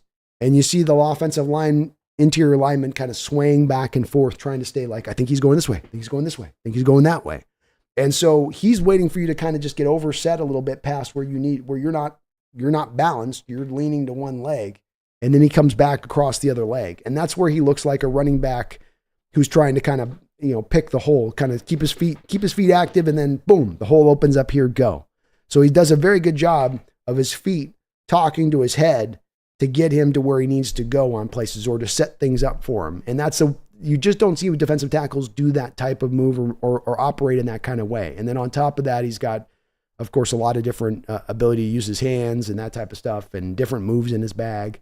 But that one thing that I saw him on tape would show up over and over again, where that stutter step would give interior offensive linemen a lot of trouble because they want you just to come at them. They want to turn it into a battle of strength on strength, or strength to quickness.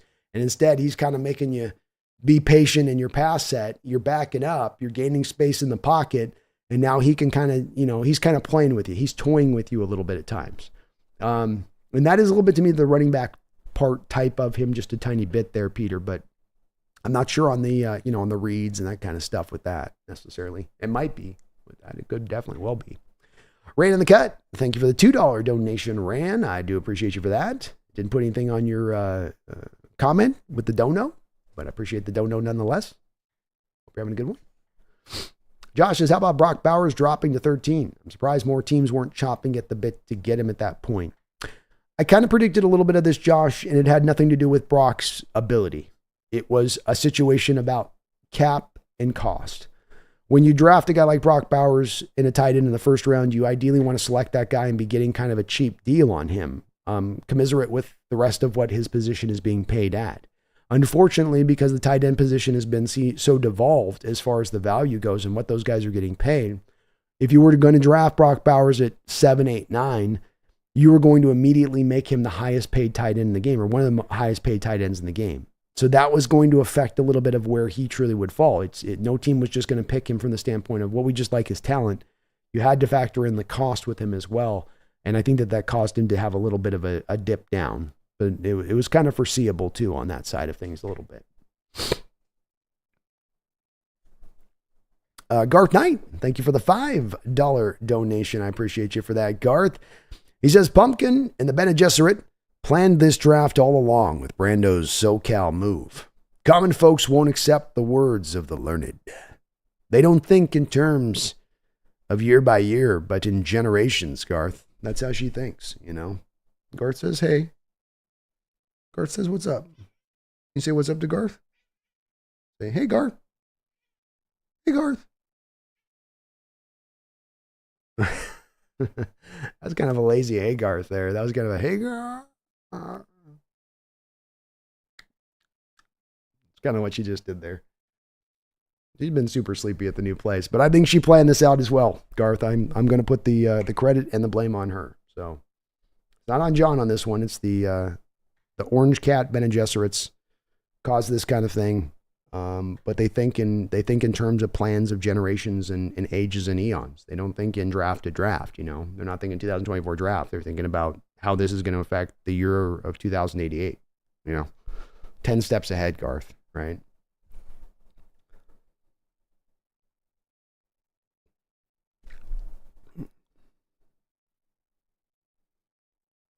Lord Boom says, Brandon, nobody's Cortez Kennedy, but hey, a guy can dream. Hey, I don't mind dreaming. Dream big. Dream away.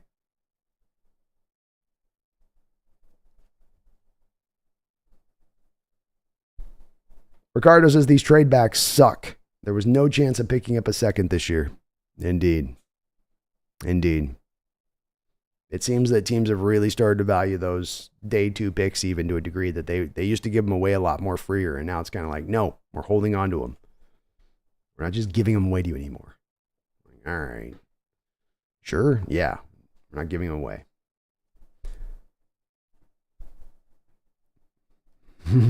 Lord Boom says, I'm not trying to predict that he's going to be good as Cortez, more like really hoping. I like that. Nothing wrong with hoping. Corey says he'll be the best of all time. I love Corey's optimism. I love it. Greg says, Brandon, I can see that for the Chiefs, but the hope would be Xavier Worthy can be used like Deshaun Jackson, and the hope would be Xavier Legette can be used like DK to me. I can see that. I can see both those two guys drawing it. It's going to be fun to watch which way they go, and they just traded up to 28th, by the way. So they've moved off 32 to 28. They definitely are hot to trot on something here, and you got to think it's a receiver. So we're going to learn the answer on this soon, which one that they're leaning towards. I could see either of those two, though. Like you say, you've got Andy Reid with his history with Deshaun Jackson, and you have his history with Tyreek Hill, those burners on the outside that can make it go. And with Xavier Legette, there's some DK-like stuff in Xavier's game that could be very appealing to them. You know, Xavier, I would wonder on, Greg, because those KC receivers have had such a hard time catching the ball in recent years. I don't know if Andy Reid wants to take another risk on a guy that might have a real short catch radius and not exactly the best hands on top of it. Never Lucky says, Sam Howell's going to take us to our second Super Bowl. Just wait. I love it. Let's go, Never. Let's go. I hope we are lucky on that one. And thank you again, Garth, for all your donations. Pumpkin does appreciate it, too. Greg says, dang, R. Robinson gone. D. Robinson, yep. That's another guy that you knew the NFL circles were kind of holding in higher value than the average fan or some of the boards that were going. He wasn't going to make it to the Ravens, though, if Cardinals didn't take him. Makes me wonder who the Ravens are going to take now.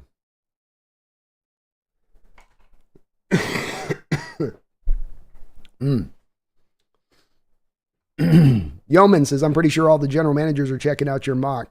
I bet they are, man. It's kind of a big deal. So I did good last year. This was my last year. I had just 5 guys in the first round that I shouldn't have had. This year so far, it looks like we've got Chop was the big one, and Jordan Morgan. Those are the 2 so far that I didn't have in the first round. See how we do on these final ones, though. I'm always trying to get a little bit better, Yeoman, on every year, seeing if I can get a little bit better. You know, a little bit closer on the final 32 players that go in that first round. Obviously, I'd like to get the picks right, but.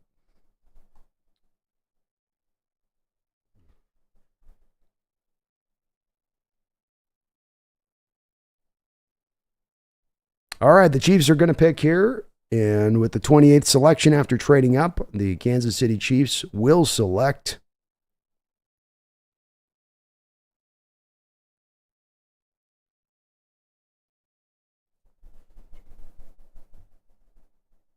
man, Goodell does a lot of talking up there. Like, there's way too much of Goodell talking in this draft. I need my commissioner to come up, tell me who the effing pick is, and then get off the stage. This is highlight.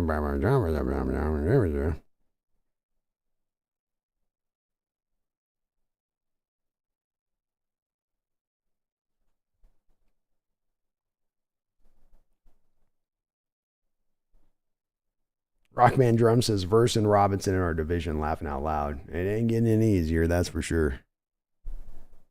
All right, we got to make a wish. Justin here is going to announce the pick.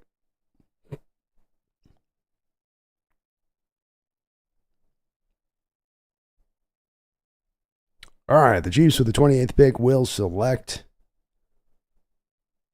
Xavier Worthy. Greg. Who was my guy I was talking to there a second? Greg, was that you? Great call, Greg. So, looking to go back to that Deshaun Jackson place of things, looking to go to that Tyreek Hill-like place of things. You get the 4-2-1 Xavier Worthy, effortless speed out there with Patrick Mahomes. Just run straight up the field as fast as you can. I'll throw it as far down the field as I can.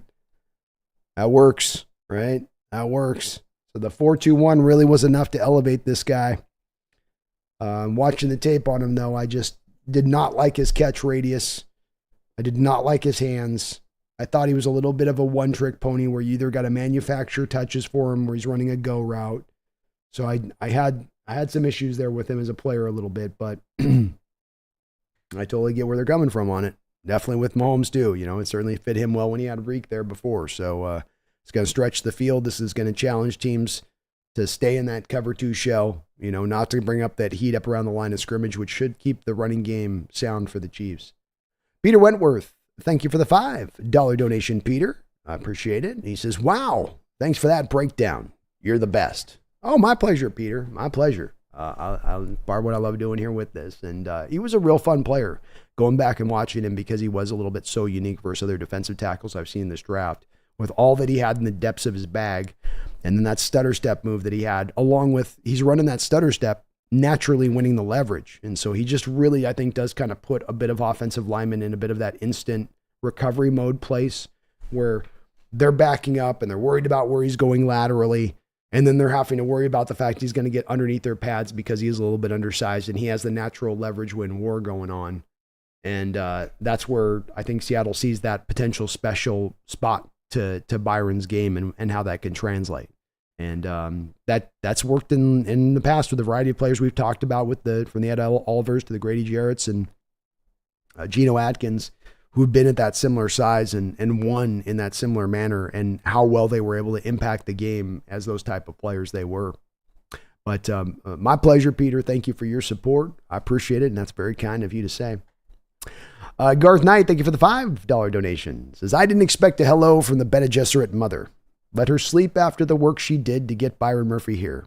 Tomorrow is a new dawn. She's already prepping for tomorrow. The Bene Gesserit never actually sleeps, Garth. They're just in a constant state of, seance and thinking things through. Like, look at her side-eyeing me right now. You know, she's looking at the side-eye. She's watching all, okay? But she's working on tomorrow right now. And the thing I've got her working on is how our Seahawks are going to get a second-round pick back in tomorrow's draft. I don't want to, she's in the middle of working, Garth. I don't want to ask her, but maybe we should ask her. You know? Should I ask her, chat? Okay, we'll ask her. Are we going to get back a second-round pick tomorrow? Are we going to get back a second-round pick? Silence is usually a no. We're not going to get a second-round pick back tomorrow, guys and girls.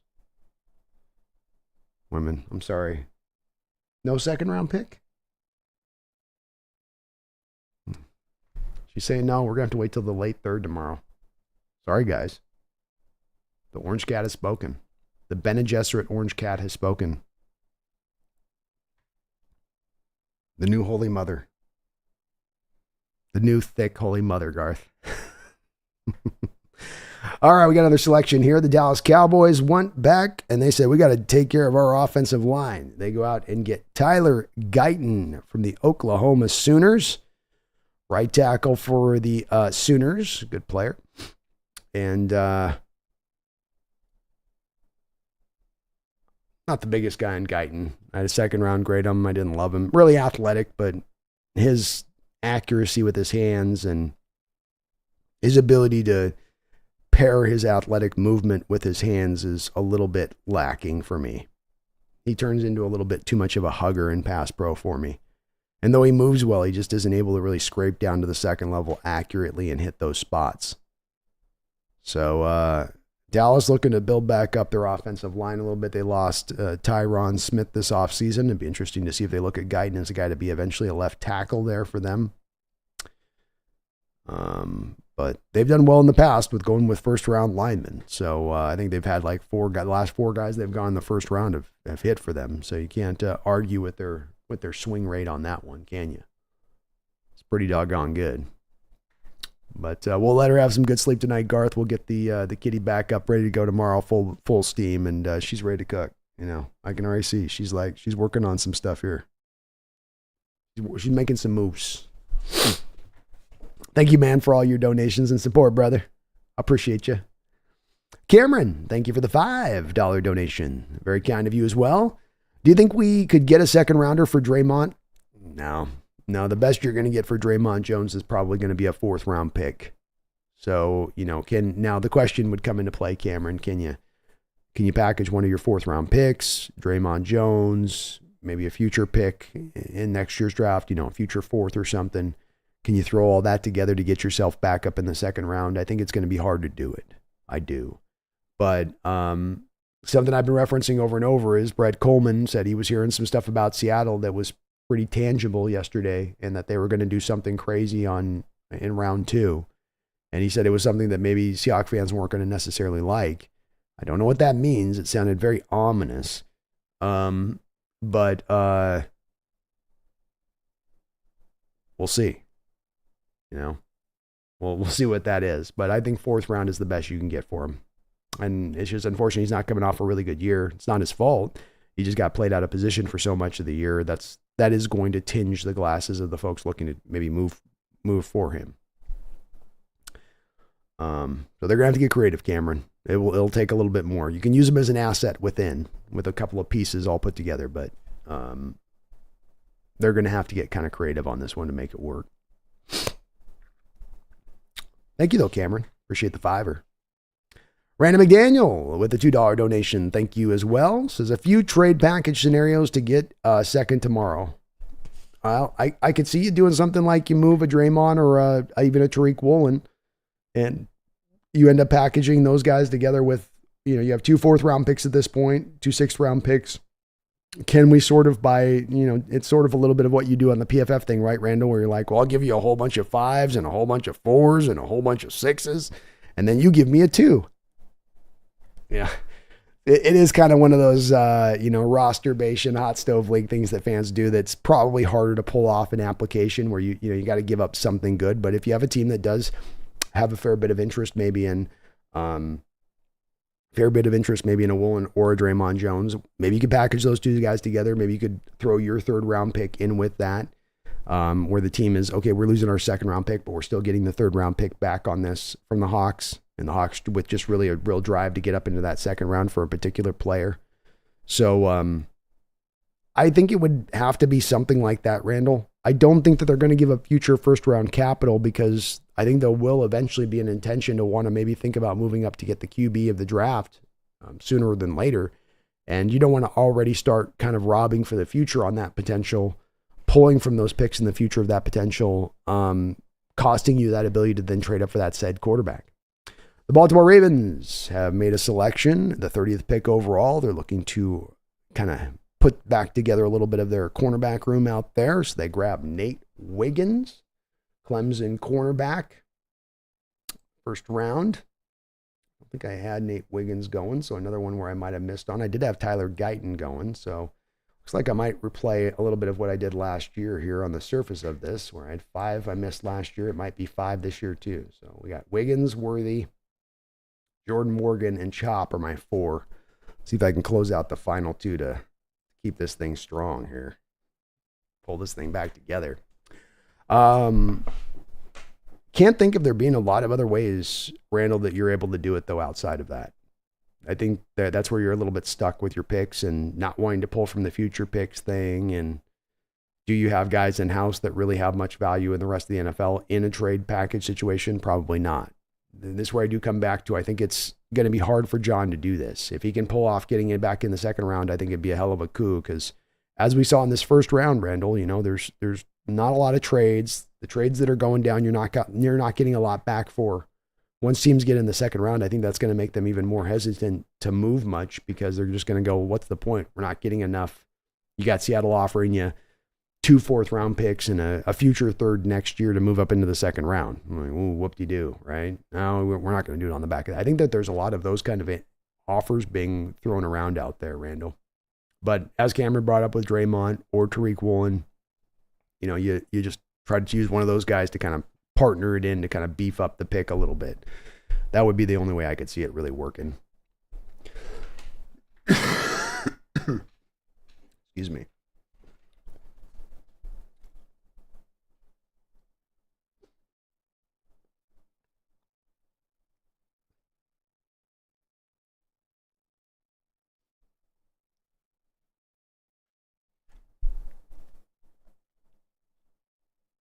Yeah, I hope we don't trade any of our receivers either, Yeoman. I mean, there's not really a guy there to trade at this point, but you never know. Mr. Dog, the Hawks Nest. Some said Byron Murphy got neutralized by UW this year. Be interesting to see his highlight reel from that game. I'll go back and reference it here when we do some of these streams in the future, Mr. Dog, because he played really well in that game. I don't think that they did a good job of necessarily handling him.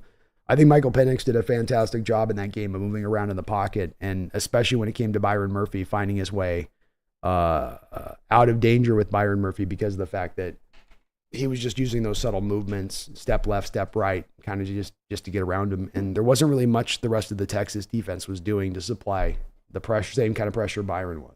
But I'll go back and watch that game again. But it did stand out to me that he had a pretty good game there. He was just this far off in moments. He was right there every turn. Brian, I'm not advocating for trading Woolen, okay? So no freakouts on this. It's just people are asking me about presumptive scenarios by which we could get back into the second round. So it's not me advocating for, it's just this is a way that they could get in the second round theoretically on that. I wouldn't. AI says, I sure hope Murphy's a hit. Defensive tackles have the highest first-round bust rate at 65%. Ooh, that's a big one. I'll tell you what, the 2 defensive tackles taken last year, AI, Kalijah Kancey and both Carter were pretty good.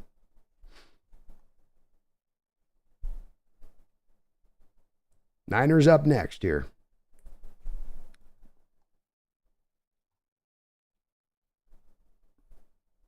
Mr. Dog's got this defense top 10 this year. I like the confidence. Let's go. Let's go. Kool-Aid still on the board. That might be the pull for the Niners here is Kool-Aid McKinstry. They do need some cornerback help. if I was them, that might be where I go. Their fans are absolutely busting down the door for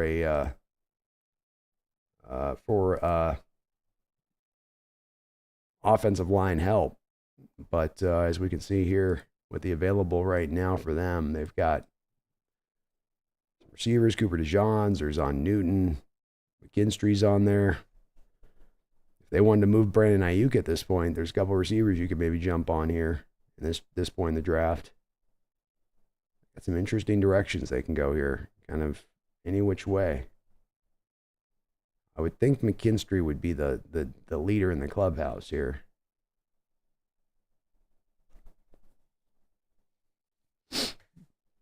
Maybe is Erzon Newton. Or you're out of thinking about moving on from that Hargrave contract. It's possible. Thomas Cox says Murphy played well against the Huskies. Plus, there was a lot of credit that Sweat got, but it was Murphy. Okay, I thought I was remembering that right. Garth Knight, thank you for the $5 donation. I appreciate you, Garth. He says the Bene Gesserit mother has brilliant eyes. Those eyes change things when looked into. Pumpkin will change the present and future on behalf of the Hawks. So it is said, so it is done, Garth. The Bene Gesserit mother has spoken.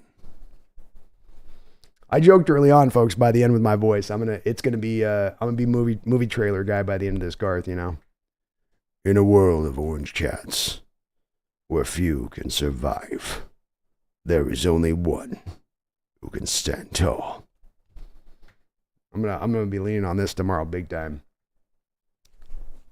Some of you kids don't know about the movie trailer voice guy. You don't know about the movie trailer voice guy. He was an awesome guy. He always hyped you up for the movie. The movie could be complete crap, and he'd get those butts in the seats. But indeed, Garth, she sees all, and I'm telling you, she's working like mad right now in the future draft. She's trying to get that second round pick, but these teams are being real tight-fisted with those picks right now.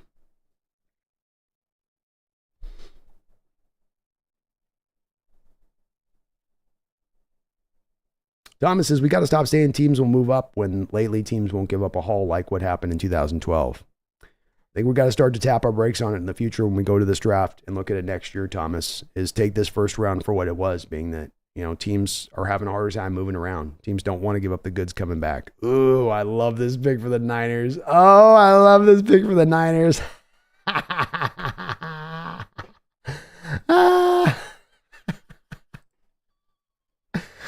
Oh, jeez.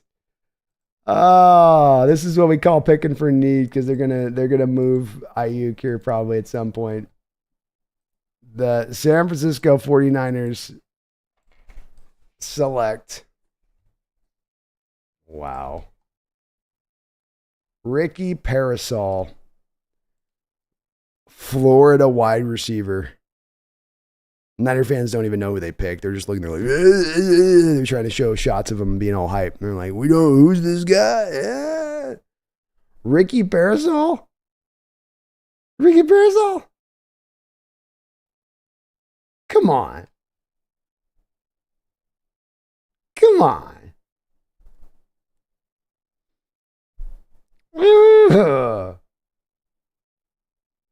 Don Lonfontaine. That's right, Megan.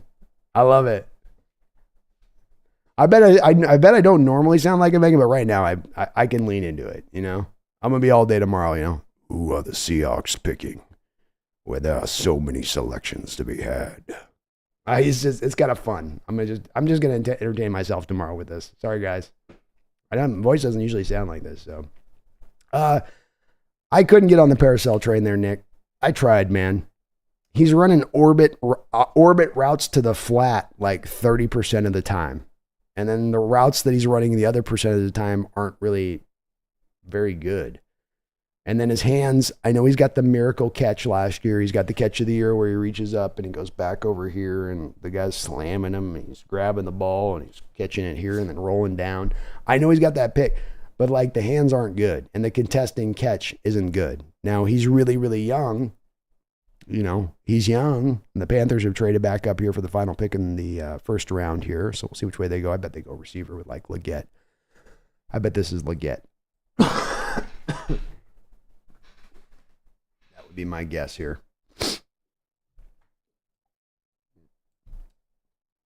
This has got to be Leggett. They've been very interested in Xavier.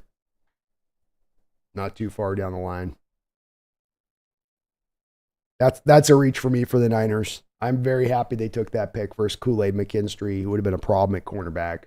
Cooper DeJean, who would have been a problem once he took over maybe for Fuwanga. Nagasa says, can we give back Charbonnet and Hall for our second round picks? We need those picks now. This second round is so much better. It's crazy. It's looking tasty, Nagasa. It's looking mighty tasty. Boy, is it ever.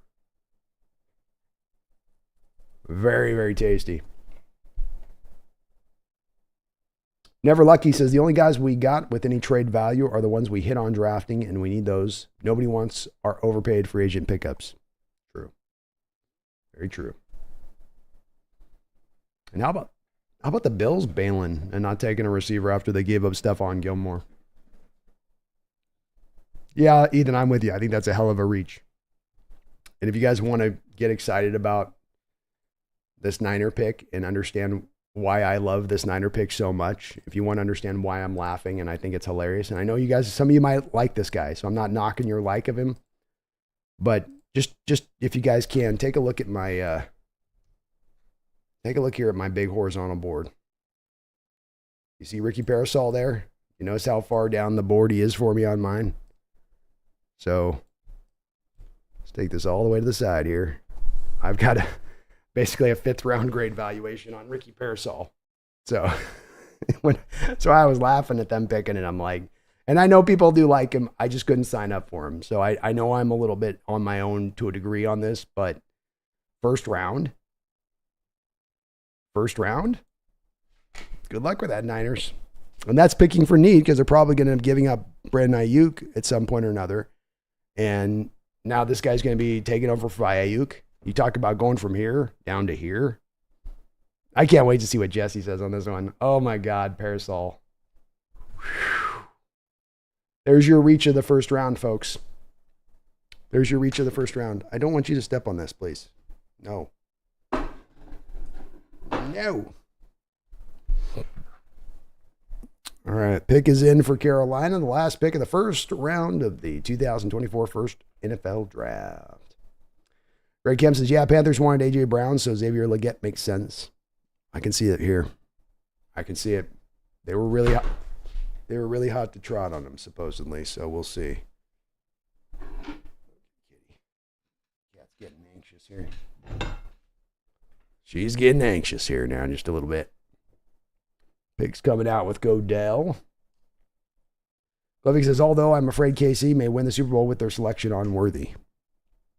And it's definitely a good fit for them. No kidding. I'm surprised the Bills traded down, left Worthy or any other receiver hanging. Yeah, it's kind of weird. They definitely don't seem to be too hyped up on these guys. Carolina Panthers with the 32nd pick in the first round of this NFL draft. Will select. Okay. Go down there and eat it. Xavier Leggett. Xavier Leggett is the selection, the South Carolina kid that caught the passes from Spencer Rattler. He's drawn some DK comparisons, though he is only 6'1" to DK 6'4", so it's a little bit of a different size standpoint thing. DK had a much bigger, longer arm reach, but he plays a lot like DK. So I get this move from Carolina's standpoint. You get kind of a trust guy, contested catch guy there for Bryce, a big target out in the open field for him to easily spot. Very athletic, yoked up kid. There's some that see kind of an A.J. Brown upside. I don't think he's going to be as good with the yak side as A.J. is able to be. He's more reliant on being, physical in his yak. And I don't know if that's going to translate as much at the NFL level when he tries to do that stuff. But he's yoked up. If there's a guy that's big enough and strong enough to do it, he's the guy, Garth Knight says, go to Last Second Sports and celebrate. Thank you for the donation. Let me see where he's at here. Let's see where he's at here.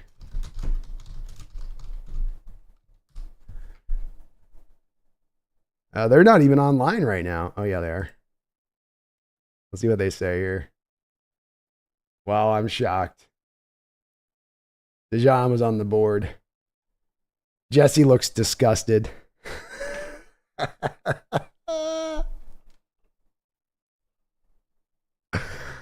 Oh my God, you guys, hold on.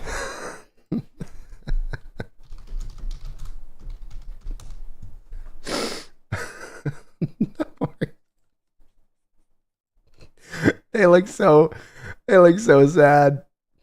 I took a screenshot. Hold on. Where is it? I just went over to Last Second Sports just to see where they're at after the parasol pick. Oh my God, dude. Hold on, where is it at? Look at these guys.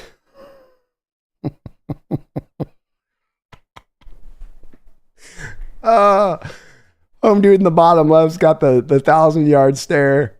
Jesse's just can't even look at the mic. The other guys are just like staring into their phone, trying to figure out which end up is up, which way end up is up. Oh my God. If you felt bad about the Byron Murphy pick, just look at the faces of all four of those guys, and maybe that'll make you feel a little bit better. If you didn't like it. I flashed right over. They all look so depressed. Oh, that's awesome. That is awesome.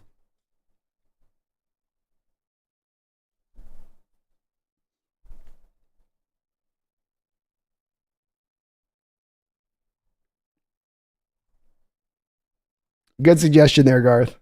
Those boys looked those boys did not look very happy. Oh man. Mitchell's still on the board, Greg. There's some reports on Mitchell about the whole maybe there's like tough to keep him motivated thing, or he marches maybe to his own beat. Don't know if there's any truth to it. Diggs, not Gilmore. Did I say Gilmore? My bad. I blame the cold for that one. King Bomber, Abel says 5th round is wild. He's a great blocker. As I said, I went through and I watched about 3 of his games, and I just didn't see it with it, Abel, and I can only go by my my evaluation on it. As I said, if you go back and watch his games, about 1/3 of his snaps, he's going in motion pre-snap, and then he just goes out to the flat, and then he stands in the flat. That's 1/3 of his snaps and how he was used. When I watched him running routes, I did not see a precise route runner or a guy that's going to just get open in his route running, and I think his hands have been overstated. And he's not a very big guy. He's 6'1", and he looks about 5'10", 175 on a football field.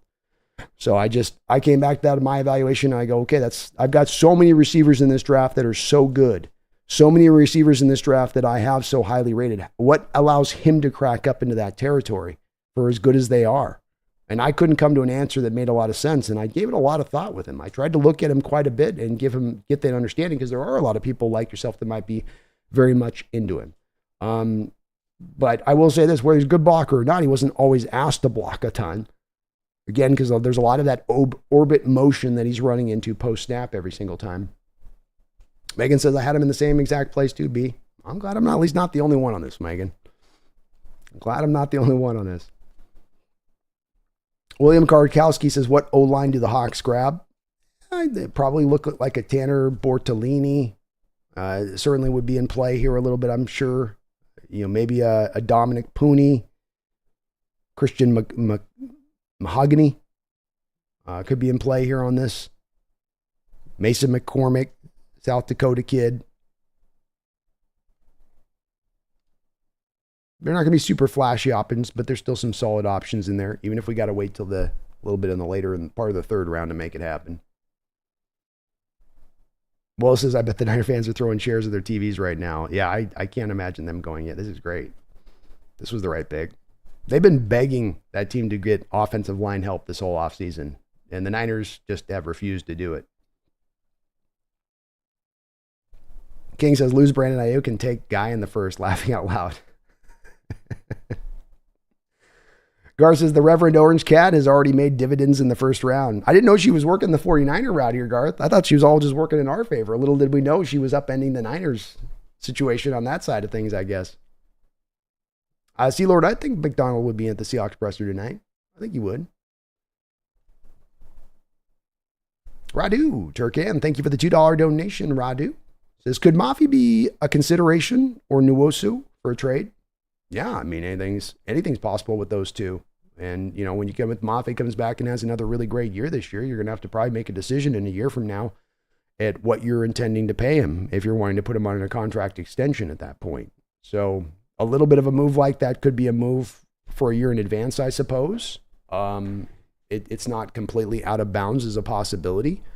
It would be pretty unexpected, but I always like creative, you know, approaches of kind of what they could potentially do. I don't think Nwosu Radu would have as much pull for the trade capital.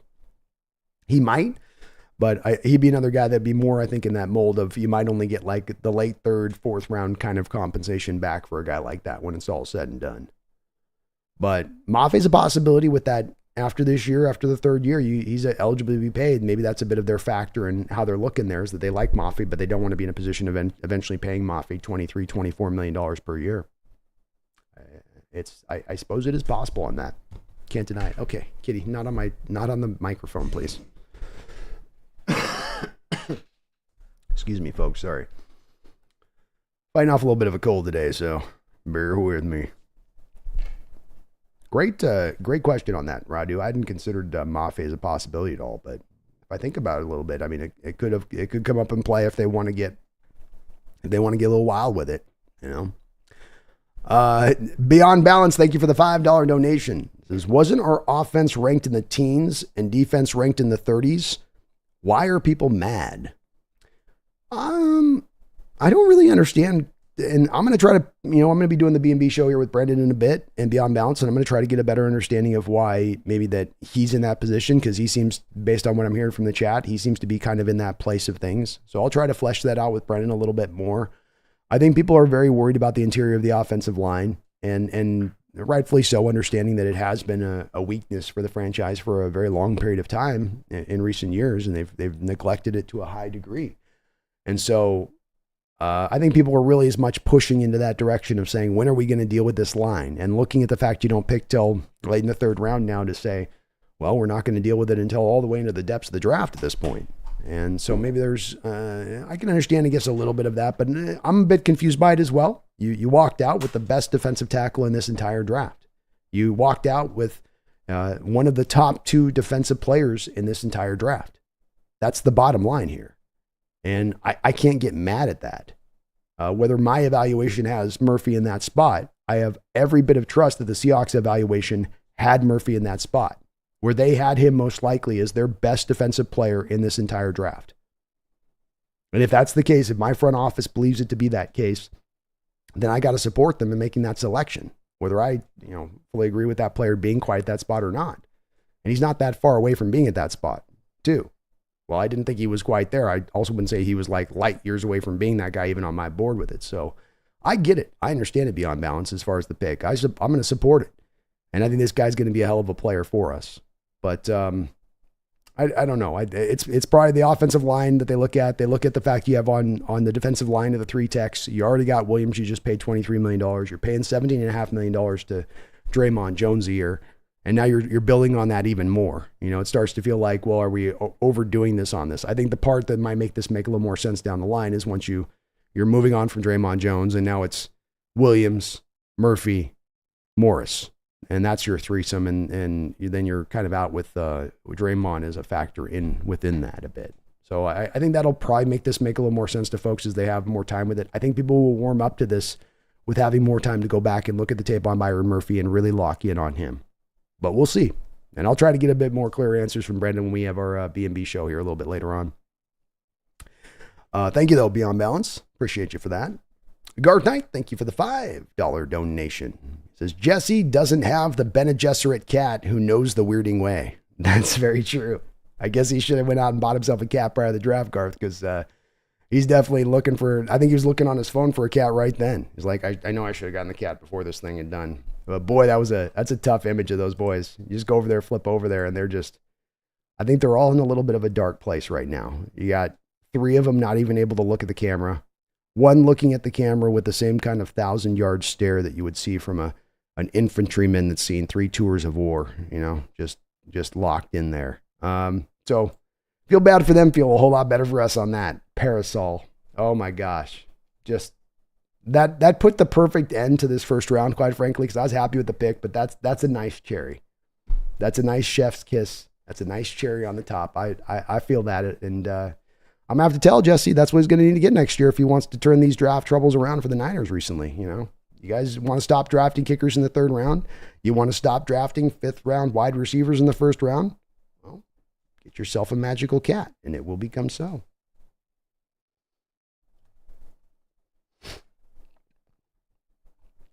Those faces are priceless, man. Oh my God.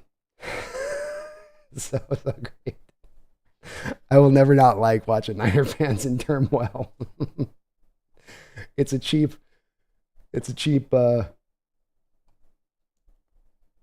thrill, but it's a thrill nonetheless.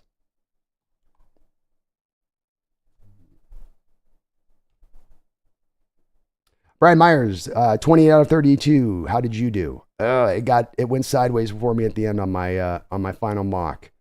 So we ended up with I ended up missing with 1, 2, 3. The last 3 just got me. So I had 3, 4, 5, 6. So I did 26 to 32. I got right.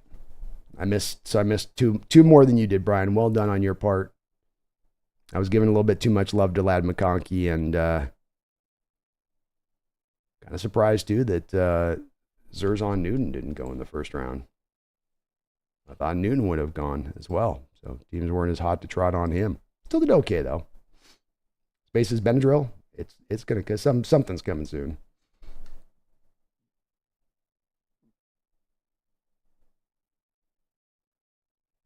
Megan says I'm heading out before my head explodes. See you tomorrow. Sounds good, Megan.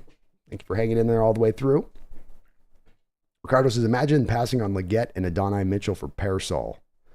Yeah, this one, no one's going to be able to talk me into for the Niners on this one. I don't even think the Niner fans are going to, Jesse's not going to talk me into it. He's going to yeah, we got that one wrong. All right, yeah, you did. Yes, you did. Stay Strong says, I would take Adonai Mitchell before Eric Parasol. Yeah, I would too.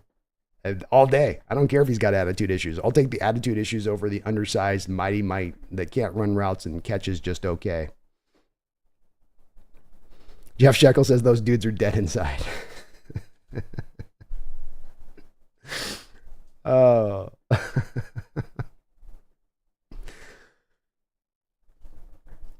49ers could have had JPJ. Yeah, JPJ still could have found a tackle that would have worked. I mean, there's so many other ways they could have gone that would have made sense, much more past what they did. And this is a move for need. They know they're going to move on from Ayuk or Debo, so let's go get the receiver replacement. That's not what draws you to the smartest selection. That's not what draws you to value. That's what draws you to need. And that's where you get into the places of draft that are picks like this that fail, that aren't successful drafts. It really is the demarcation line between having a successful draft or having a draft that just falls on its face. And the Niners took a big, strong, bold step today to falling flat on their face in this draft. He says, keep that shot up. All right, it doesn't get old. I'll give you that, right? Like, this shot is not going to, let's kind of keep this one up here. It's kind of a warm and fuzzy shot, right?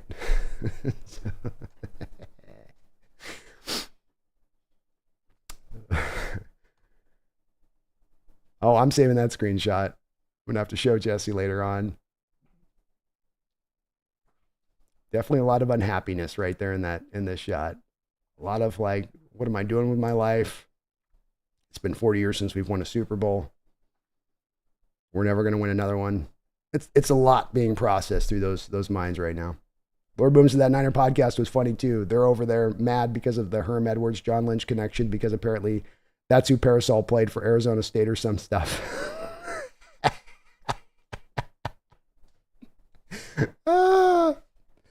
Oh, thank you, Herm. Thank you so much, Herm. Gotta love those old connections, Lord Boom. Those old Tampa Bay connections.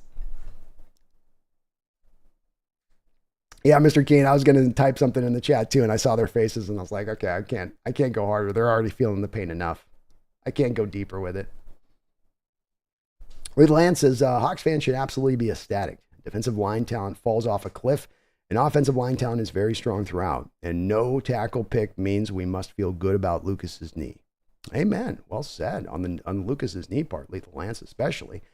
Yeah, I'm in favor of the way this went too. You are right about the defensive tackle talent falling off a cliff. I have a mere 3 defensive tackles in the top, 2 rounds, but even T'Vondre Sweat's probably dipped to the 3rd at this point. So, if you were going to get, you're going to have to get early on this. If you tried to wait, there wasn't one there that was really a good one to be found. You're taking more of a flyer pick at that point, 3rd, 4th round. A guy with a lot of holes in his game on top of the good that he provides.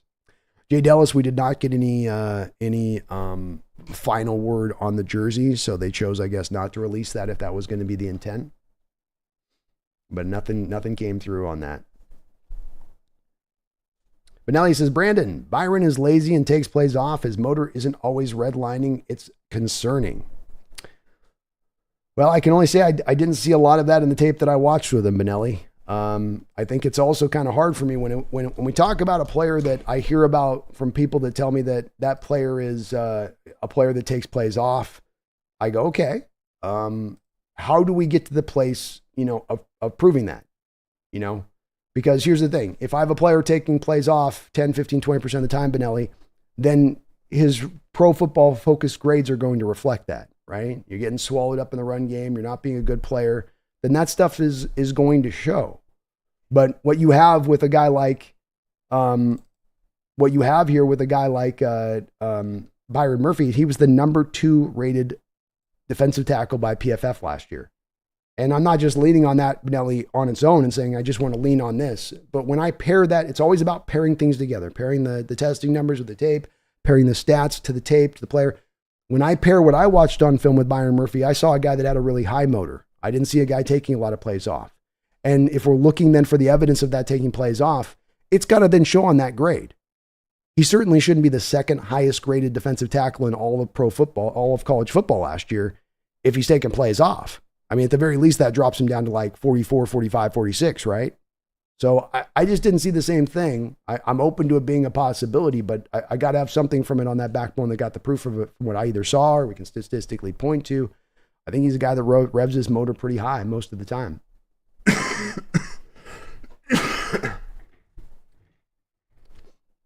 Tan May says, hi, Brandon. How you doing? There have been comps between Mahomes and Caleb. What do you think? Did you do an evaluation on Mahomes back in 2017? And if so, how does it compare to your evaluation on Williams this year? I wasn't, the channel wasn't really rolling in 2017, and we weren't really in a position to draft a quarterback, so I didn't really look at the quarterbacks too deeply because Russell was kind of embedded in here. I did like Mahomes, even though I didn't do a deep dive on him in 2017, so I couldn't say that I came to a real final conclusion on him, but the tape that I saw of him, the highlights I saw of him, the big arm that he brought was legitimate on the college field. You could see that was going to be a big arm on a pro field too. I liked Mahomes coming out.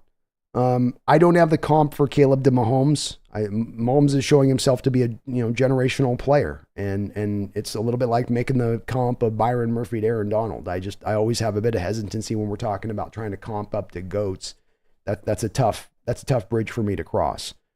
My comp for Caleb Williams is Russell Wilson plus 3 inches. That's my comp for Caleb Williams.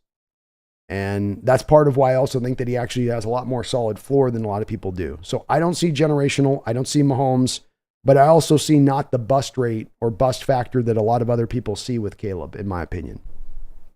But Russell with a couple of inches is kind of how I see, which isn't bad. Okay, kitty. There we go. Getting jumpy.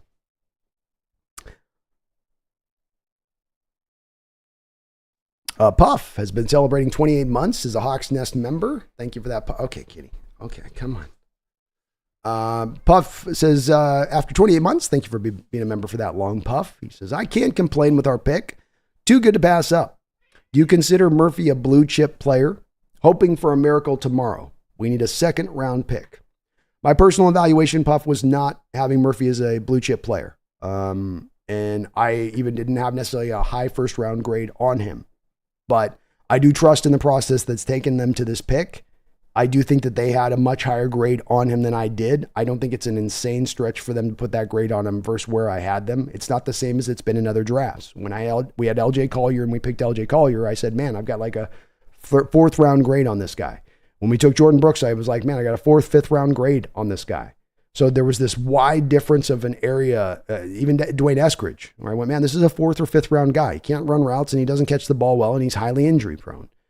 This is not that for me. There's not that wide gulf between where I had the player marked to where he was taken.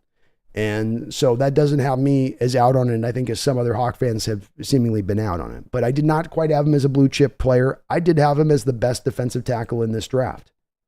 I think that's where I said it was him and Zerzan Newton were neck and neck when it came down to it for me. But I think my bottom line is I would have leaned towards Murphy over Newton. So you are getting the best defensive tackle in this draft, in my opinion, even with where my evaluation was. I do agree with you as well. We do need a second round pick. I think, though, that as we talk about the options, it's going to be very hard for John to find that second round pick. So he's got to go uphill right now to make it happen. And I think it's going to be long on the odds to making it happen outside of there being something outside the box that we're not considering here. Snail, thank you for the $2 donation. And Puff, thank you for almost 3 years as a member of the channel. You were awesome for that. Snail, thank you for the $2 donation. Says, could we go back to being a 4-3 defense now? There's a way more tenets of 4-3 defense within McDonald's system naturally. If you look at the Ravens and you take the Ravens snaps where they were not in stack fronts last year, the high propensity of snaps from the Ravens last year were not 3-4 looks, but were the 4 down linemen. So they have the 3 down linemen. They have 1 stand-up rusher, right? And then they run the 2 linebackers like you traditionally would in a 4-3 with the Mike and the Will. And so they do have a lot of kind of 4-3 baked into their system naturally. And yes, you are going to see kind of more of it, but you're going to see a variety of things along that defensive front. I mean, that's the thing about it being so multiple, Snail, is that you could have 6 different plays, and over that 6-play sequence, you get a different kind of front style every single play. It's not going to be one like it was in the Carroll era where you're living in 4-3 every time and you know how many guys are going to come and you know who's coming every time. It's going to be completely the opposite. But to your point again, it's last year they would use their 4 down linemen. You know, Clowney was your edge guy coming off the blind side, wide 9 technique. You got Matabuki as your 3 tech. You come over here and it's either Travis Jones or Michael Pierce as your nose tackle, and then Ode Adefawe, I can't say his name, would be your left defensive end. So a little bit, kind of, Snail, you know what I mean? Kind of, but yeah, more so than it's been. Chase Stern, thank you for the $5 donation. I appreciate you for that, Chase. He says, what the hell is Atlanta doing? Atlanta is buying insurance. Obviously they fell in love with Michael Penix. There's no doubt about that. You don't make the selection unless this guy's your guy. So that makes a lot of sense there. But then also, they're going for it right now. They're in a wide open division next year. They think they've got enough talent to make this happen right now. And they have a guy in Kirk Cousins coming off of a major injury, who's played a lot of football, who's one bad hit away from being knocked off the field once again. You know, do you want to put all your chips into the center of the table on this guy that's 35 years old and do like what the Jets did last year, where they just rolled the dice that Aaron Rodgers was going to be able to stand tall for a full season, and he didn't? And when he didn't, their only backup option was to go to Wilson, who wasn't good enough. And I think that the Vikings are trying, to maybe learn a little bit of a lesson from the Jets on this, saying rather than hitching yourself to this aging quarterback who we trust can help to take us over the top, who we trust can help us to win a division. But if he does get injured, we don't want our whole season thrown out the door. What's more important for us than at that 8th overall pick? Have insurance for Kirk Cousins to be able to continue to be able to compete if our quarterback goes down, or get Dallas Turner. And I would have advocated more for Atlanta going the Dallas Turner route, but I can completely understand grabbing the Michael Penix insurance plan. Because these quarterbacks at 35, 36, I know we've had a lot of them been able to play till they're very late in their career, until they're very old. But it doesn't take the biggest of hits to break those guys at that age. A very innocuous kind of hit or an innocuous kind of step. You know, when it came to Cousins or when it came to Rodgers last year, it wasn't like their foot turned all funky and snapped. it was a pretty normal kind of play that you saw their footing taking down that caused the Achilles to completely blow up. So, I understand looking for the insurance policy on that. Is it kind of still wild on Atlanta's part? Yeah, but I get it. It's not completely insane.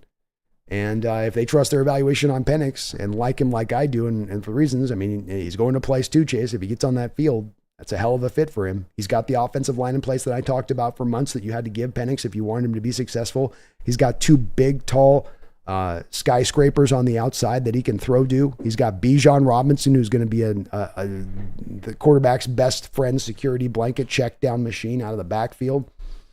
I kind of go, man, I can kind of see how that fits for Atlanta. It's wild, but it does kind of make more sense if you think a little bit about it I think. Just a little bit, maybe.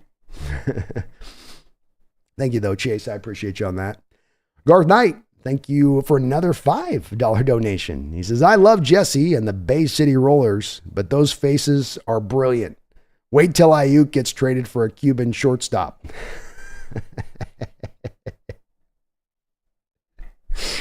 Yeah, sir.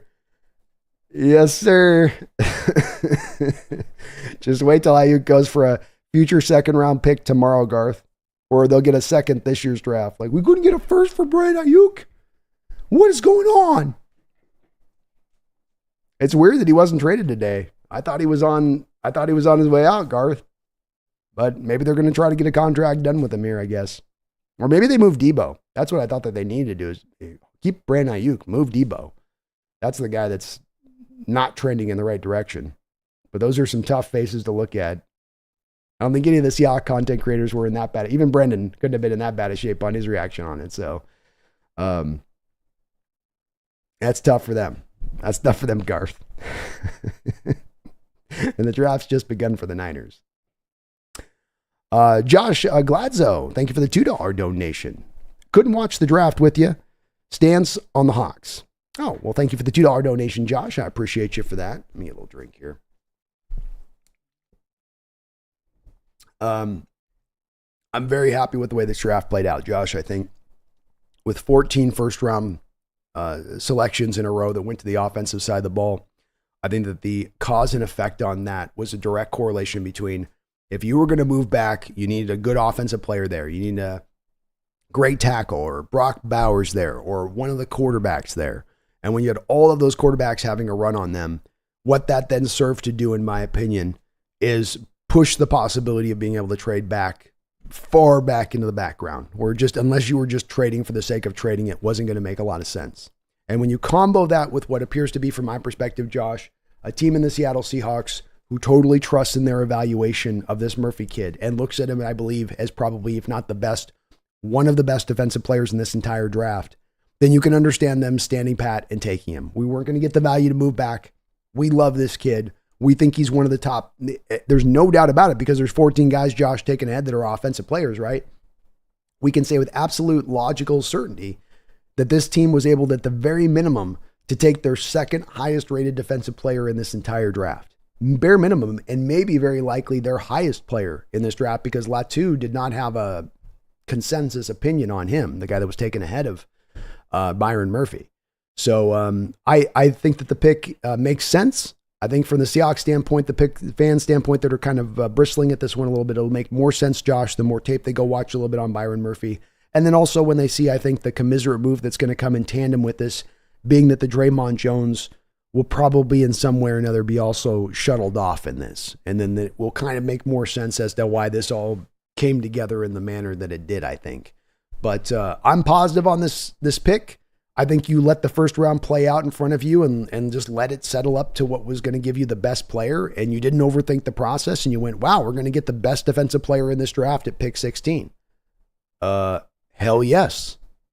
And whether my evaluation isn't there with Murphy or not, you can't argue with that. And it's like, all right, yeah, I mean, that's kind of hard to say no to that if that's where your stance is on that particular player. So I liked it, Josh. I like where they started off this draft, and Murphy, I think, is going to be a hell of a player. He's not Aaron Donald, but can he be Ed Oliver? Can he be Grady Jarrett? Can he be Geno Atkins? Yes, I think he can be that kind of player. Garth Knight, thank you for the $5 donation. Pumpkin is a blue chip feline, and she's worked wonders over the last 3 years. Pumpkin, in her weirding way, will decide the importance of a second-round pick. I'm trying to work her for the second-round pick. You can see she's moving everywhere, Garth, right now. She's rubbing her head on my laptop. She's trying to make the second-round vibes happen. I can see it. Are we going to get that second-round pick or what? She's going to show you a little... You guys want a little bit of butthole here? There you go. There's some cat butt for you. She was going to show your ass before this thing was over one way or the other, I suppose, Garth. You can't have the weirding way without the ass. Appreciate the donations, though, brother. You're very kind. Very kind. Got to have the weirding way, man. You got to have an orange cat on draft day to make sure your team picks right. If you don't, you're in trouble. Seahawks Brandon Nelson, we'll be wrapping up here fairly shortly, brother. So I will get you over there, and we'll be doing the B&B show for sure here and pretty soon. So thank you for, 31 months as a member of the channel too. And we'll be seeing you soon, man. Josh, thank you for the $2 donation. Any hopes for tomorrow beyond our native pick? I'd like to see us get back into the second round, Josh. I think it's going to be very hard to pull it off because you really had to move back in the first round to make it happen. And you try to do the math of packaging these picks with this player, and it seems very complicated, especially, Josh, because it seemed like it was so hard for deals to get done today. You know, we walked into this draft expecting there was going to be all of this movement here and there and everywhere, and everybody was trying to move up, and other teams were trying to move back, and then you got to the draft, and nobody can make any deal go. And so everybody's, I think, kind of just feeling like they're not getting the returns that they thought they should get to return if they're going to make those kind of moves. That gives me a lot of pessimism for tomorrow about the ability to move around there. Maybe teams are starting to value these second round picks in a place where they're like, no, we're not just giving this away. You better make it worth our while. And we don't really have a way of making it worth the while outside of sort of robbing from next year, which I don't think John's going to want to do, Josh, because I think he's going to want to keep as much draft capital for next year in the back pocket as he can for the potential of it at that time, looking to maybe make a trade for a quarterback up at the top of the draft. Move up to go get that guy at that point if they can, target a guy. So all the roads on this one end up leading back to, I'd love to get the second round pick back. That's my hopes for tomorrow above all else is just get back in the second round. There's some really good players in here, and you could really come out with a really, really fine guy here. But I don't know how they do it, Josh. It's going to be a bit of an uphill battle to make it go. Outside of that, if we just land into the third round, we're not able to trade back up, I would like to see us get the interior of the offensive line dealt with here. I'm not a fan of reaching for need at that point, but find a way here to target a guy, be it at your native pick or a guy that you move up for. Maybe it's up in the earlier third round. Maybe it's not the second round, but it's early third. You're able to go up and get a guy like Dominic Pooney or something like that. Then so be it. But deal with the trenches. You started doing that with Byron Murphy. Now let's get back over the offensive side of the ball too, over that offensive line. And let's just keep building those two sides up. Thank you, though, Josh. I appreciate the donation. Both of your donos, the double dono, I should say.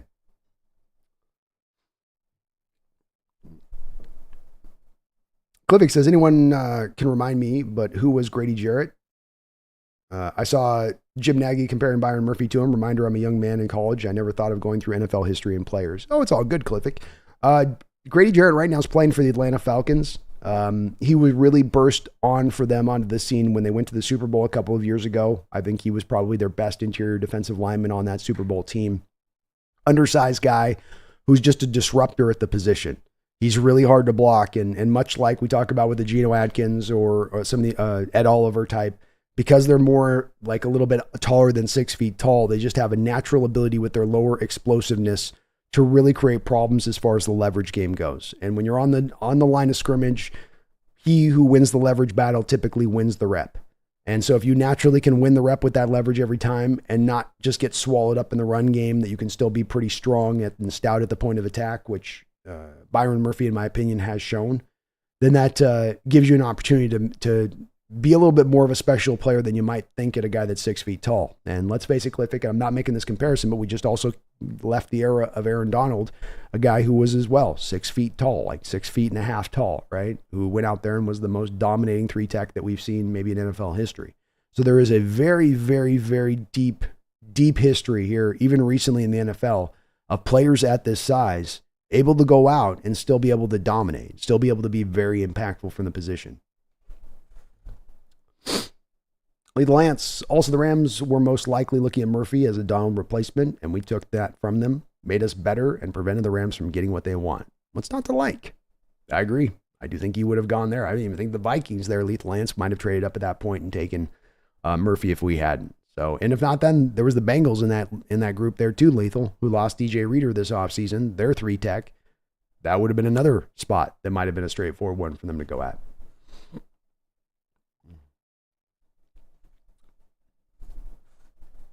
It was a wild draft, Josh. One hell of a wild draft.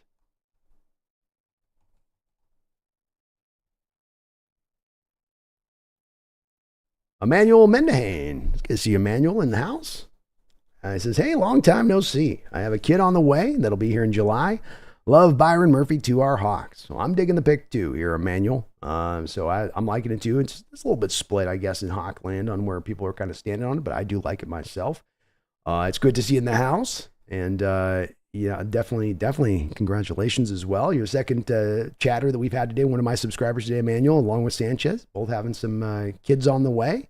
That's exciting. Always like to hear, Emmanuel, the Hawks Nest is getting bigger naturally, you know. We ain't getting more subs, we're just getting bigger. You know what I mean?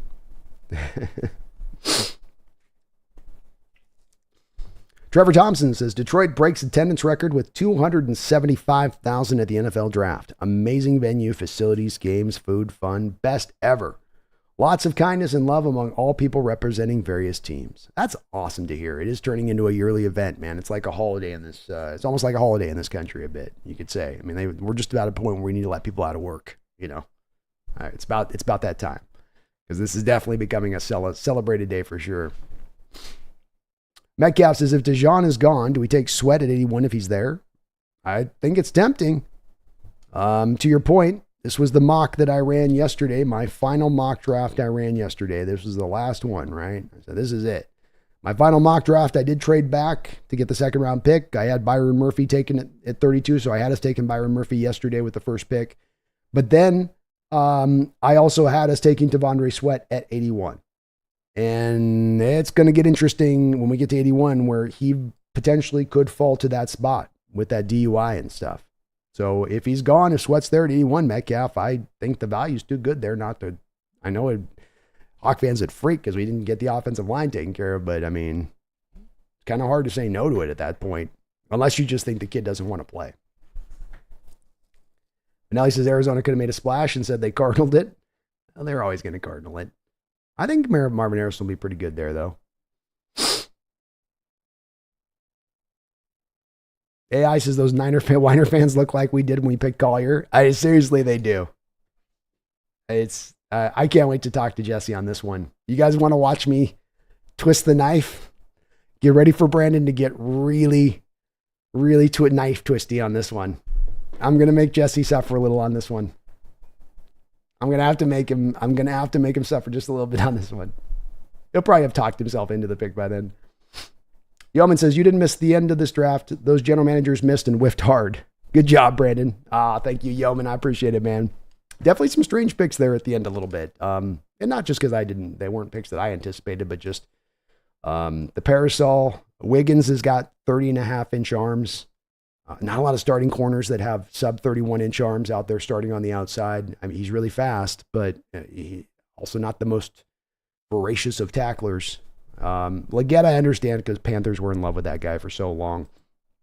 And I had a second round grade on him, but I think with Worthy, then I think, somebody was saying, well, Chiefs are thinking they're getting Deshaun Watson. I just don't think Worthy is Deshaun Watson. I think Deshaun Jackson, was a lot better of a player coming out of California. The questions were there about the size stuff, but I just felt like Deshaun had a little bit more better hands. He just, you could trust him a little bit more to run varied routes. Benelli says, I hope you're right. I saw vids that split his good and bad. You can always find the bad reps in there. You can. What I see is pretty good, consistent effort. And like I say with it in Bellinelli, if a guy's taking snaps off, that's going to show up in his grade. He may even still be a high-graded guy, but he's not going to be the second highest-rated defensive tackle in college football, and he's taking plays off. that is something that while I don't want to give an end all be all to the PFF's rankings of things and say like that should be just taken as gospel, wholeheartedly. I'm not trying to press or say that it should be that. But what I will say is that it's got to be given some kind of weight. And if a guy is taking those kind of snaps and reps off, then, that's got to be indicative somewhere there in the grading system that we're seeing. And when it comes to Byron Murphy, he's 91.1 defensive grade, 80.5 run defense grade, 91.5 pass rush grade.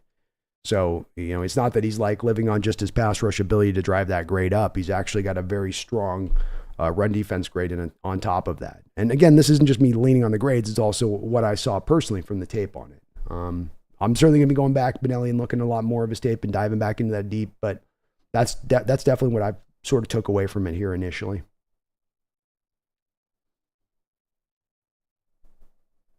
Stay strong. Honestly, I would have taken Kool-Aid before Parasol too. Yeah, man. I mean, Kool-Aid was an easy evaluation at the cornerback position. I didn't see a stardom in his future, but I mean, he's going to be steady and strong at the next level. So I'm going to have fun looking at some of the Niner fans' reactions on this one because I don't think it's going to go over well. Lions fan says, good pick by y'all. I think you guys did pretty good in this draft too. You did some trading around. Terry and Arnold. I'm not a big Terry and Arnold guy, but he's going to be solid for you guys. He's certainly an upgrade over what you've had there. And you guys were able to kind of move around a little bit in this draft and manipulate things some. So can't argue with how you've drafted recently either. So congrats to you guys too. Certainly didn't do anything bad.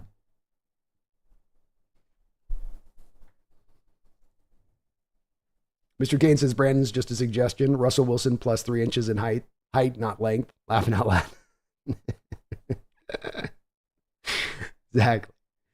Exactly. Benelli, we can still get Zach Zinter, man.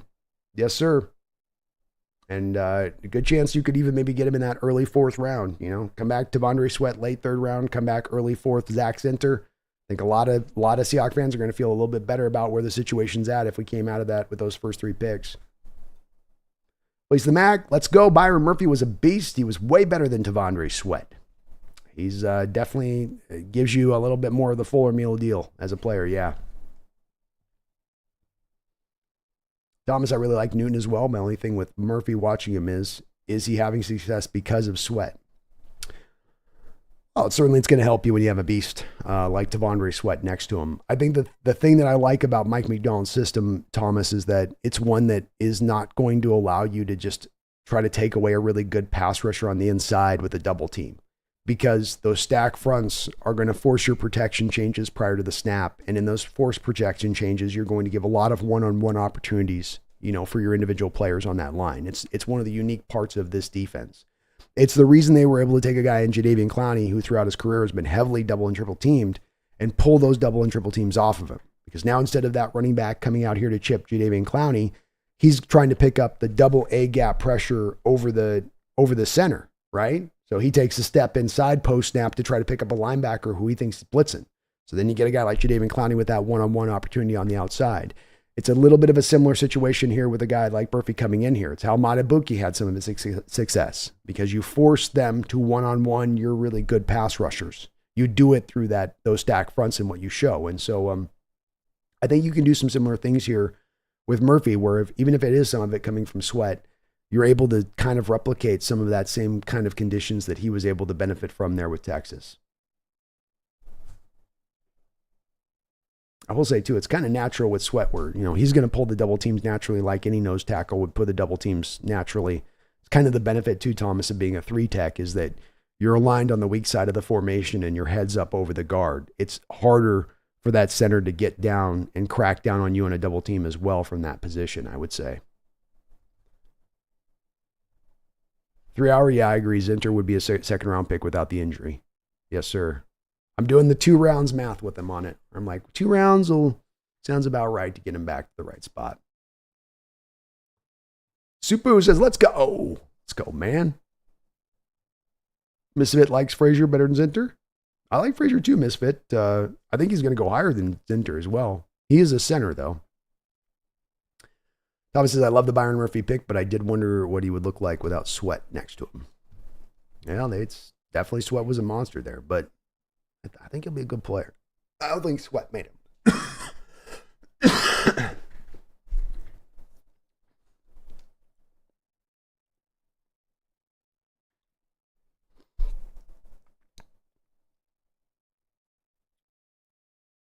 Lions fan 22, the Packers pick made absolutely no sense.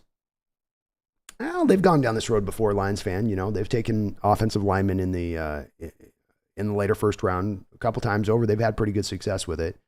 Remember with Jordan Morgan, Lions fan, he was coming back off of a torn ACL this year, so he wasn't necessarily at 100% in how he's playing this season, and yet he still played really good as he was coming back from that injury. I think the Packers are counting on the fact that he's going to get more healthier and better here as time goes along. And a guy that can play both, probably tackle and guard for them. They like that versatility out there in Green Bay. It was a little bit of a maybe overreach on that player, but I think that's them doing a bit of that projection that as he gets healthier and better, as he gets healthier, he will get better, and they'll really have a player that, you know, if he hadn't had that ACL injury, he might have been a mid first round pick if he hadn't kind of been having to fight through that a bit. Solomon says Debo is apparently sharing reports on social media that he's going to be traded. You can only get a second round pick for Debo Samuel now. Boy, Niners about to get real depressed real fast, folks. Niner fans, hold on to your butt cheeks. Because that's what that means to me, is that they couldn't get a first for Debo. They're probably going to get like a late second for Debo at this point. If that. Spaces, I wanted Fatano, but I think Byron Murphy was a fantastic call. It's kind of in the same place. Bit of a similar place.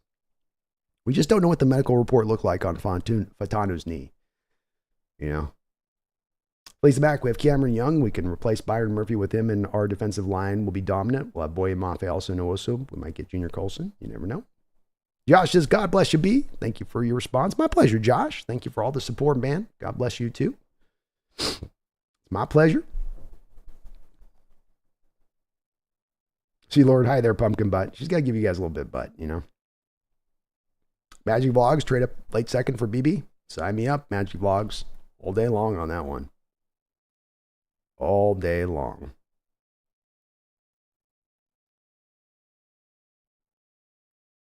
Drunk Squidward, IG. Seattle was one of 3 teams that tried to trade up for Michael Penix in the top 10. Wow. Interesting. Thomas Man, if somehow Cooper BB or Junior Colson is still there at 81 tomorrow, I'll be a happy hawk. Hey, that would be amazing. One of those guys fell to us. I'll be doing handstands on stream. Lee says everybody doubted Devin. They did, didn't they? Garth Knight with another $5. Thank you, Garth. I appreciate it. Says Pumpkin is testing Brando before he needs to put his hand in the box. Pumpkin, he's ready. He'll be over there like this.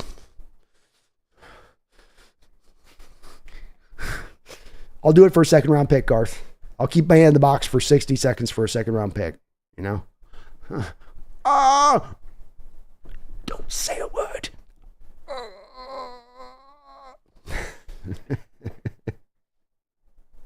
It's not real, Garth. It's not real. It's all in your head. She is. She's preparing me. She's got to make sure I'm ready before she puts the box, because, you know, they've got the poison needle next to your neck. So if you mess up that test, you're a dead man. It's the way it works. It's the way that thing works. Thank you, Garth. Garth, another $2 donation, says, Brando, fear is the mind killer. I must not be afraid. Fear is the mind killer. Appreciate you, bro. Fear is the mind killer, man, especially when you come into drafts. The Niners right now, they're riddled with fear. It's causing them to take Parasol. It's causing them to trade Debo Samuel for secondhand parts so they can sign Brandon Ayuk and eat the dead money, and we can gleefully sit back here and smile and say, I think I hear doth I hear a window close? Doth I hear a Super Bowl window starting to close?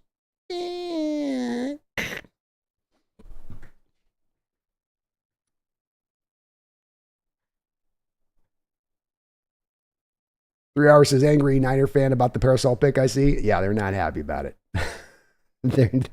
It's getting a little dark in Niner Town right now. Gino Smith in the house. What's up, Gino? Good to see you in the house, man. You liking the pick? Gino says, thicky Ricky Parasol whoopsies. Yes, sir. Yes, sir.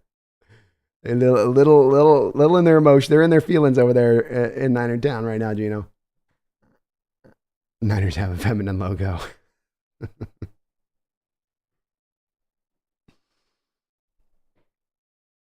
Cole Cisco says, what do you think of the Niners pick? Well, Cole, I think the way I can kind of summate my view of the Niners pick is to show you my big board. And if you'll notice on my big board, right in front of you right now, you're going to go ahead and get to see my offensive side of things. And you can see I've got all these wide receivers up in the top of my draft, right? I got the 4 guys taken up here. I look pretty right on that, right? Xavier Worthy had him early second round, so I think that's pretty close to my valuation with him there. All these guys are going to go in the second round tomorrow. Ladd McConkey, Adonai Mitchell's. We had Xavier Legette go at the end of the 32, so I'd had him right about the right spot. But if you go all the way down this list, if you go past Jalen Polk, Jalen McMillan, Roman Wilson, Jamari Thrash, Jacob Cowling, Brennan Rice, Luke McCaffrey, if you keep going down the list, past Tez Walker, past Troy Franklin, past Javon Baker, past Jermaine Burton, past Johnny Wilson, past Xavier Restrepo, past Jaquan Jackson, past Aeneas Smith, past Broom McCoy, then you will finally land in the 5th round at Ricky Parasol, or the man the Niners took in the 1st round. And so I'm quite gleeful of them selecting that pick, Cole. And I'm if you can't see with that, I'm not the biggest Ricky Parasol guy. Not a Parasol man. No. Garth Knight with another $5 says Marv Jr. is a stud. I don't dig wide receivers, but Marvin Jr. is for real. Good on the cards for that selection.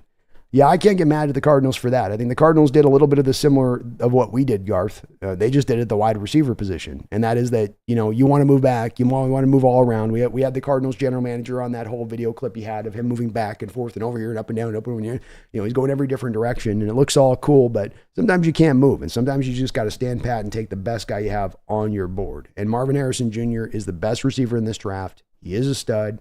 He's going to be a day one starter who produces for you from day one. And I think he's the real deal. I didn't need him to go out there and test and run 40 times. Just turn on the tape the last 2 years. He's smoking everybody. I think the Cardinals made a smart selection here. And that's a good pairing there with Kyler Murray, and that's going to help their team. He's going to be a problem. I didn't even mind Darius Robinson in the late 1st for them, Garth, either. I think that's not a bad pick for them. He gives them some physicality and strength. You're in a division with a team like the Niners that wants to run the ball. Having a guy that can control the edges out there can be very, very helpful. And getting around on that. So I'm overall in favor of what they've done here. I don't think it was that bad of a draft for the Cards. I had Robinson going in my 1st round mock too. But thank you, Garth, man, for all your support today on the channel. Always for all your support on that. Random McDaniel, thank you for the $2 donation. It says 2025 2nd and a 2024 4th or 5th. Get us the Packers later 2nd round. Man, I think you're going to have to do probably I don't know. That might, I don't think it's enough for the late 4th. Maybe the early 4th gets it done, Randall. So a 2nd next year and the late 4th gets it done, maybe on that one. This is where it gets a little bit tough for me, Randall, to see us being able to make this trade because you just would seemingly have to give up so much to get back into the 2nd round. If that's what the Packers are wanting, to your point, Randall, if that's the offer or that's what they're saying, we'll do this, then I'll go ahead and jump on that. I would do that deal all day if I could from the Seahawks perspective. But my thinking on this is that it would probably take a little bit more. Maybe you could just barely get away with that 4th round, that early 4th round pick in the future too. Maybe it would be like future 2, a 4th, and like a 6th or something. But boy, you're grinding on the Packers hard there. I know they're going to want more on that, on the other side of that. That's for sure.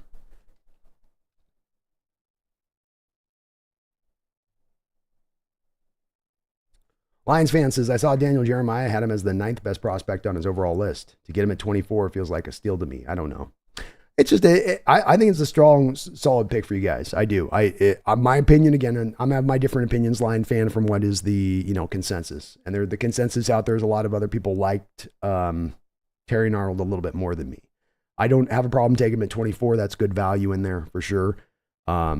there's just some things where and you're not going to like this comp, Lions fan, but there's some vibes I get off of him that were very similar to like Jeff Okudah coming out of Ohio State. And I didn't like Jeff Okudah coming out of Ohio State when so many were loving him as the number one cornerback in the draft. And I'm getting some of those. I got some of the vibes watching Terry Arnold on tape. But he can tackle and he can play the ball. And those two things are going to be helpful to that Lions defense, regardless of whatever else he's doing in coverage for you guys. So it's not a bad pick. Space, was Fatano's knee flagged? I think indeed it was flagged to some degree here for him to fall kind of all the way to where he fell at like 20. It does seem to indicate that there was some worries by NFL teams around that knee. And Catalyst, yeah, I think the Falcons are thinking insurance policy with Penix. You know, we're going for it right now. We feel we can be a Super Bowl ready roster. Whether you believe that or I believe that or any other fan believes that, that's what they seem to think. And if that's your belief, then you probably do want some insurance for your 35-year-old quarterback coming off a torn Achilles. And Michael Penix is not the worst of insurance policies, especially understanding if he has to go in there and play, he's going into an environment that's very conducive for him to find success. Silas says, what is Seattle going to do at quarterback for the future? Next year's quarterback class is a wash. Do we really believe in Geno and Sam to take us to a championship? Well, I think that there's definitely a lot more of a chance next year. They're going to take a look at the quarterbacks in that draft and see what they can kind of pull from there, Silas. I think it's a bit premature to say necessarily we know where the quarterback class is going to be at. Every class can be a little bit different. Obviously, this one was pretty historic, having 6 quarterbacks taken in the top 16 picks. You're not going to get that again. But then if you get a little bit less than that, does that mean a weak quarterback class? Shedeur Sanders, Quinn Ewers, a couple of other guys seem like they have a very good chance of being first-round ready players, minimum. So I think there's a chance that they look into next year to going and finding that guy. For instance, Sean Schneider supposedly has a thick, rubbery one for Quinn Ewers. So if that's the case, then maybe Ewers will be the guy for them next year. I think a little bit of the model, though, that really drives this at the end of the day, Silas, is I think, and I'm making a guess here, that John Schneider's outlook on this is that we went to a Super Bowl back-to-back years 10 years ago.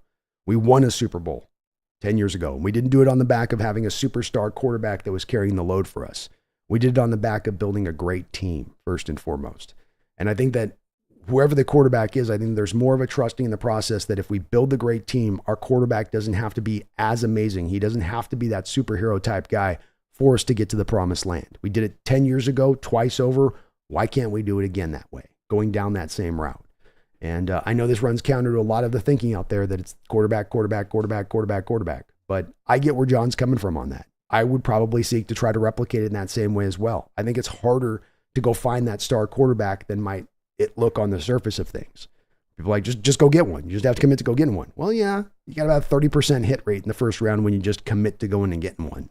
Like, that doesn't bear out those returns as much as you would think just on, kind of having a willingness to make it the pick. So it's got to be the right guy. It's got to be the right situation. You got to have the team in the right place. But they're definitely going to take it down the line a little bit, Silas, on that front of things. Yeah, well, let's move over here in a sec here on the B&B. Sorry, guys. We'll wrap this up a little bit here. Michael Hyde, thank you for the $5 donation. He says, Purdy's going to have nightmares about our D-line tonight. Murphy. No, Mafe. Go Hawks. Yeah, you got a lot more dangerous tonight on that defensive line for sure. And deeper, more talented. You've got the edges in place already, and now we've got the nose tackle rotation in place. We've got the 3-tech rotation in place. And remember, this is a short cry, Michael, from 2 years ago where we dumped all 4 of our defensive tackles in one offseason. Al Woods, bye. Puda Ford, see you later. Quinn Jefferson, sorry, we just don't have the time for you. You moved off all those starting 4 guys that you had in order to rebuild this thing, and now maybe with this step of Murphy, you've kind of taken the final step to getting it rebuilt in the way that you had sought. So hopefully this unit can start to turn around to be more of a strength of the unit than be a detriment, be a negative as they have been at times the past couple of years as we've gone through this transition of rebuilding it. But I like where you're thinking, man. And certainly this is a guy you'd hope can give Purdy some fits with some real nice, easy, quick pressure right up the middle, right at Purdy as he's trying to set back on those quick drops. And be like, yeah, you're getting hit before you hit that quick drop. I'm that quick with it. I'm that fast with my penetration. I hope so, Michael. I really do. And go Hawks, man. Thank you so much. Garth Knight, thank you for the $5 donation. Appreciate you for that, Garth. He says, can we get at Megan's brother on to talk Cardinals? We have Jesse for the Niners and the Canadian fella for the Rams. I got a guy in mind, Garth. We haven't been able to sync up in recent years, but there's a Cardinal channel that does a pretty good job out there. I've tried a couple times to get him on the hook and just hasn't been able to sync up, but we'll be syncing up with them this year. I'll be doing a behind enemy lines every week of the season this year, no doubt about that. So I've got the channel in mind that I'm going to reach out to on that, Garth, and that's going to come down the line. I'm for sure on that. I promise you there, man. We got to get the Cardinals in. We got Jesse and we got Jo. The Rams fan is our Canadian Rams fan. Those guys are definitely going to be on the hook for us this year when we do that behind enemy lines. But yeah, I got the other one, man. I got the other one figured out. Just haven't been able to sync up with him in years past. We've kind of hit each other on Twitter and just kind of two ships passing in the night a little bit. Tan May says, Brando, as a prospect coming in, who do you think is better between Cansey last year and Murphy this year?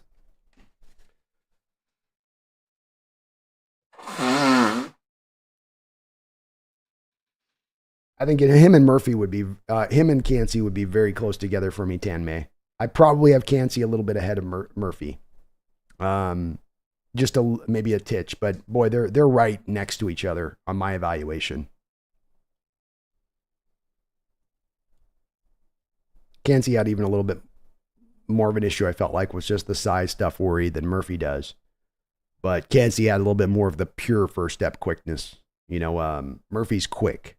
Cansey was first step quickness. A little bit more on that one.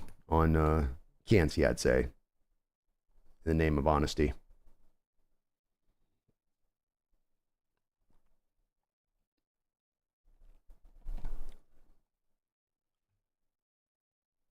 Ringo says, that's crazy. What are the odds a second rounder or an even first will be as good as Debo? Not good. Yeah, it's a move that they're making, not from a strategic standpoint, Ringo. It's because they don't want to lose Brandon Ayuk because they were not getting back the return in for Brandon Ayuk in a trade. So they want to pay Brandon Ayuk, but they can't afford to pay Brandon Ayuk while Debo Samuel's still on the roster. So you got to offload Debo Samuel to then pay Brandon Ayuk. But then none of that has anything to do with maximizing out the value of return you get for Debo Samuel. This is how we get into that not liking the parasol pick. Not liking the way this is a little bit of like, you know, the tail wagging the dog for the Niners a little bit, in my opinion. So I'm with you, Ringo. I don't think it's a smart move by the Niners, and this is why I say I hear a little bit of a window, just slowly, just creaking to a little bit shorter shut at this point. You know what I mean? Just a little bit, a little bit down, just a little bit. Gino Smith says, "Let me check out the Niners chat right now."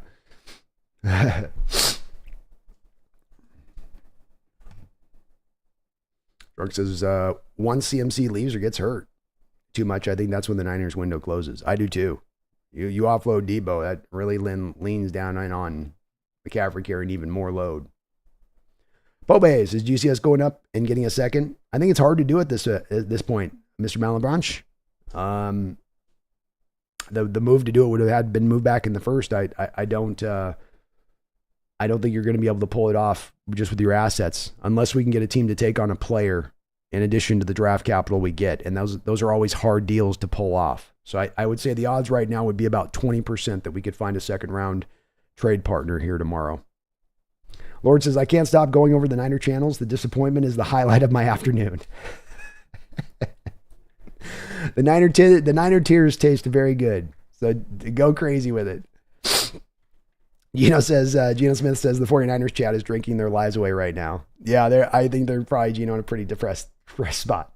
You know, it's probably getting pretty dark there. You're not talking yourself into Parasol. And when you start to watch the tape, I swear to God, when these Niner fans start to watch the tape on Parasol and he's running the fly sweep motion to the orbit flat route, and then he comes to a stand. I mean, go watch the tape on him. Go type Florida offense 2023 and look for number one. And number one's coming on a fly sweep. He runs out to the flat. He stops in the flat and he stares at his quarterback.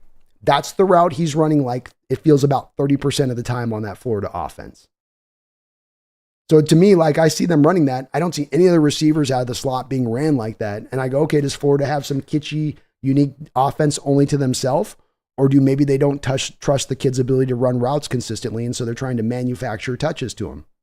And if that's the case, I'm not making that guy a first round wide receiver.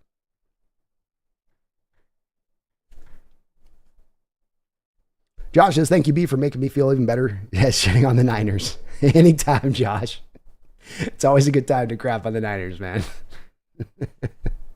It's never a bad time to crap on the Niners. MJ says, makes today even better. Go Hawks. It does indeed. I love it.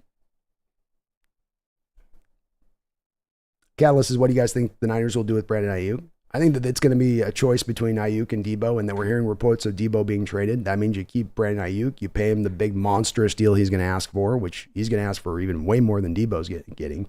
You eat the dead money on the Debo contract. You trade him for a late second-round pick.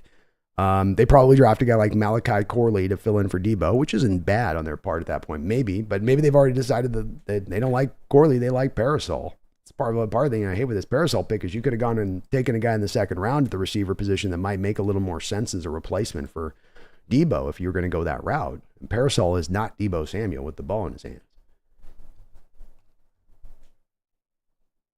Alex says, in the 49ers, what happened? Albert Nickens says, apparently Murphy was a fan of the Seahawks. Hell yeah. Like hearing that. It's always good to get a guy in the house that already kind of digs the team. Wayne G says, Byron Murphy was a solid pick for the Hawks. Great pick. I agree, man. Very happy with this selection. C-Lord says, from what I'm hearing, going back and forth, watching the Niners draft pick reaction is going to be a hoot. I can't wait. I'm going to watch it probably tonight or tomorrow at some point. Because I want to see the looks on their face. I'm going to definitely screenshot that moment.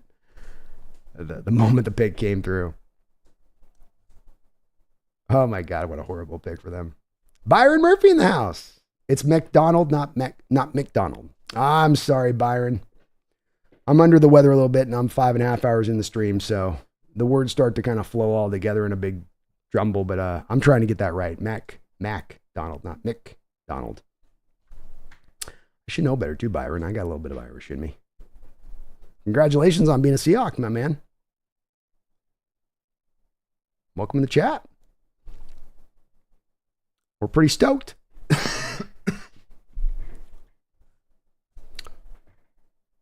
Always Compete says, this is smelling more and more like a rebuild. Most fans don't remember all the years we sucked. We've definitely had some bad years, and there may be a bit of that going on here a little bit in their process. When you turn over a new coaching staff, that does tend to be a little bit of what you deal with there. And Byron Murphy, I'd love to have you on. If it's real Byron Murphy, I'd love to have you on for an interview, man. If you would come on the Hawks Nest, open invite anytime.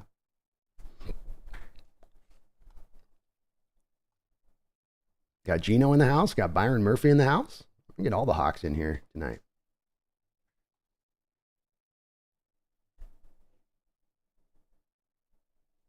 Haley says, damn, it's too bad they took some wallpaper down or this would have been a perfect off season. That's an awesome joke. Ante the Pretrish. When is the quarterback messiah ever going to come to Seattle? I can't wait another year to wait. All right, 2 years already and screw Atlanta.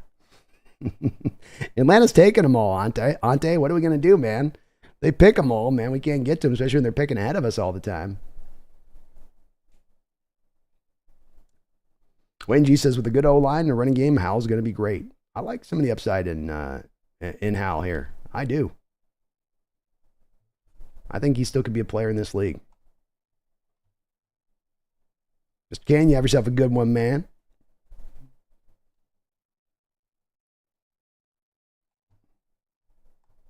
Oh, shoot. So, yeah, we were trying to get a troll out of here with Roxanne. You might have gotten hit there, Byron, so sorry on that one, man. We get a couple trolls in on this day, so the mods got to stay on top of it, and sometimes the chat can update. But if it timed you out, just pop back on in. Sometimes it'll happen.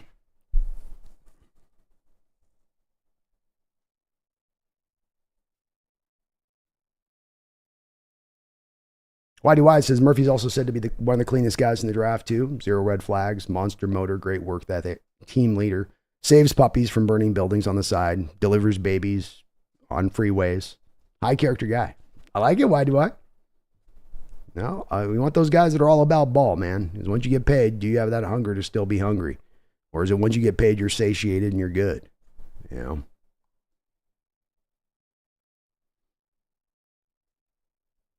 Josh, thank you for the $2 donation. Says, dig in the raspy voice. Love the passion. Go Hawks. Hey, I know it was going to get there today. I had a little bit of cold coming in, so it's been, I'm definitely a little bit on that grinding through here over the next couple of days, but I'm juiced. I'm juiced by what my team's doing. I'm happy to get this Byron Murphy kid in. I love what his addition, and I think we got a hell of a team we're putting together.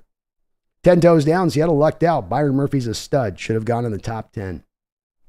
Probably very well should have by the evaluations of NFL evaluators. Had that weird 14 straight offensive players taken in a row, and it just sort of jaded and changed the whole complexion of that first round a little bit. Just by a little bit. Thank you, Josh. Appreciate you, man.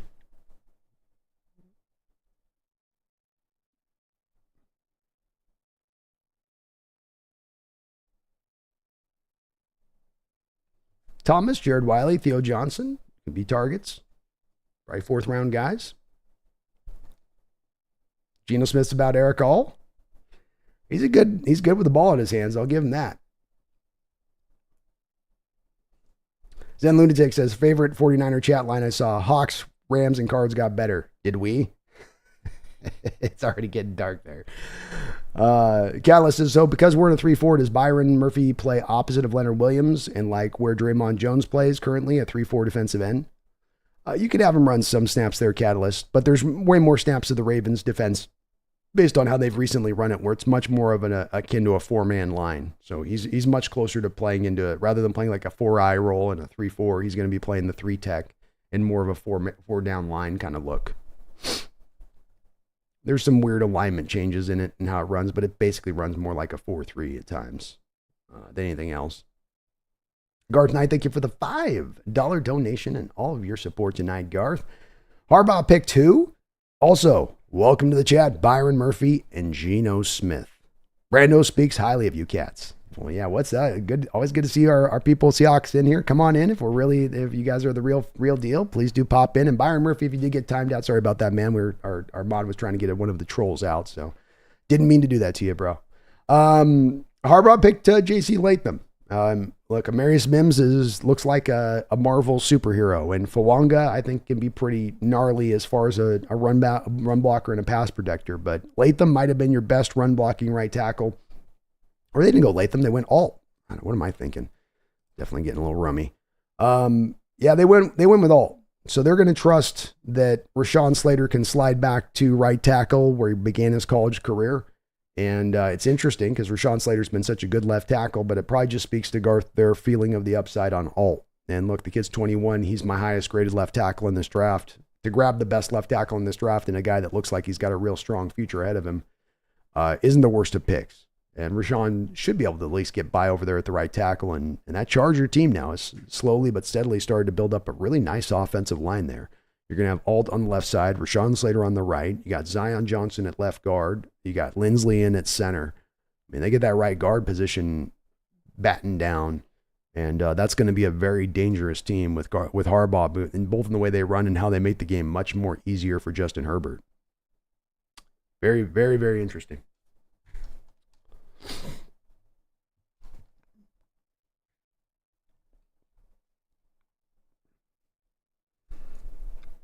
Tucker says Murphy played a lot of nose tackle in Texas, even with Sweat on the field. They would flip some things at times there on that defensive front. Yeah. They would run those odd fronts. Ed Armitage says figure out a way to get Mason McCormick and Cooper DeJean. Boy, that'd be a hell of a coup to still be able to get DeJean out of this draft in addition to it. Certainly a guy I know that they're still very high on. Steve Rabel's burner account. Barton went to Tampa. He did. He did indeed. Barton's gone. Why do I say step 1, grab the top defensive guy on your board. Step 2, trade up into the second tomorrow. I love it. Let's do it. Colson and a guard. Good morning football breakdowns. I'd feel very happy with that combination after this too. I'd feel warm and fuzzy about this draft, kind of regardless of what we do on the next few picks beyond that. Benelli says, I'd give up next year's first for Jackson Powers Johnson. He's a hell of a player, man. Surprising he didn't go in this first round. And Garth, I think Bo Nix is going to fit really well with Sean. We gave him a hard time, Peyton, earlier in the draft for some of the moves he's made, but I think he's going to fit really, really, really well with John. Lisa Mack, I would like Christian Mahogany. I think that's a definite possibility in the late third, Fleece. He will potentially be there. For sure. Hawkaholic, you should listen to John and Mike's post for round interview. They talked about how they might use both Williams and Murphy. I will for sure be checking it out, Hawkaholic. I'll be diving into it deep for sure. Steve Rabel's burner count, 81 and 102 with Pooney. That's another guy that would fit really well. Right tackle that translates well into the right guard position at the next level, gives you some of the mobility you're looking for. I like it. Addis the Gamer, thank you for the $5 donation. I appreciate you for that, Addis. For some reason, Brendan doesn't love the Murphy pick, but I don't know. I think McDonald will turn Murphy into an all-pro or at least a Pro Bowl tackle. Go Hawks. Well, to your point, Justin Matabuke didn't do a whole hell of a lot until Mike McDonald got there. Matabuke was a third-round guy taken out of Texas A&M, I believe. So a little bit of a developmental guy that they developed. And I think McDonald's going to be able to give Murphy one-on-one opportunities. And for 3 techs, you want to just try to give them those one-on-one opportunities as much as possible to allow them to really utilize their pass rushing traits to the fullest. And that is something McDonald's defense gives you. That's something that, for instance, Coach Carroll's defense wouldn't necessarily give you. You've got a dominant 3 tech like a Michael Bennett down on the inside there. There might be times that they're going to try to kick a double team down there into Michael Bennett because they don't fear as much the nose tackle on the other side. But that's the unique twist of McDonald's defense, is to bring those stack fronts, force the protection changes, allow for the one-on-ones up front, and let your guys go hunt. And that's how Matabuke goes hunt. And that's how Clowney goes and hunts. That's how even their nose tackles find sacks and production in that position, because they get a lot of those one-on-one blocks that they don't typically get. Lord Boom, Brandon, the best comment I've seen on the Niner forum so far was Parasol is a good blocker. I'm pretty sure we took him to block Byron Murphy. 49ers on top of the world. There you go. It all fits together. It all fits together clean.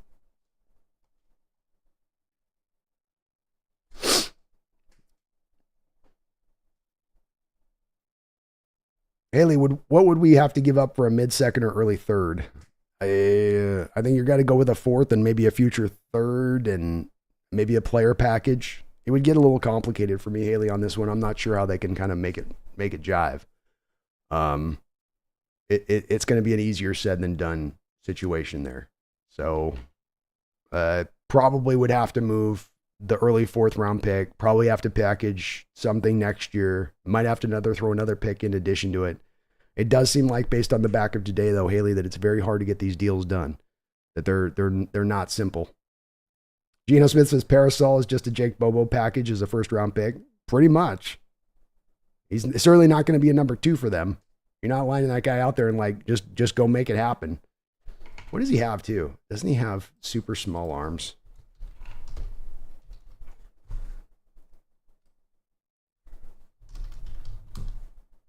He's got 30 and 7/8 arms. So it's one of the things where he's 6'1", but he looks like he's 5'11". 189 pounds. I'm not feeling the Parasol. Not feeling it. Baller says we need to trade Draymond in a 3rd next year to get back in the middle 2nd. That'd be ideal, Baller. If we can get a team to sign up for that, I'd be with it. Josh says Cooper D is exciting, but I doubt we get anything beyond Colson. With hope and a prayer alone. BB, if we're praying. Honestly, let MMM have the defense in the 1st half and UW 2nd half. I'm with it. I'm totally with that. Any of those guys we come away with, I'd be happy with. Those are tremendous players. Places, and we re-signed Leonard Williams. Just hope Lucas is coming back. Certainly them not looking at tackle or going with a Fatanu there maybe makes you feel a little bit better about Lucas's knee situation as it currently stands. It's not a Bobo package. Josh just waits. So you're saying there's a chance we trade Taylor? They'll try to trade Taylor. Is there really going to be any value for Darrell Taylor, though? I don't think anybody's given us anything for him. Wayne Gene, what were the Niners thinking? I don't know. It's the worst pick of the 1st round. And I'm not hating on the Niners. That's the worst pick of the 1st round. I had no player. Every other guy that was taken in the 1st round that I didn't have in the 1st round, I at least had a high 2nd round grade on. Parasol is the only guy of those 32 picks in that 1st round that I did not have in the 1st, 2nd, 3rd, 4th round. So I didn't know I didn't know coming in the Niners were going to pick Parasol, but it's absolutely hilarious that they did. because they were not going to be happy with that selection.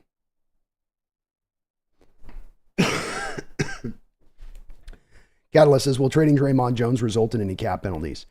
You're going to eat a little bit of dead money. Yeah. But you collectively save about $6 million in a trade, Catalyst. So technically you eat the dead money, but you overall save money on the other side of it. Ed Armitage says, the pick is growing on me, but would have liked to trade back and pick up multiple guards and linebackers. I get it. I do, Ed. I think for them, the team, it was the combination on this one, Ed, of the team is so fully in love with Byron Murphy as the player and love him that much. And then I think it's also what we saw in that first round of how hard it was to move back in the first round. It was just a very, very difficult play to make. So they couldn't pull it off. They tried, I think, multiple times over. It just wasn't happening. You just got to sometimes stand pat. If the lay of the land is that it's going to take you're going to have to get very little back in return for moving back. First passing on a player that you think so very highly of, it gets hard. Power Code says, what a day. How do you feel about Murphy? I love Murphy and Power Code. I think the pick's a really good one. I definitely didn't have him as high up on my board from where Seattle took him, but I can see how Seattle, along with a lot of other NFL teams, had this guy very highly rated and looked upon him as one of the purely best defensive tackles in this entire draft. So, well, even beyond that, rather than just being one of the pure best defensive tackles in this draft, being one of the best pure defensive players in this draft.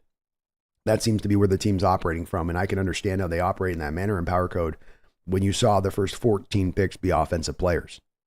It's not a leap. You know, a team can sometimes tell you that, where it's like, oh, we've got this guy as our best defensive player on the board at 16, and you roll your eyes and you're like, yeah, okay, sure. But this one's one where you go, oh yeah, well, you had 14 offensive players taken for the first time in NFL history to start a draft. The logical thing that happens on the other end of that then is that a defensive player is going to fall.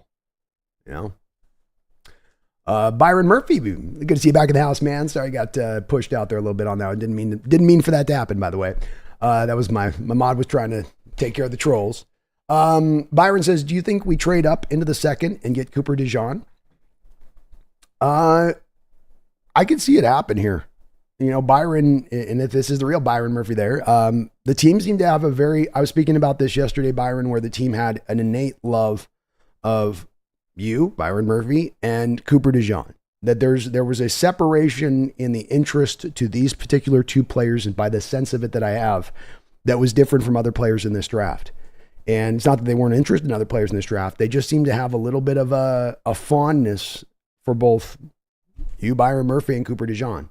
And in that fondness, them now seeing Cooper DeJean, a guy that they thought maybe theoretically who would be taken the first round, slip and fall into the second round, does that provide them some impetus then to try to move up and go get that guy, because they look at him, much like they look at you there, as this guy that is that difference maker, that we're getting this cornerback then in the early second round who we might consider to be the best cornerback in this draft as it fits for our system, as he is that pure fit for our system and what we ask our corners to do and what we need them to do, not just ask, what we need them to do. So there is going to be a draw to do this, but as the questions come up a couple times here, Byron, on how you make this happen, that's the uncertainty. The Seahawks don't have a second round pick. You have a late third round pick. You have 2 fourth round picks. How do you make this happen when we look at it in a draft year where it's so hard to make any kind of moves at all? All these teams seem to be having a hard time finding a trade partner. But I guess if the love of Cooper drives them in the way that I just described, where they look at it like, we've got the number one, we've got the number one cornerback in this draft available to us at pick 5 in the second round, I could see what might cause them to jump up and grab that. It's a little bit in a similar outlook with Byron Murphy on that, where you just go, you know, this team has this evaluation on them, and they feel thoroughly that's, and I can see why. I see why completely with the Cooper guy. So yeah, Byron, I do think that it is something that's in play here as a possibility of happening. I think Colson, Junior Colson of Michigan, would be my betting pick as the guy that you would trade up in the second round to try to go target. But could it be a Cooper DeJean too? Sure. Absolutely. Haley says a defensive tackle in a third next year, Draymond in a fourth next year.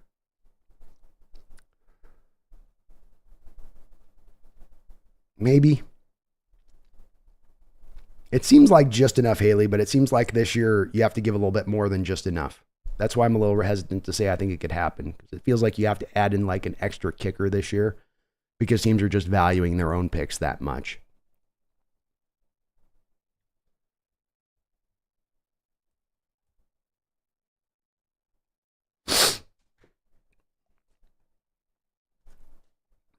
Geno Smith says Cooper John's going early. Yeah, he ain't going to last much longer than where he's been, that's for sure.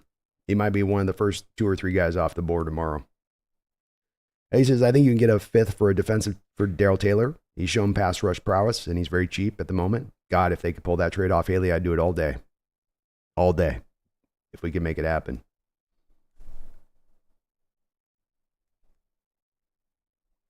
But agreed, Geno, I don't think he's lasting too long tomorrow. Power says, the voice is getting hoarse with all your brilliant analysis, B. Appreciate all the hard work you do, brother. Excited to catch future streams. Thank you, Power. We still got a B&B show tonight, too, so we'll probably be wrapping this up here pretty soon. I know Brendan's waiting for me here, so we got to probably put a button on this pretty soon.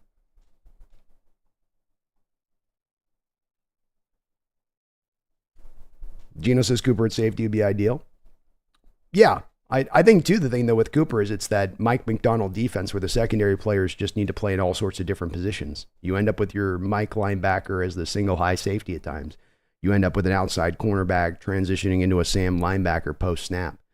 And in a guy like, Cooper DeJean, you have a guy that can do all of that stuff. You need me to line up and press coverage and end up in a cover 2 shell post-snap, out underneath me or an out route underneath me. I still have the athleticism to do that. Whereas with this, you're looking for the guy, play man and zone, play back into different positions on the football field. And Cooper DeJean gives you that. No doubt about that.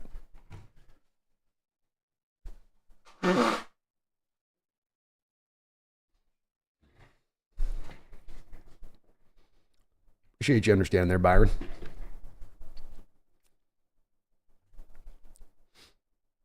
Wayne G says, DeJean is the cornerback version of Adam Archuleta. I like that.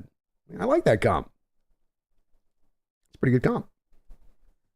Always can beat. You sound tired, B. Long day. Gonna look at some Byron Murphy highlights and try to see the light. You'll get there, man. I'll get you there at some point. Yeah, I'm okay today. I don't mind that. It's not the long stream today as much as it's just I came into this with a little bit of a cold. So I'm fighting off a little bit of that. And Byron Murphy, if you're the real Byron Murphy, I'd love to have you in on an interview, man. I'm gonna hit you up. Man. Jason says, don't trade Taylor with these defensive tackles. He'll put up 8 to 10 defense sacks and will be worth a decent comp pick after. They may go that route with it there. If you can get an offer, though, I wouldn't. His inability to play the run, I don't think it's changing anytime soon. Lord Boom, I like Colson for sure. Agent Colson, baby. I'm also a fan of Jeremiah Trotter. I wouldn't mind having him, too. He reminds me of Lofa. Yeah, I can see the Lofa comps there. Certainly like Lofa in coverage, for sure. How he gets around blocks, very Lofa-like. I'd be happy with either of those 2 guys. They're both very fine players. Wayne G says Dale Taylor's worth an 8th round pick. In 1984. Jay Stern, thank you for the $2 donation. Says, how big of a reach was the Niners pick? The Niners pick was the biggest reach in the first round, Chase. Not even close. Not even like, well, it's kind of close with Chop Robinson. Hey, Chop Robinson, I didn't love him as a player, but I had a first-round grade on him. I couldn't deny his talent. I couldn't deny where he wanted to go. I didn't love Xavier Worthy as a player. I still put a second-round grade on him. I have in Ricky Parasol a 5th-round grade. And it's so perfect. It's so freaking perfect for the Niners to take that guy, for them to make him the worst pick. And I'm so sure on my outlook of this guy. I know people are hyped up on him, but I'm just like, I think they all got caught up on that one. You go back and watch the catch of the year last year in college football. It was Ricky Parasol. He goes up and grabs the ball back behind his head and he gets smashed and he holds on to it. And whoopity-doo. It's one play. The rest of the plays you watch on him, it ain't there. And the fact that they're going to now potentially trade Deebo Samuel in addition to taking Ricky Parasol, I find it hilarious. And I think it's going to be a little bit of a harbinger for them as we go forward. I don't think they're going to look back at that and go, yeah, we made a smart play on that one. But thank you, Chase. I appreciate you for that, man. Brian E says, did we lose B? No, I'm still here. Hang in there, B. I'm hanging. I'm hanging, man. Guard Knight, thank you for the $5. He says, Niners, don't worry. You can win stuff, just not the Super Bowl. That's right. Another 30, 40 years you'll get back there to a dynasty again. You'll be due about that time. It's okay to come this close year after year and not quite get there. That doesn't have devastating consequences on a franchise's mentality long term. No, not at all. Geno Smith says, man, Polynesians are built different. They're wild. They're definitely known for it. That's for sure. They're known for being put together pretty strongly.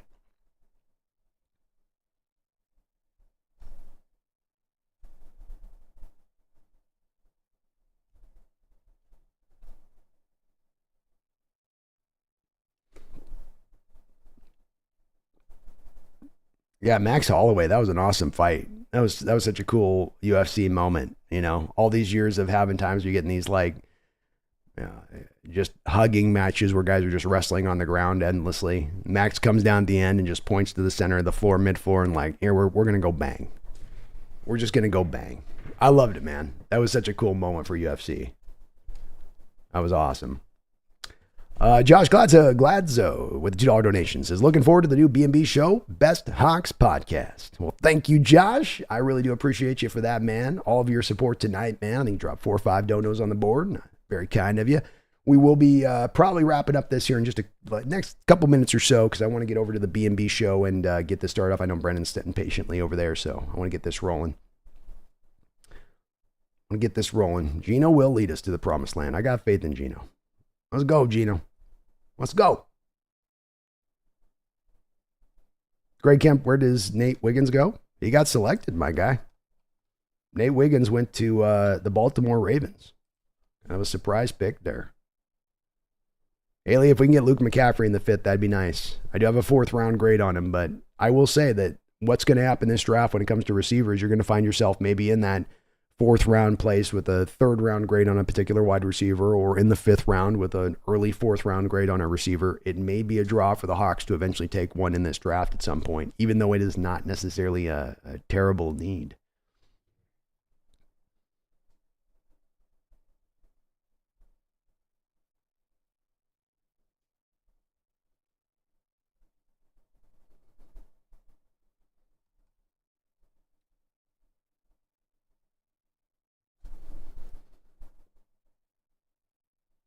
Albert Nickus says, sounds like John Schneider did have offers to trade down. It wouldn't shock me if he didn't now. I think I would put money that he probably did, Albert Nickus, because the key with it was that he had that card turned in about 6 minutes left on the clock. They basically got to their pick and they said Byron Murphy. And that's very unusual for John Schneider. He tends to wait until the very end, even when they know, I think, the guy that they're going to pick. I think like Witherspoon last year, they waited the last minute on that thing to announce the pick. They wanted to make sure there wasn't going to be a trade partner there. I think on this one, it spoke more to, we don't want to trade back. We know who the player is. We know how good he is. We want this guy. We don't want to wait later for lesser. We want the max now. And they ran with it. Part of why I support this pick so much is because they are so sold on it. I don't think they got kind of forced into a corner on this pick or pick for need. I think they picked for a player that they truly trust in could be an awesome player for this team. Well, yes, hand grenade. Niners logic is Kyler being so good it doesn't matter what he has. Yeah, good. We'll say good luck with that. He's gonna have to make some miracle work happen. He's gonna have to do some Mother Teresa stuff on that parasol. You know what I mean?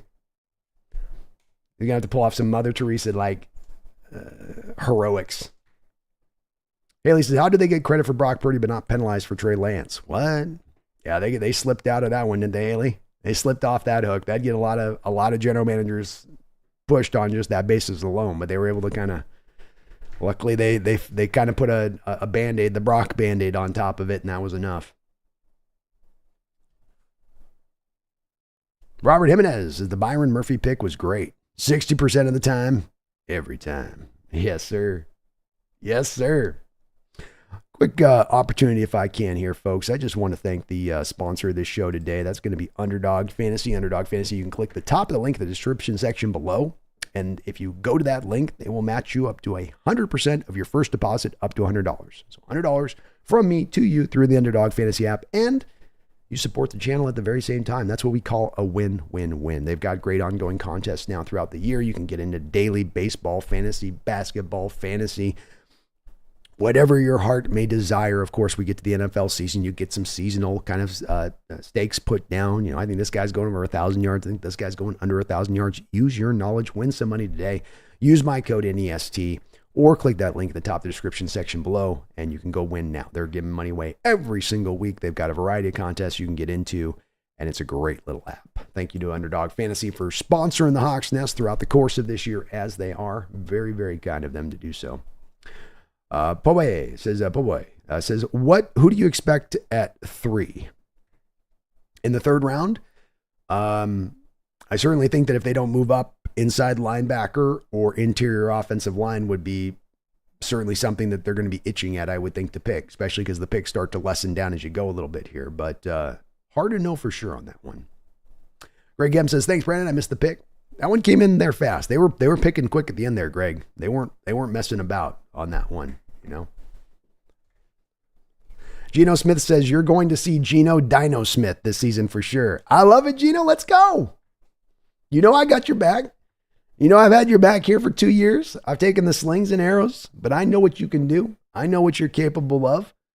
And I think Seahawks fans are going to eventually get the full meal view on what you can bring to the football field. So I'm stoked to see it. I got trust and faith in it.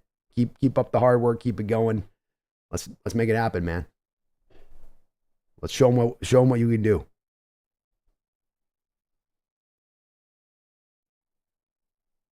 Albert Nickus says it would have been nice if they traded back, but honestly, kind of glad they stayed and picked.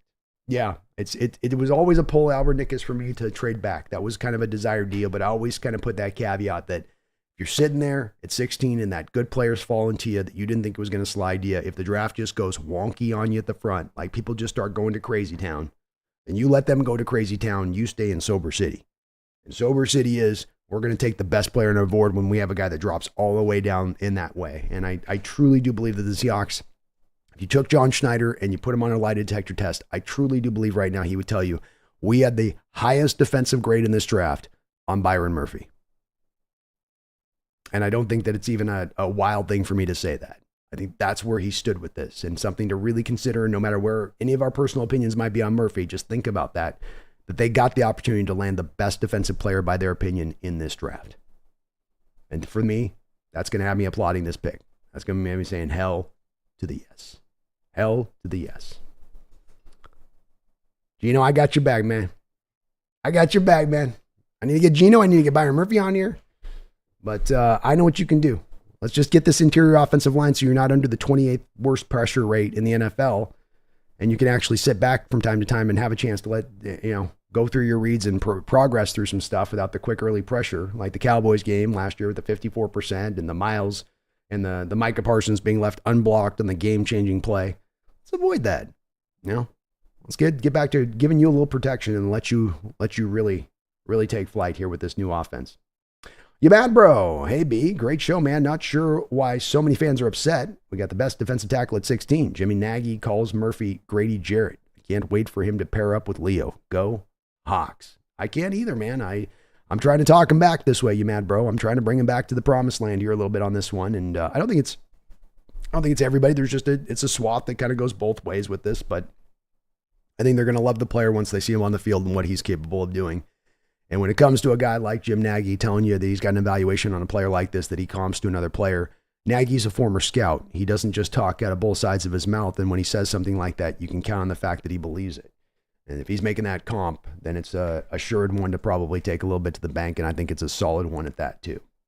I do. Will says, I don't think they would have gotten Byron Murphy if they traded back. I don't think the Rams would have passed on him. No, my feeling on this one too, Byron, is that, look at all three of those teams. Vikings straight up to 17, Bengals at 18, Rams at 19. Are we sure the Vikings wouldn't have taken Byron Murphy there if they moved up? Are we sure that the Bengals, who just lost out on, DJ Reader, they're really fine 3-tech down there who's moved on, that they wouldn't have jumped on him? I don't know if he would have lasted 1 or 2 picks, much less definitely not to the Rams once he lasted there. So you had to jump, you had to grab at the right time, and they did so. And Power Code top positional targets for tomorrow: interior offensive line, inside linebacker. I think corner potentially comes into play in corner comes into play potentially because of the value-based standpoint. It's such a deep class for corners. That could pop back up into play here a bit. But I would go interior line and inside linebacker first. Places Banco Pennick's not going to be a Patrick Mahomes or Josh Allen. No, I don't think he's that kind of guy, no. He needs the supporting cast a little bit more. Nitro says, I'm glad we didn't move up for Penix. I'm too. I would have been okay with taking Penix at 16 if that was where he fell to, but I did not want to give up extra draft capital to go make it happen. Where's Brendan? Let's get him in here. Let's get Brendan in here. I think that's a great idea. Last question here. Lord Boom. Brandon, serious question. Is Byron Murphy going to play nose tackle or DN? Because we only have 3 down linemen, correct? This is a little bit of a confusion. This defense is a Buddy Ryan defense that goes back to the days of being informed as a 3-4 defense. But the way it's been modernized and updated, go back and look at the Ravens defense last year. And if you look at the majority of the snaps and you take away the stacked fronts and you just look at the normal snaps that you see, you're seeing 4-man fronts with 2 linebackers. So it's a lot in how it plays more like a typical 4-3 defense at times. The alignments are a little different and how they widen out. There's still going to be some 3-4 looks battened in there. And when you do run 3-4 looks, there'll be times you'll have Byron Murphy as your D end. You'd have, like a Jaron Reed as your nose tackle, and then you'd have Williams maybe as your other defensive end. But those are going to be very rare snaps that you're going to actually run that. So I just don't think that there is, it's more of a 4-man front. He's more in a 3-tech type role. That's where Murphy's going to fit into when it's all said and done. Safety's a possibility in there too. Tight end, I'm not as sure on, Deadly, just because I'm wondering if the team's not going to be open to maybe trying to run with just 2 tight ends this year, or look to get the tight end a little bit later in the draft. But safety would be then right in that group as well as something that they could look to target. But all their guys are on 1-year contracts here as we're finishing up. Why you think Atlanta talked to Kurt before the pick? You think right? Nope. And his agent was not happy, saying this information they wish they had before signing. Damn. What has Atlanta created? Yeah, I don't think Atlanta's, for a guy you're bringing in the building new like that with Kirk, who's come that old and coming off an injury, I don't think you have anything to ask his permission on with that. You know, we paid you the money. That's our permission. The millions of dollars we're paying you is the permission that we've already sought. So you don't tell us what quarterbacks we in. And if I'm Kirk and I'm worried about that, why are you worried about it, Kirk? You don't think you can beat out a rookie at this point? You know, what's the concern? You know, trust in your skills, man. Right? So, that's a little sensitive Sally stuff there from Kurt on that side of things. Don't shy away from competition.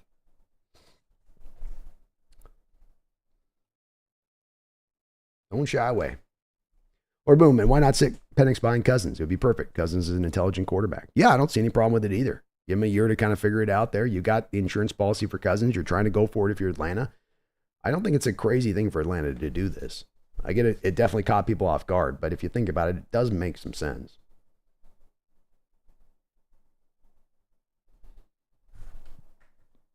And Power Code don't understand why the Bills would trade the pick to their top division rival and have them cakewalk their way to Xavier Worthy. A lot of head scratchers today. Don't know what the Bills are doing. To your point on that, Bills have been a little bit odd in their approach here. I guess they're really big on that Khalil Zaire receiver they got. They think he's going to be really awesome. I don't know on that one.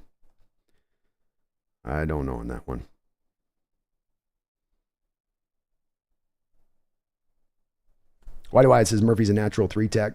No more of this gap and a half BS. I never liked the Fangio scheme. I'm not a fan of the gap and a half stuff either. It's too hard to play as a defensive tackle. You either ask me to 2 gap or 1 gap. The gap and a half stuff's like, come on. You're going to end up in the middle ground of things too often trying to do that stuff. Way too tough of a technique to try to teach, and even harder to execute. Agasta says Penix at 8 was for Atlanta is the worst pick of the last 20 years. Nah, I know you're not liking him, my man. All right, let's wrap this up. We are going to be bouncing back in a matter of about 10 or 15 minutes here. I will be right back with the B&B show. That's right. Brendan Nelson's going to come on. He doesn't like this pick as much as I do. So you're going to get a little bit of maybe some debate going on here. So I'm going to go ahead and wrap this up. I want to thank everybody for a great stream today. Thank you for all the donations and all the people with multiple donations down the line. Too many to mention at this point, but thank you to all of you guys for all you guys do to support this channel. I had as great a time as I thought I was going to do today. I'm sick as a dog, but I couldn't even tell coming through the stream because it was just so much fun interacting with you guys and being able to enjoy this draft. I am really, really, really looking forward to the next 2 days of this. I'm going to have a great time with it. I think you guys are as well. So I thank you guys for all the vibes and the energy. If we got a couple of Hawks in here and Gino and Byron, Murphy, hey, well, that was great to have you guys in here as well. Please always come on in and say what's up. But thank you guys for keeping the chat clean and good. Thank you to all my mods, from Roxanne to Megan to we got Debo back in the house, was in here for a moment. Thank you to all of you guys on that too as well, for keeping things controlled and under wraps here, as I know we got our trolls coming through from time to time. I'll be back in 15 minutes here with the B&B show with Brendan, and we are going to figure this pick out. I'm going to bring Brendan to the light. I'm going to bring him to the light, okay? He's in the darkness right now, okay? He's shotgunning whiskey. I'm going to bring him over here, okay? I'm going to give him some coffee, a little bit of water. We're going to get him back. So we will be back here in about 15 minutes with the B&B show. But until that time, after a great pick like this in the first round, please, I shouldn't have to remind you, but I'm going to do so anyway. Please, don't you ever forget, ever. We got 2 more days of this draft to kick its ass and take some names, so let's keep it up. And never, never forget, go Hawks.